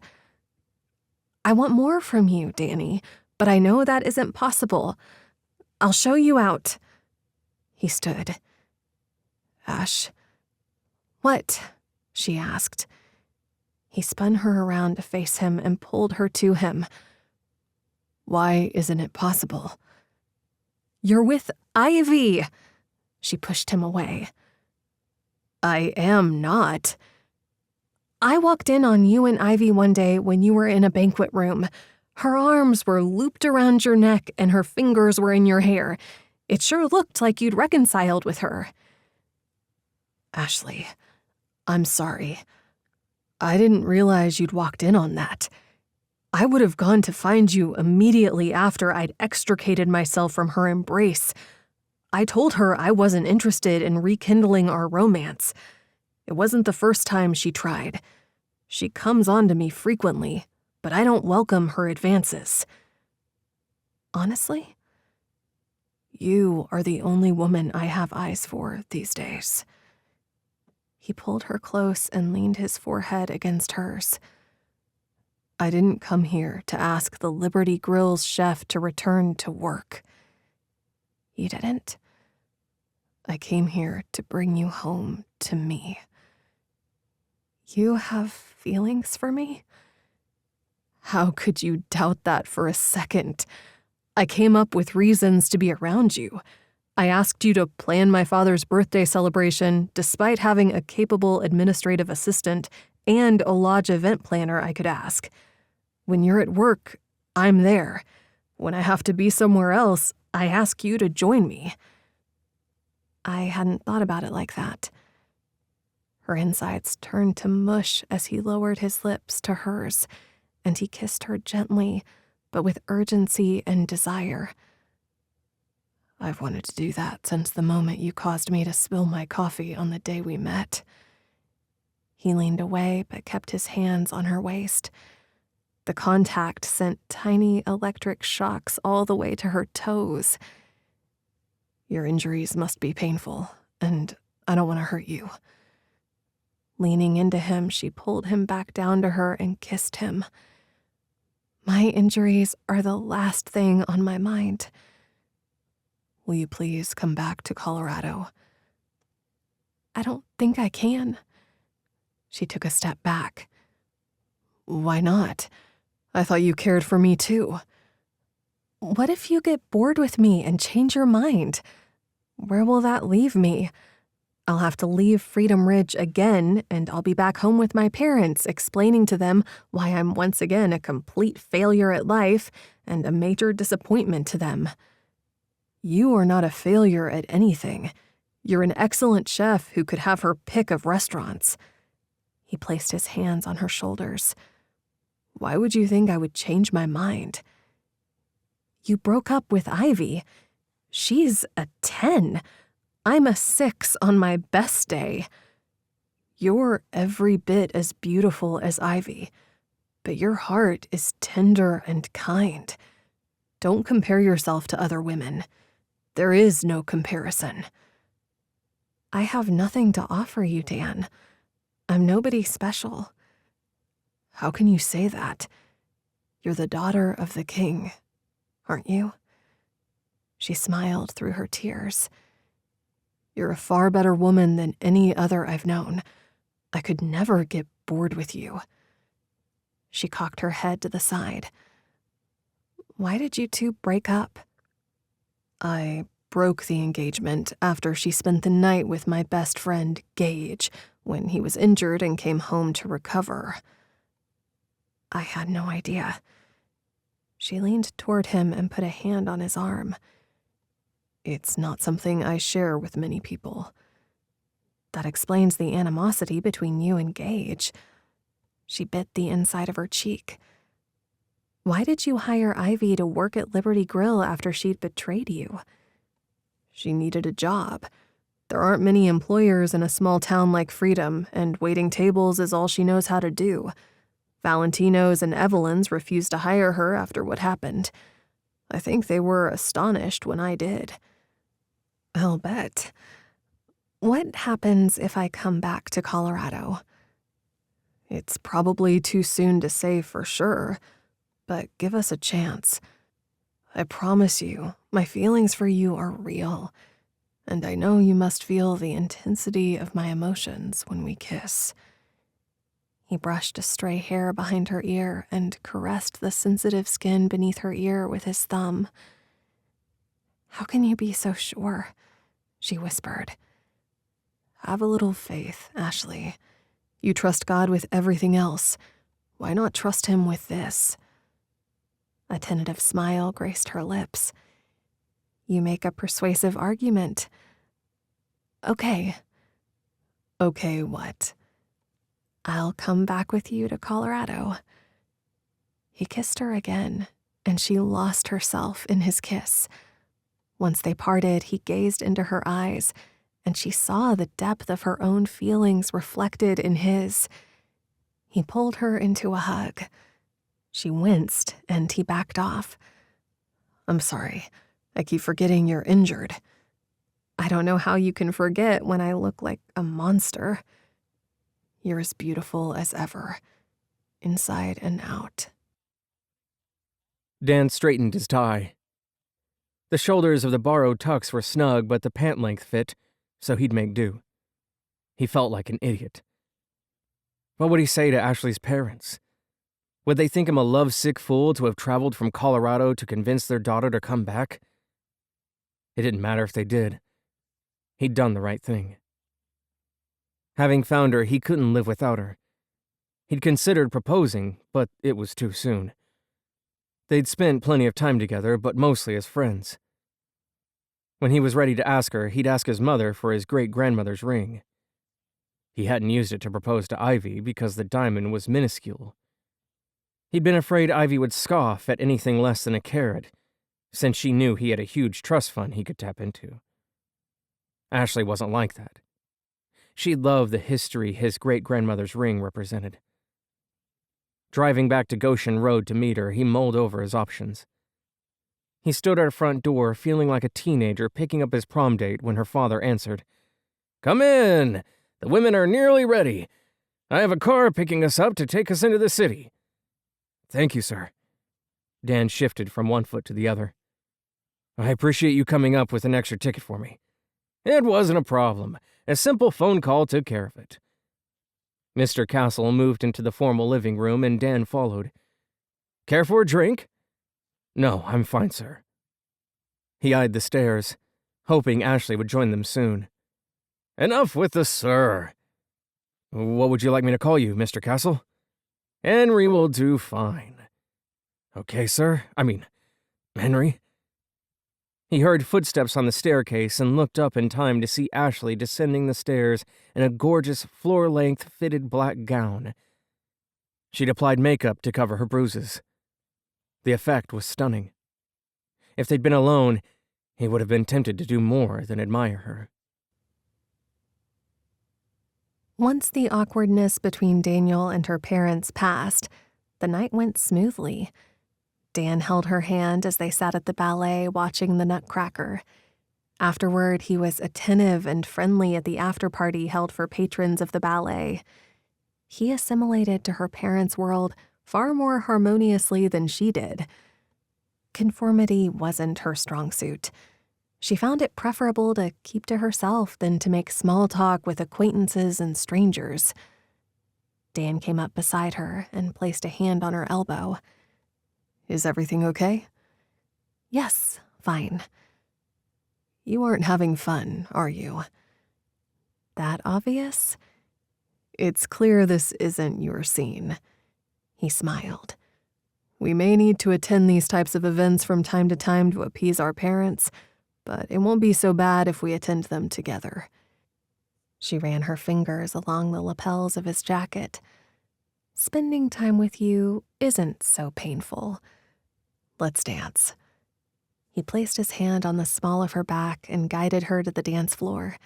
She matched his steps as he waltzed her across the floor. Being in his arms eased her discomfort, and she felt safe and protected. Home was no longer a renovated farmstead in Newtown Square. Home was wherever Daniel was. Her heart was his to do with as he wished. She sent up a prayer that God would allow their relationship to flourish. Chapter 16. Dan paced outside his office door. Ashley returned to Colorado with him and would stay in the lodge until Margie, her real estate agent, found her a new place to rent. He worked it out with Kevin that morning. The one thing he couldn't figure out was how to ensure her safety. How could he protect her against an enemy he didn't recognize? The face was familiar, but with the grainy image from the camera, he wasn't certain the experts could identify him. He'd soon find out, though.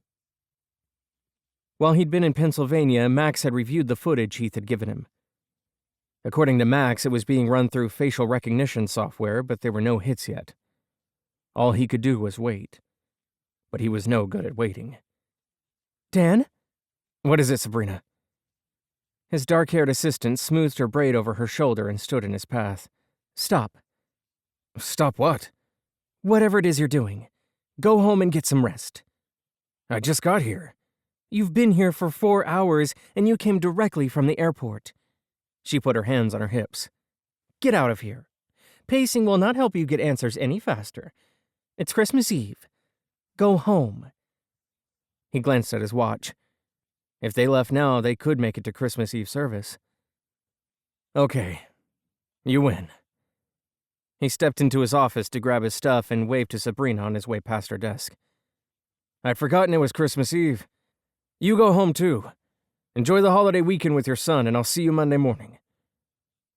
He pushed the kitchen door open, and all activity stopped. What's going on in here? Carly grinned. Nothing. Nothing? Ashley laughed and handed a roasting pan to Carly. Get back to work while I chat with the boss. He's the boss here, but who's the boss when you're away from work? Thomas snickered. Stop that. Keep in mind, we're both your bosses when you're here, so you shouldn't annoy either one of us. Ashley rubbed her hands over her face. Looking up at him, she shook her head. Sorry. What for? He reached for her hand and pulled her around the counter to him. He lifted her chin and stared into her eyes before kissing her in front of the staff. Care to go to Christmas Eve service with me? I'm working. The boss gave you the rest of the night off. He looked over at Carly. Can you handle things here? Sure thing, boss, Carly said. In that case, I'd love to join you. She placed her hand in his. They snuck into the back of Freedom Bible Church and sat in the last pew as the pastor made his way to the podium. The sermon focused on the shepherds who were visited by the angel of the Lord and directed to the babe in the manger. After the sermon, several people got up to sing Christmas specials, and she lost herself in the beautiful music. Ashley felt complete. Complete in the Lord, but also satisfied knowing the man she loved was beside her. She laced her fingers with Danny's and slid closer to him. It was a relief to know that her attraction for him hadn't been one-sided. If she'd known how he felt when she'd boarded that flight, she wouldn't have left. But she was glad she did, since it forced his hand and he'd come for her. Having him show up at her parents' house and express his desire for her to return said more than mere words ever could. He hadn't told her he loved her, but she hadn't said the words either. It was too early in their relationship for her to make herself that vulnerable. The pastor asked them to form a circle around the pews, and they sang Silent Night with only candles lighting the room. The pastor said a prayer and church let out. They spent a few minutes greeting their brothers and sisters in Christ before Dan leaned down to whisper in her ear. I'm not ready to take you back to the lodge. I think we both need some relaxation. What did you have in mind? A movie? At the movie theater or your place? I'd prefer my place, but whichever you'd like. I'd rather avoid crowds. My place it is. Ashley wasn't sure why she'd agreed to be alone with Dan.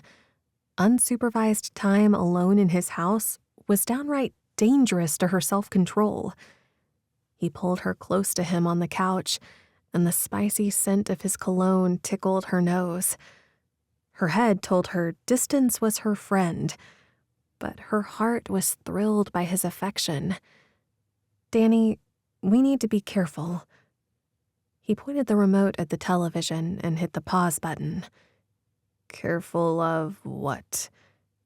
You know what I mean. He leaned in for a kiss.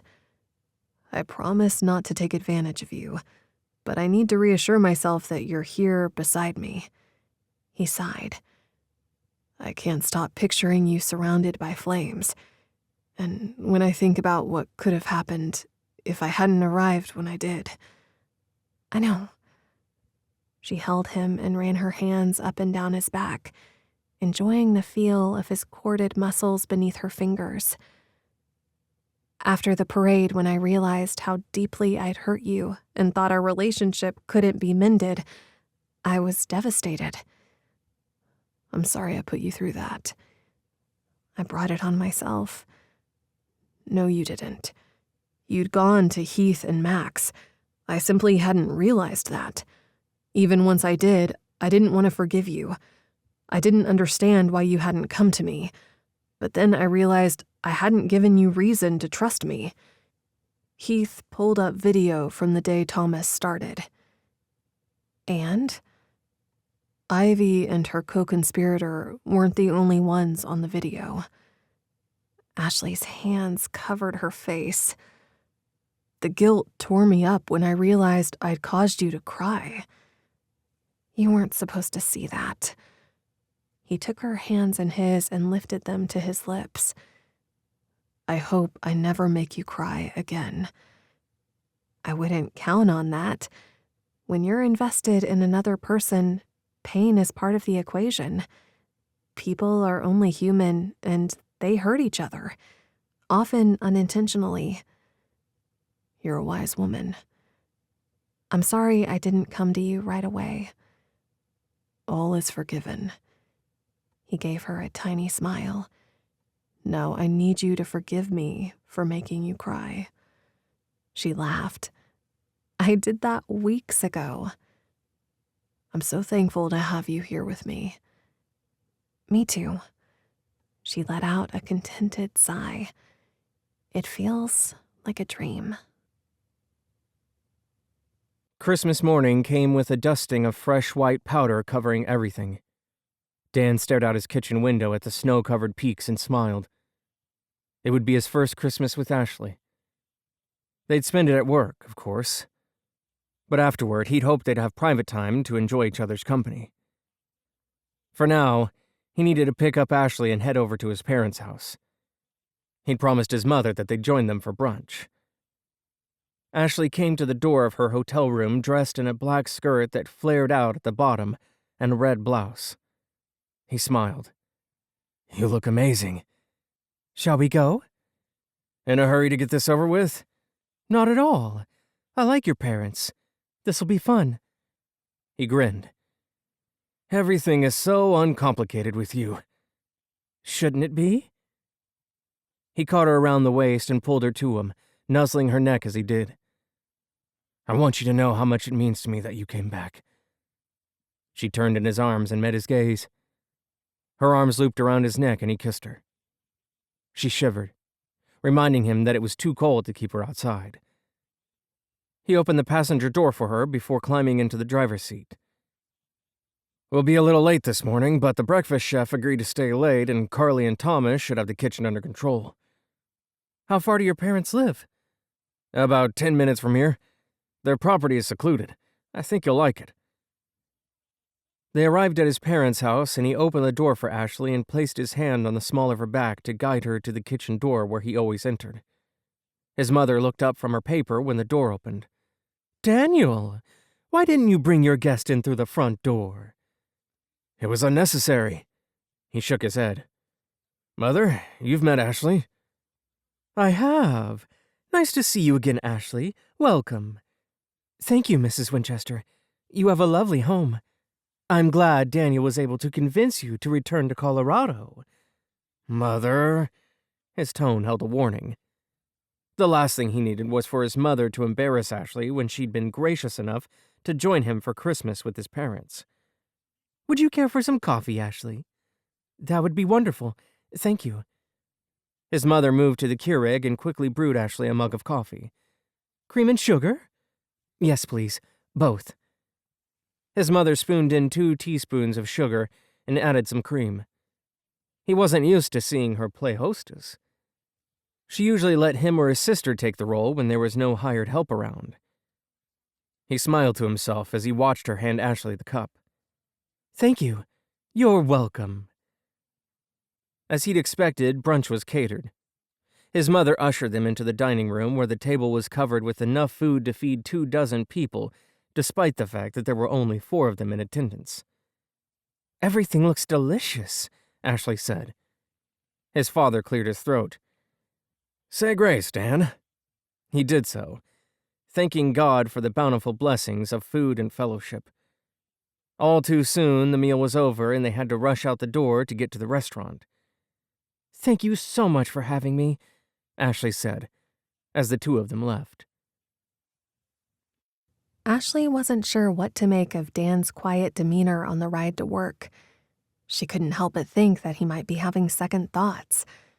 She wondered if she'd said or done something wrong. "You're awfully quiet." "Sorry.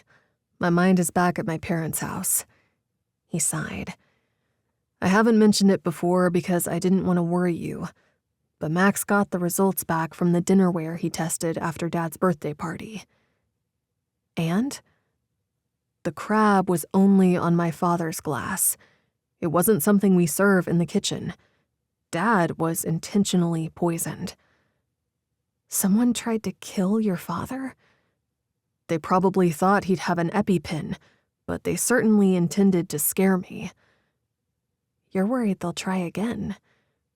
"First my dad, then you. Who will be next?" His eyes were glassy. She reached over and took his hand in her own and kissed his knuckles. "I'm sorry this is happening to you." "I should be the one who's sorry.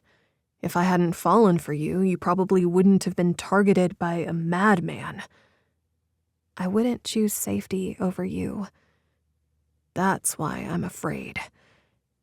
He turned into the lodge parking lot and drove around to the Liberty Grille. "Promise me you'll watch your back when I'm not with you." "God is watching over me, Daniel."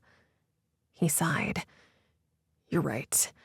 I need to exercise some faith." "We both do." "You're good for me." He leaned over and kissed her gently on the lips. "I hadn't realized how empty my life was before you came into it." Chapter 17. Dan glanced at the clock on his office wall. It was only 6:30, and they wouldn't be closing until 9, so the restaurant remained filled to capacity with holiday revelers. A knock on his door captured his attention. "Come in."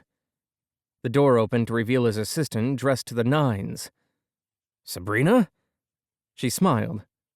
"What are you doing here?" "Merry Christmas to you too, Danny." "Merry Christmas," he grinned. "I meant what brings you in on your day off."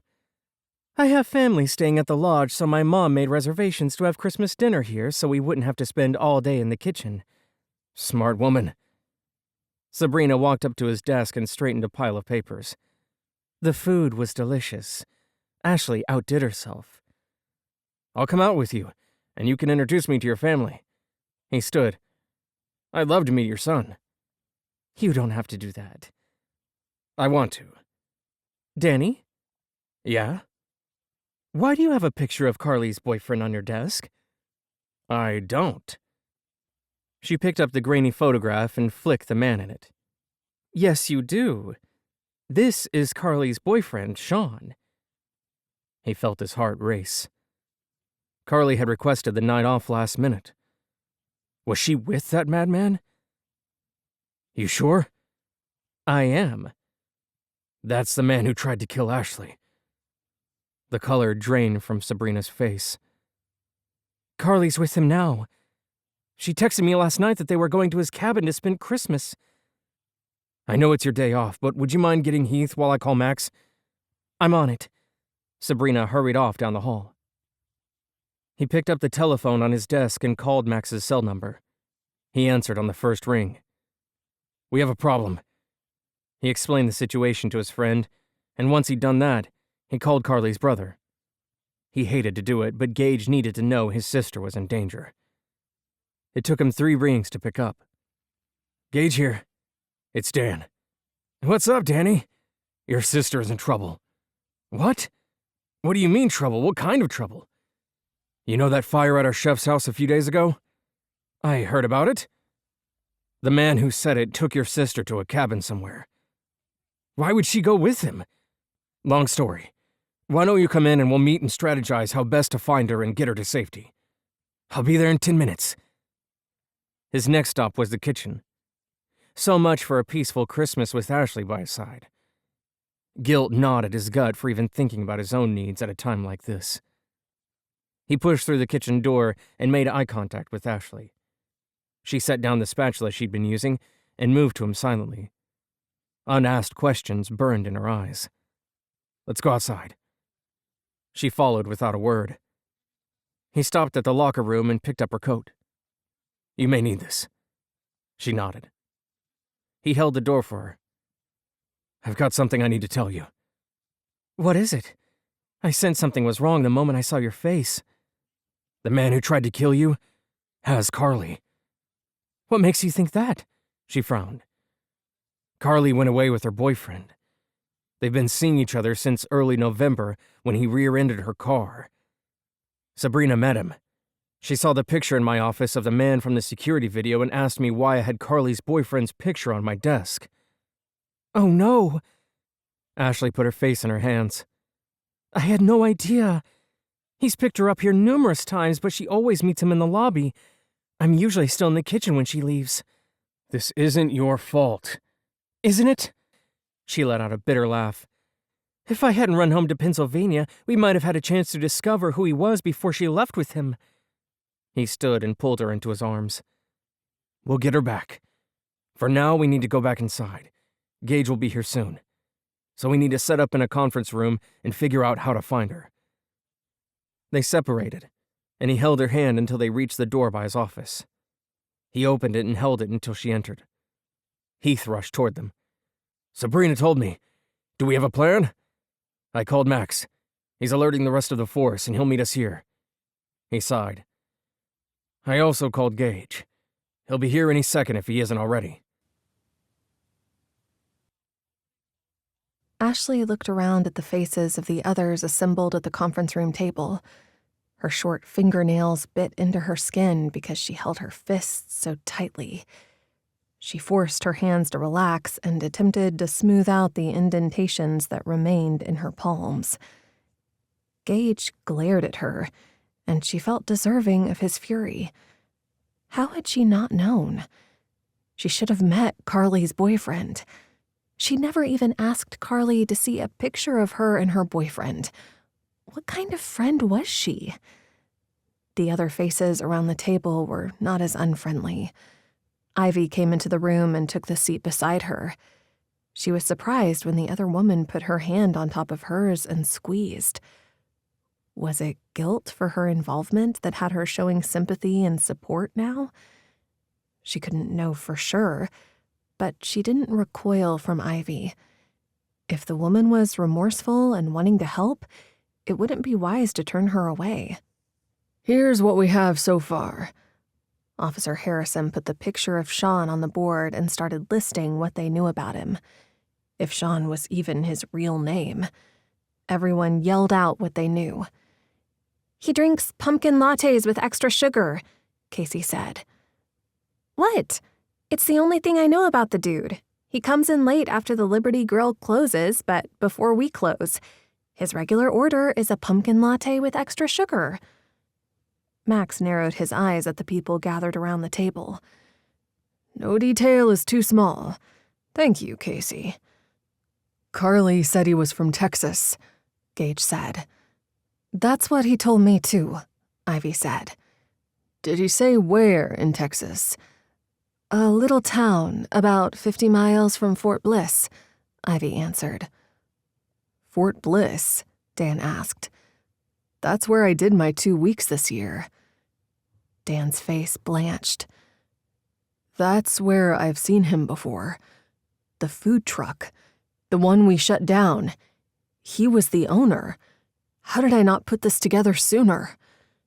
Out of context, it's difficult. Max put a hand on his shoulder. Are you sure it's the same guy?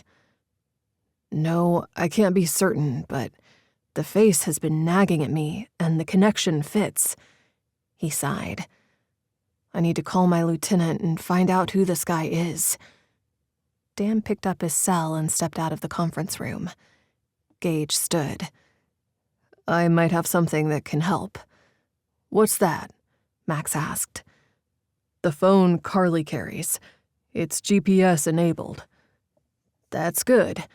We'll need a warrant to track the GPS location, and that will take some time, but we can get the process started. He sighed. I don't need a warrant. Her phone is on my plan, and she agreed to enable the tracking for her own safety. We didn't expect to need it, but decided it was worth the monthly fee in case we ever did. We can use the tracking service to find her phone. With any luck, when we find her phone, we'll find her. Dan came back in. I left a message for him. Sabrina made eye contact with Danny. "We're going to track her with her cell. Gage has an app on it." She kicked her high heels off by the door and rushed out of the room.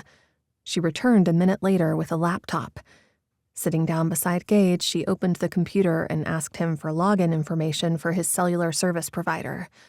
Another 2 minutes, and she had a location. "It's not far from here. 20 minutes. Max looked over her shoulder at the screen. There are no cabins near there. What is out that way? Gage asked. You don't want to know. I need to hurry. Max made eye contact with Gage and then Dan. Don't follow me. Stay here, both of you. He turned to Heath. Keep an eye on them. Ashley noted that he didn't order her to stay. She glanced at her watch. It was closing time, so Thomas would be fine. Not that she would do anything differently even if it inconvenienced him. As soon as Max left and Daniel and Gage were deep in conversation, she slipped away. She'd written down the coordinates she'd seen on Sabrina's screen. Once she buckled her seatbelt, she entered them on her cell and told the device to take her there. Chapter 18. Sean watched Carly in the passenger seat beside him as she brought up a navigation app on her cell. He couldn't let her do that. Reaching across the console, he snatched the phone from her hand, rolled down his window, and tossed it. She flung the door open and jumped out. Cursing, he slammed on his brakes. He put the car in park and climbed out. The darkness was thick, but he could make out a shape in the distance. He picked his way across the snow-covered expanse. Reaching the wounded creature, he asked, "Did you think you could escape me?" He pulled her to her feet and yanked her to him. "I made you mine. You'll stay mine. Even if it means you have to die. My wife left, but now she's dead." Carly fought him, her nails dug into his skin. He cursed when she bit him. "Walk." It'll be poetic to leave a little piece of trash like you in the landfill, won't it? He forced her to walk ahead of him and pushed her when she slowed her pace. She scrambled out of his reach.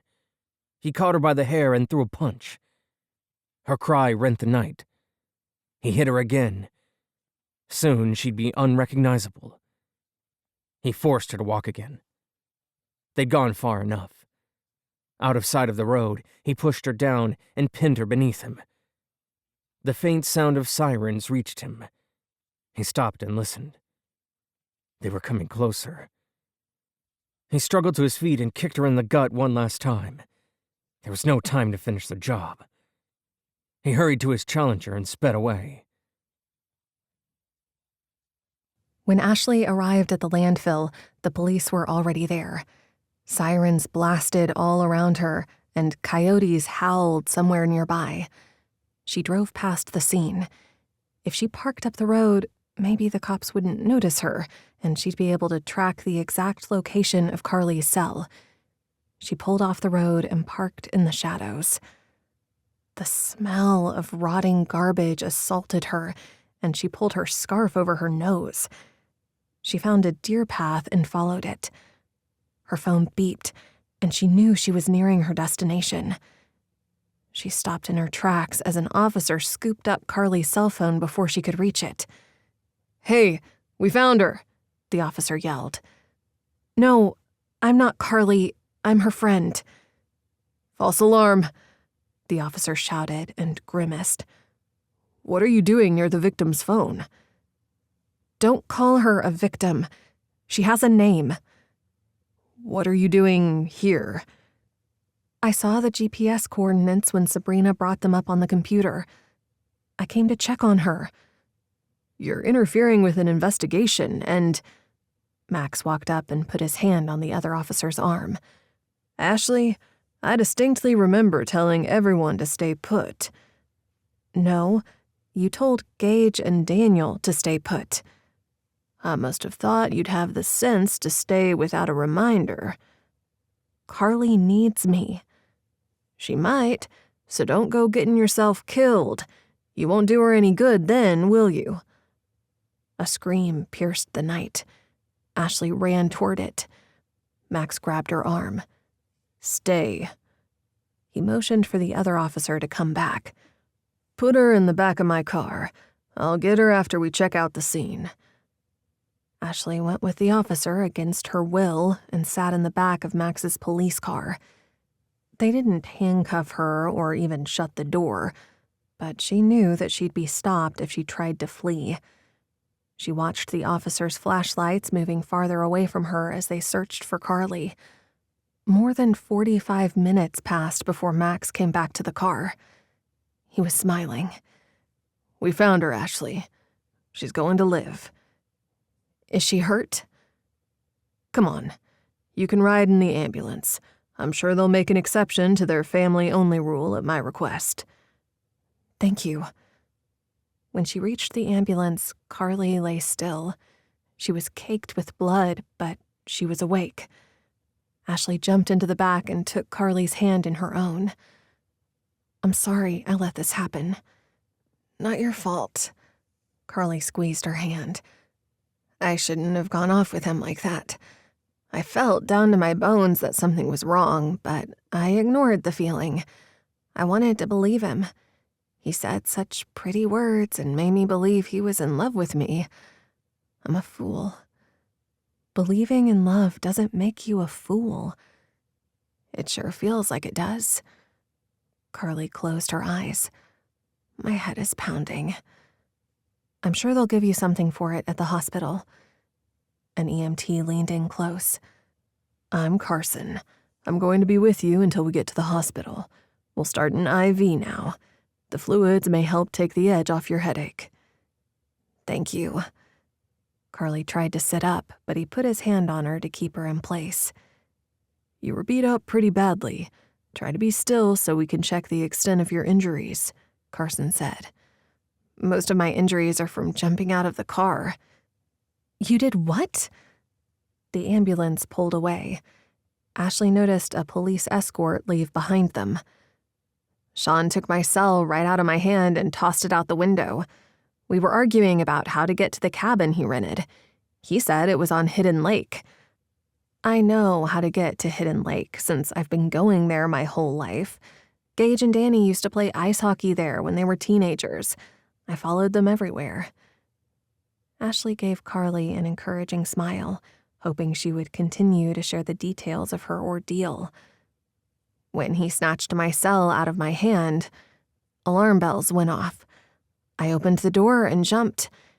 He wasn't going too fast, but it was fast enough that I was stunned when I hit the ground. Seconds later, he turned the car around and was searching for me. I tried to hide, but with my injuries, I didn't make it far. He found me, and well, you can figure out the rest. He beat you?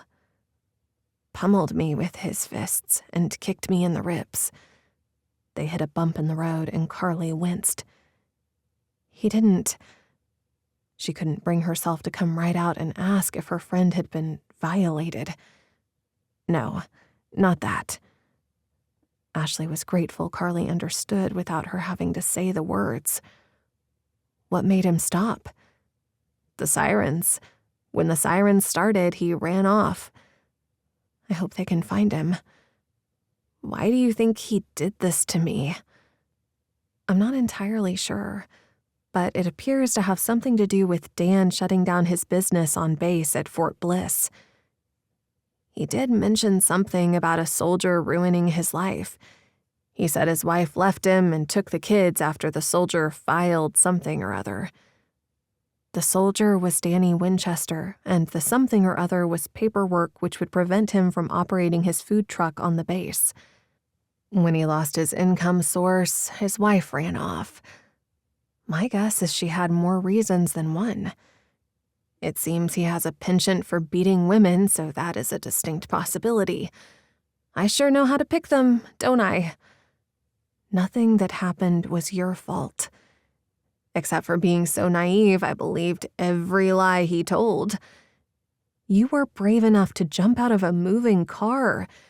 I'm not sure I would have had the courage. I wasn't sure if he was a serial killer or something. We were supposed to go one place, and he was going in the other direction. I was petrified. I'm grateful you're okay. Who's running the restaurant if you're here? It was past closing when I left the lodge, but while we were figuring out how to find you, I guess it was Thomas. I don't know for sure, and I don't care much. I suppose Thomas and Van handled things in my absence. By themselves? They have to learn sometime. It's their trial by fire, I guess. She cringed as the cliché came out, and she thought of the fire that haunted her nightmares every time she closed her eyes. Ashley? Yeah? Thanks for being here. Sean floored the gas pedal. He could outrun the cops in his Challenger. After a few strategic turns, he pulled into a dirt drive. He waited for the sirens to pass by. 10 minutes passed. He'd lost them for sure. It was time to head back to Texas. There was too much heat in Colorado, despite the cold temperatures. Dan looked around the conference room and realized Ashley was gone. He checked the kitchen to see if she was in there helping Thomas. He didn't think she would have gone home with Carly missing. Gage was standing at the window. His shoulders were slumped. He raked his hand through his hair and sighed. He walked up to his former friend and put a hand on her shoulder. "They'll bring her back. Alive?" Gage asked. "I believe so, with every fiber of my being. How did I let this happen? I should have done a background check on the guy dating my sister. That isn't normal. Regular people don't do background checks on their sibling suitors. This isn't your fault. Why do I feel like it is? We should pray. Together? Yeah. Let's go into my office for some privacy." Dan walked behind Gage until they reached the privacy of his office. He shut the door behind them. "Father, you know where Carly is and who she's with. We ask a hedge of protection around her. Please, keep her alive and bring her back to us. Lord, while I have your ear, please heal the relationship between me and Gage, so that we can be there for each other the way we used to be. I ask for a forgiving and merciful spirit. Please, remove the bitterness from my heart, and help me to fully recommit myself to you. I ask you to strengthen Carly that she may be able to bear what has come her way this night. Please, Lord, let this draw her closer to you, and not push her farther away. In Jesus' name I pray, amen. It's not the way I would have chosen to get you to forgive me, but thanks. I'm working on it. Your coming to me the night before the parade got me thinking. I knew I needed to get past my animosity, but couldn't figure out how. You reminded me how simple it was. I needed to turn back to God. He stood. But right now, I'm focused on Carly. I'm going to go and find Ashley. Care to join me? Nah. I think I'll go back to the conference room and see if anyone's heard anything. I'll catch up with you in a few. Dan hurried into the kitchen but found only Thomas and 2 dishwashers. The rest of the staff had cleared out. Have you seen Ashley? She left here with you a couple of hours ago. I haven't seen her since. That's strange. She disappeared from the conference room. Dan grimaced. You don't think she would have tried to find Carly on her own, do you? Doubtful. Dan received the news that Ashley was with Carly. Max called Heath to update him, and he'd share the news with the rest of them. He parked and glanced over at his passenger, who was bouncing his leg up and down impatiently. Don't forget what Heath said. She's badly injured, so don't let the shock show on your face when you see her. You don't want her to think she's repulsive. I was by your side in the Helmand province, Danny. He had his hand on the door handle. I've seen my share of disfigured soldiers. I wish you hadn't been. Nobody should have lived that nightmare. He frowned. This is different. It's your sister. Don't expect your reaction to be the same. I'm glad Ashley was unconscious when I first sat with her in the hospital. I'll school my features. The 2 of them made their way inside. Gage walked to the reception desk while he went to Ashley, who was pacing the waiting room in the emergency department. He held his arm out to her and she tucked herself up close to him. Holding her close, he kissed the top of her head. You shouldn't have left without saying something to me. He sighed. I was worried you'd done something foolish like try to find Carly on your own. I see I wasn't wrong. Her watery eyes looked up to him. I couldn't let her face this alone. She needed me. You're a good friend to her. He squeezed her tighter. I'm glad you're safe. Max made me wait in the squad car. He's a good man.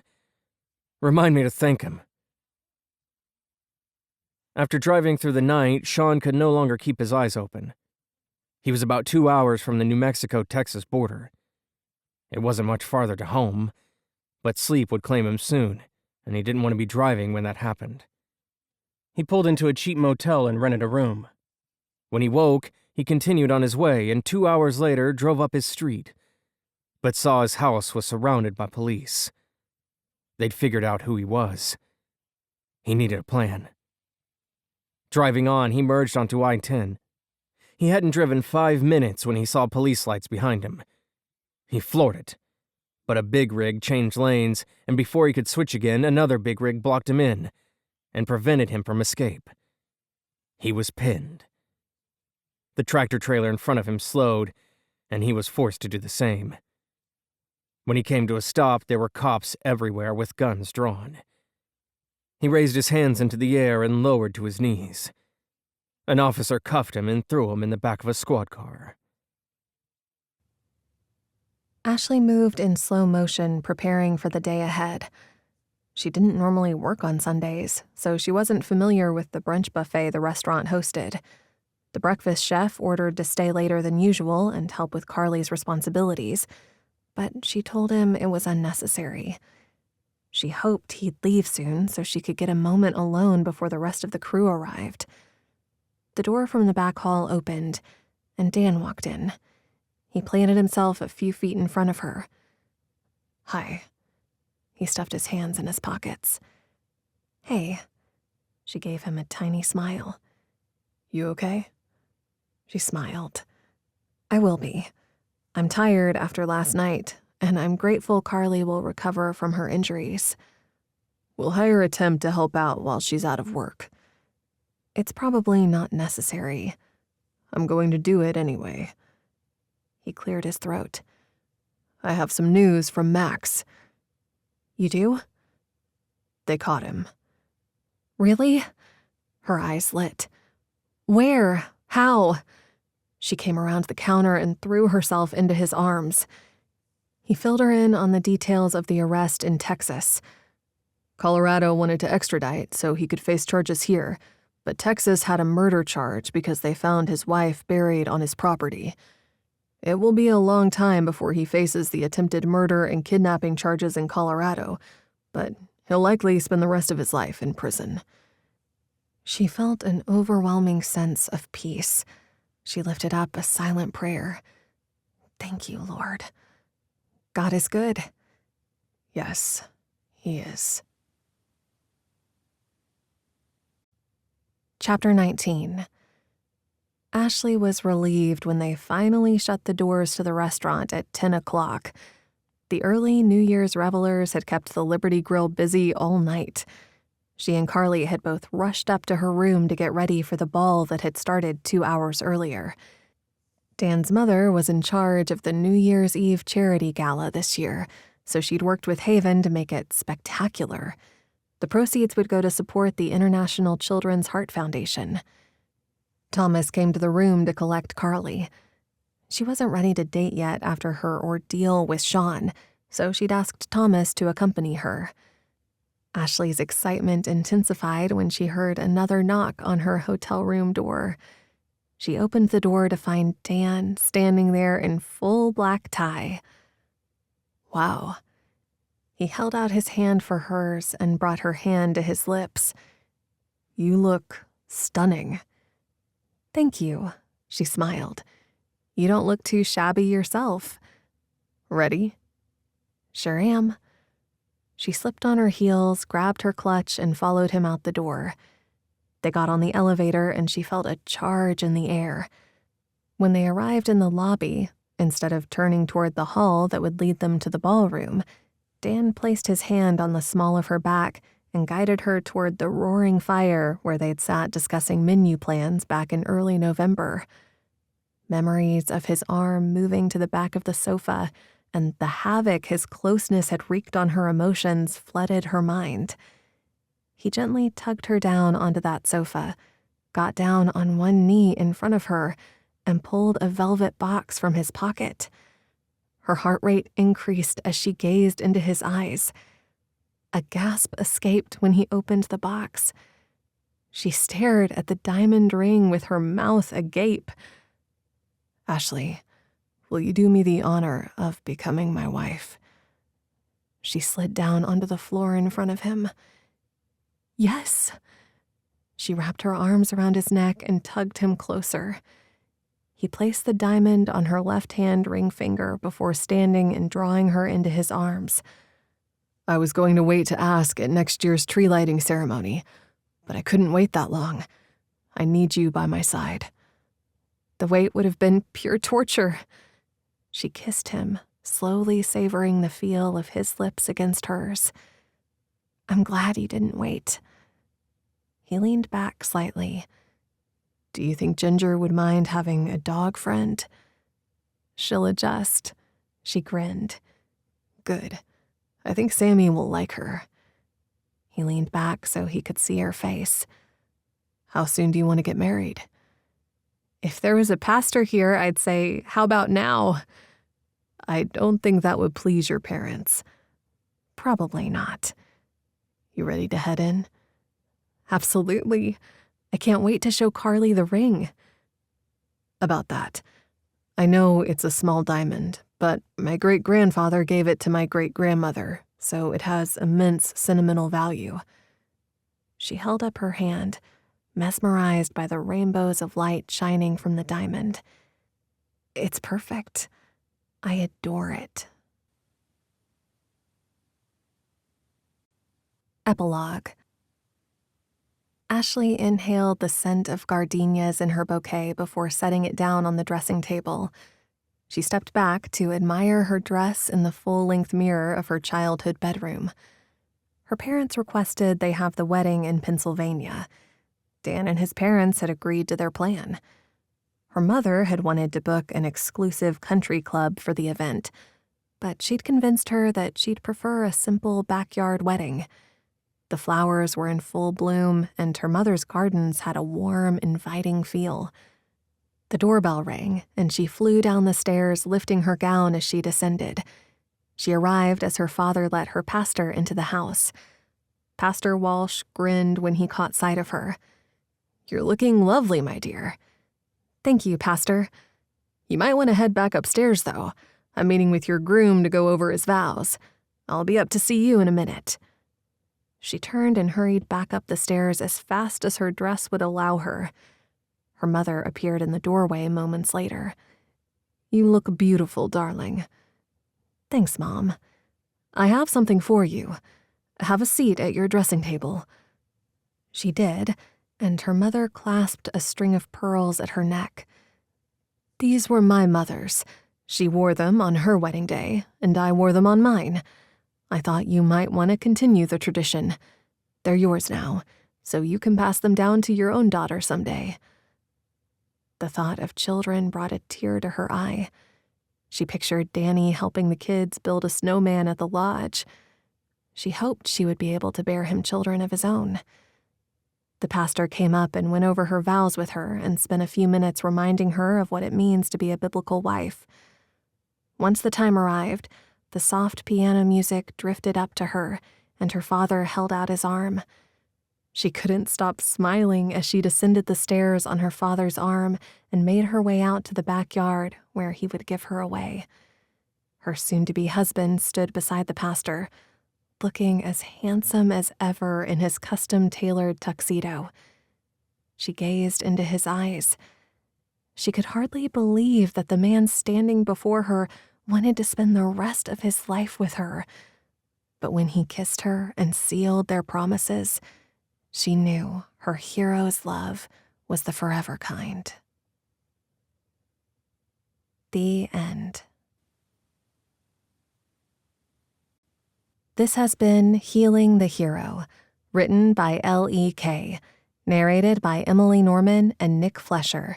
Copyright 2023 by Elle E.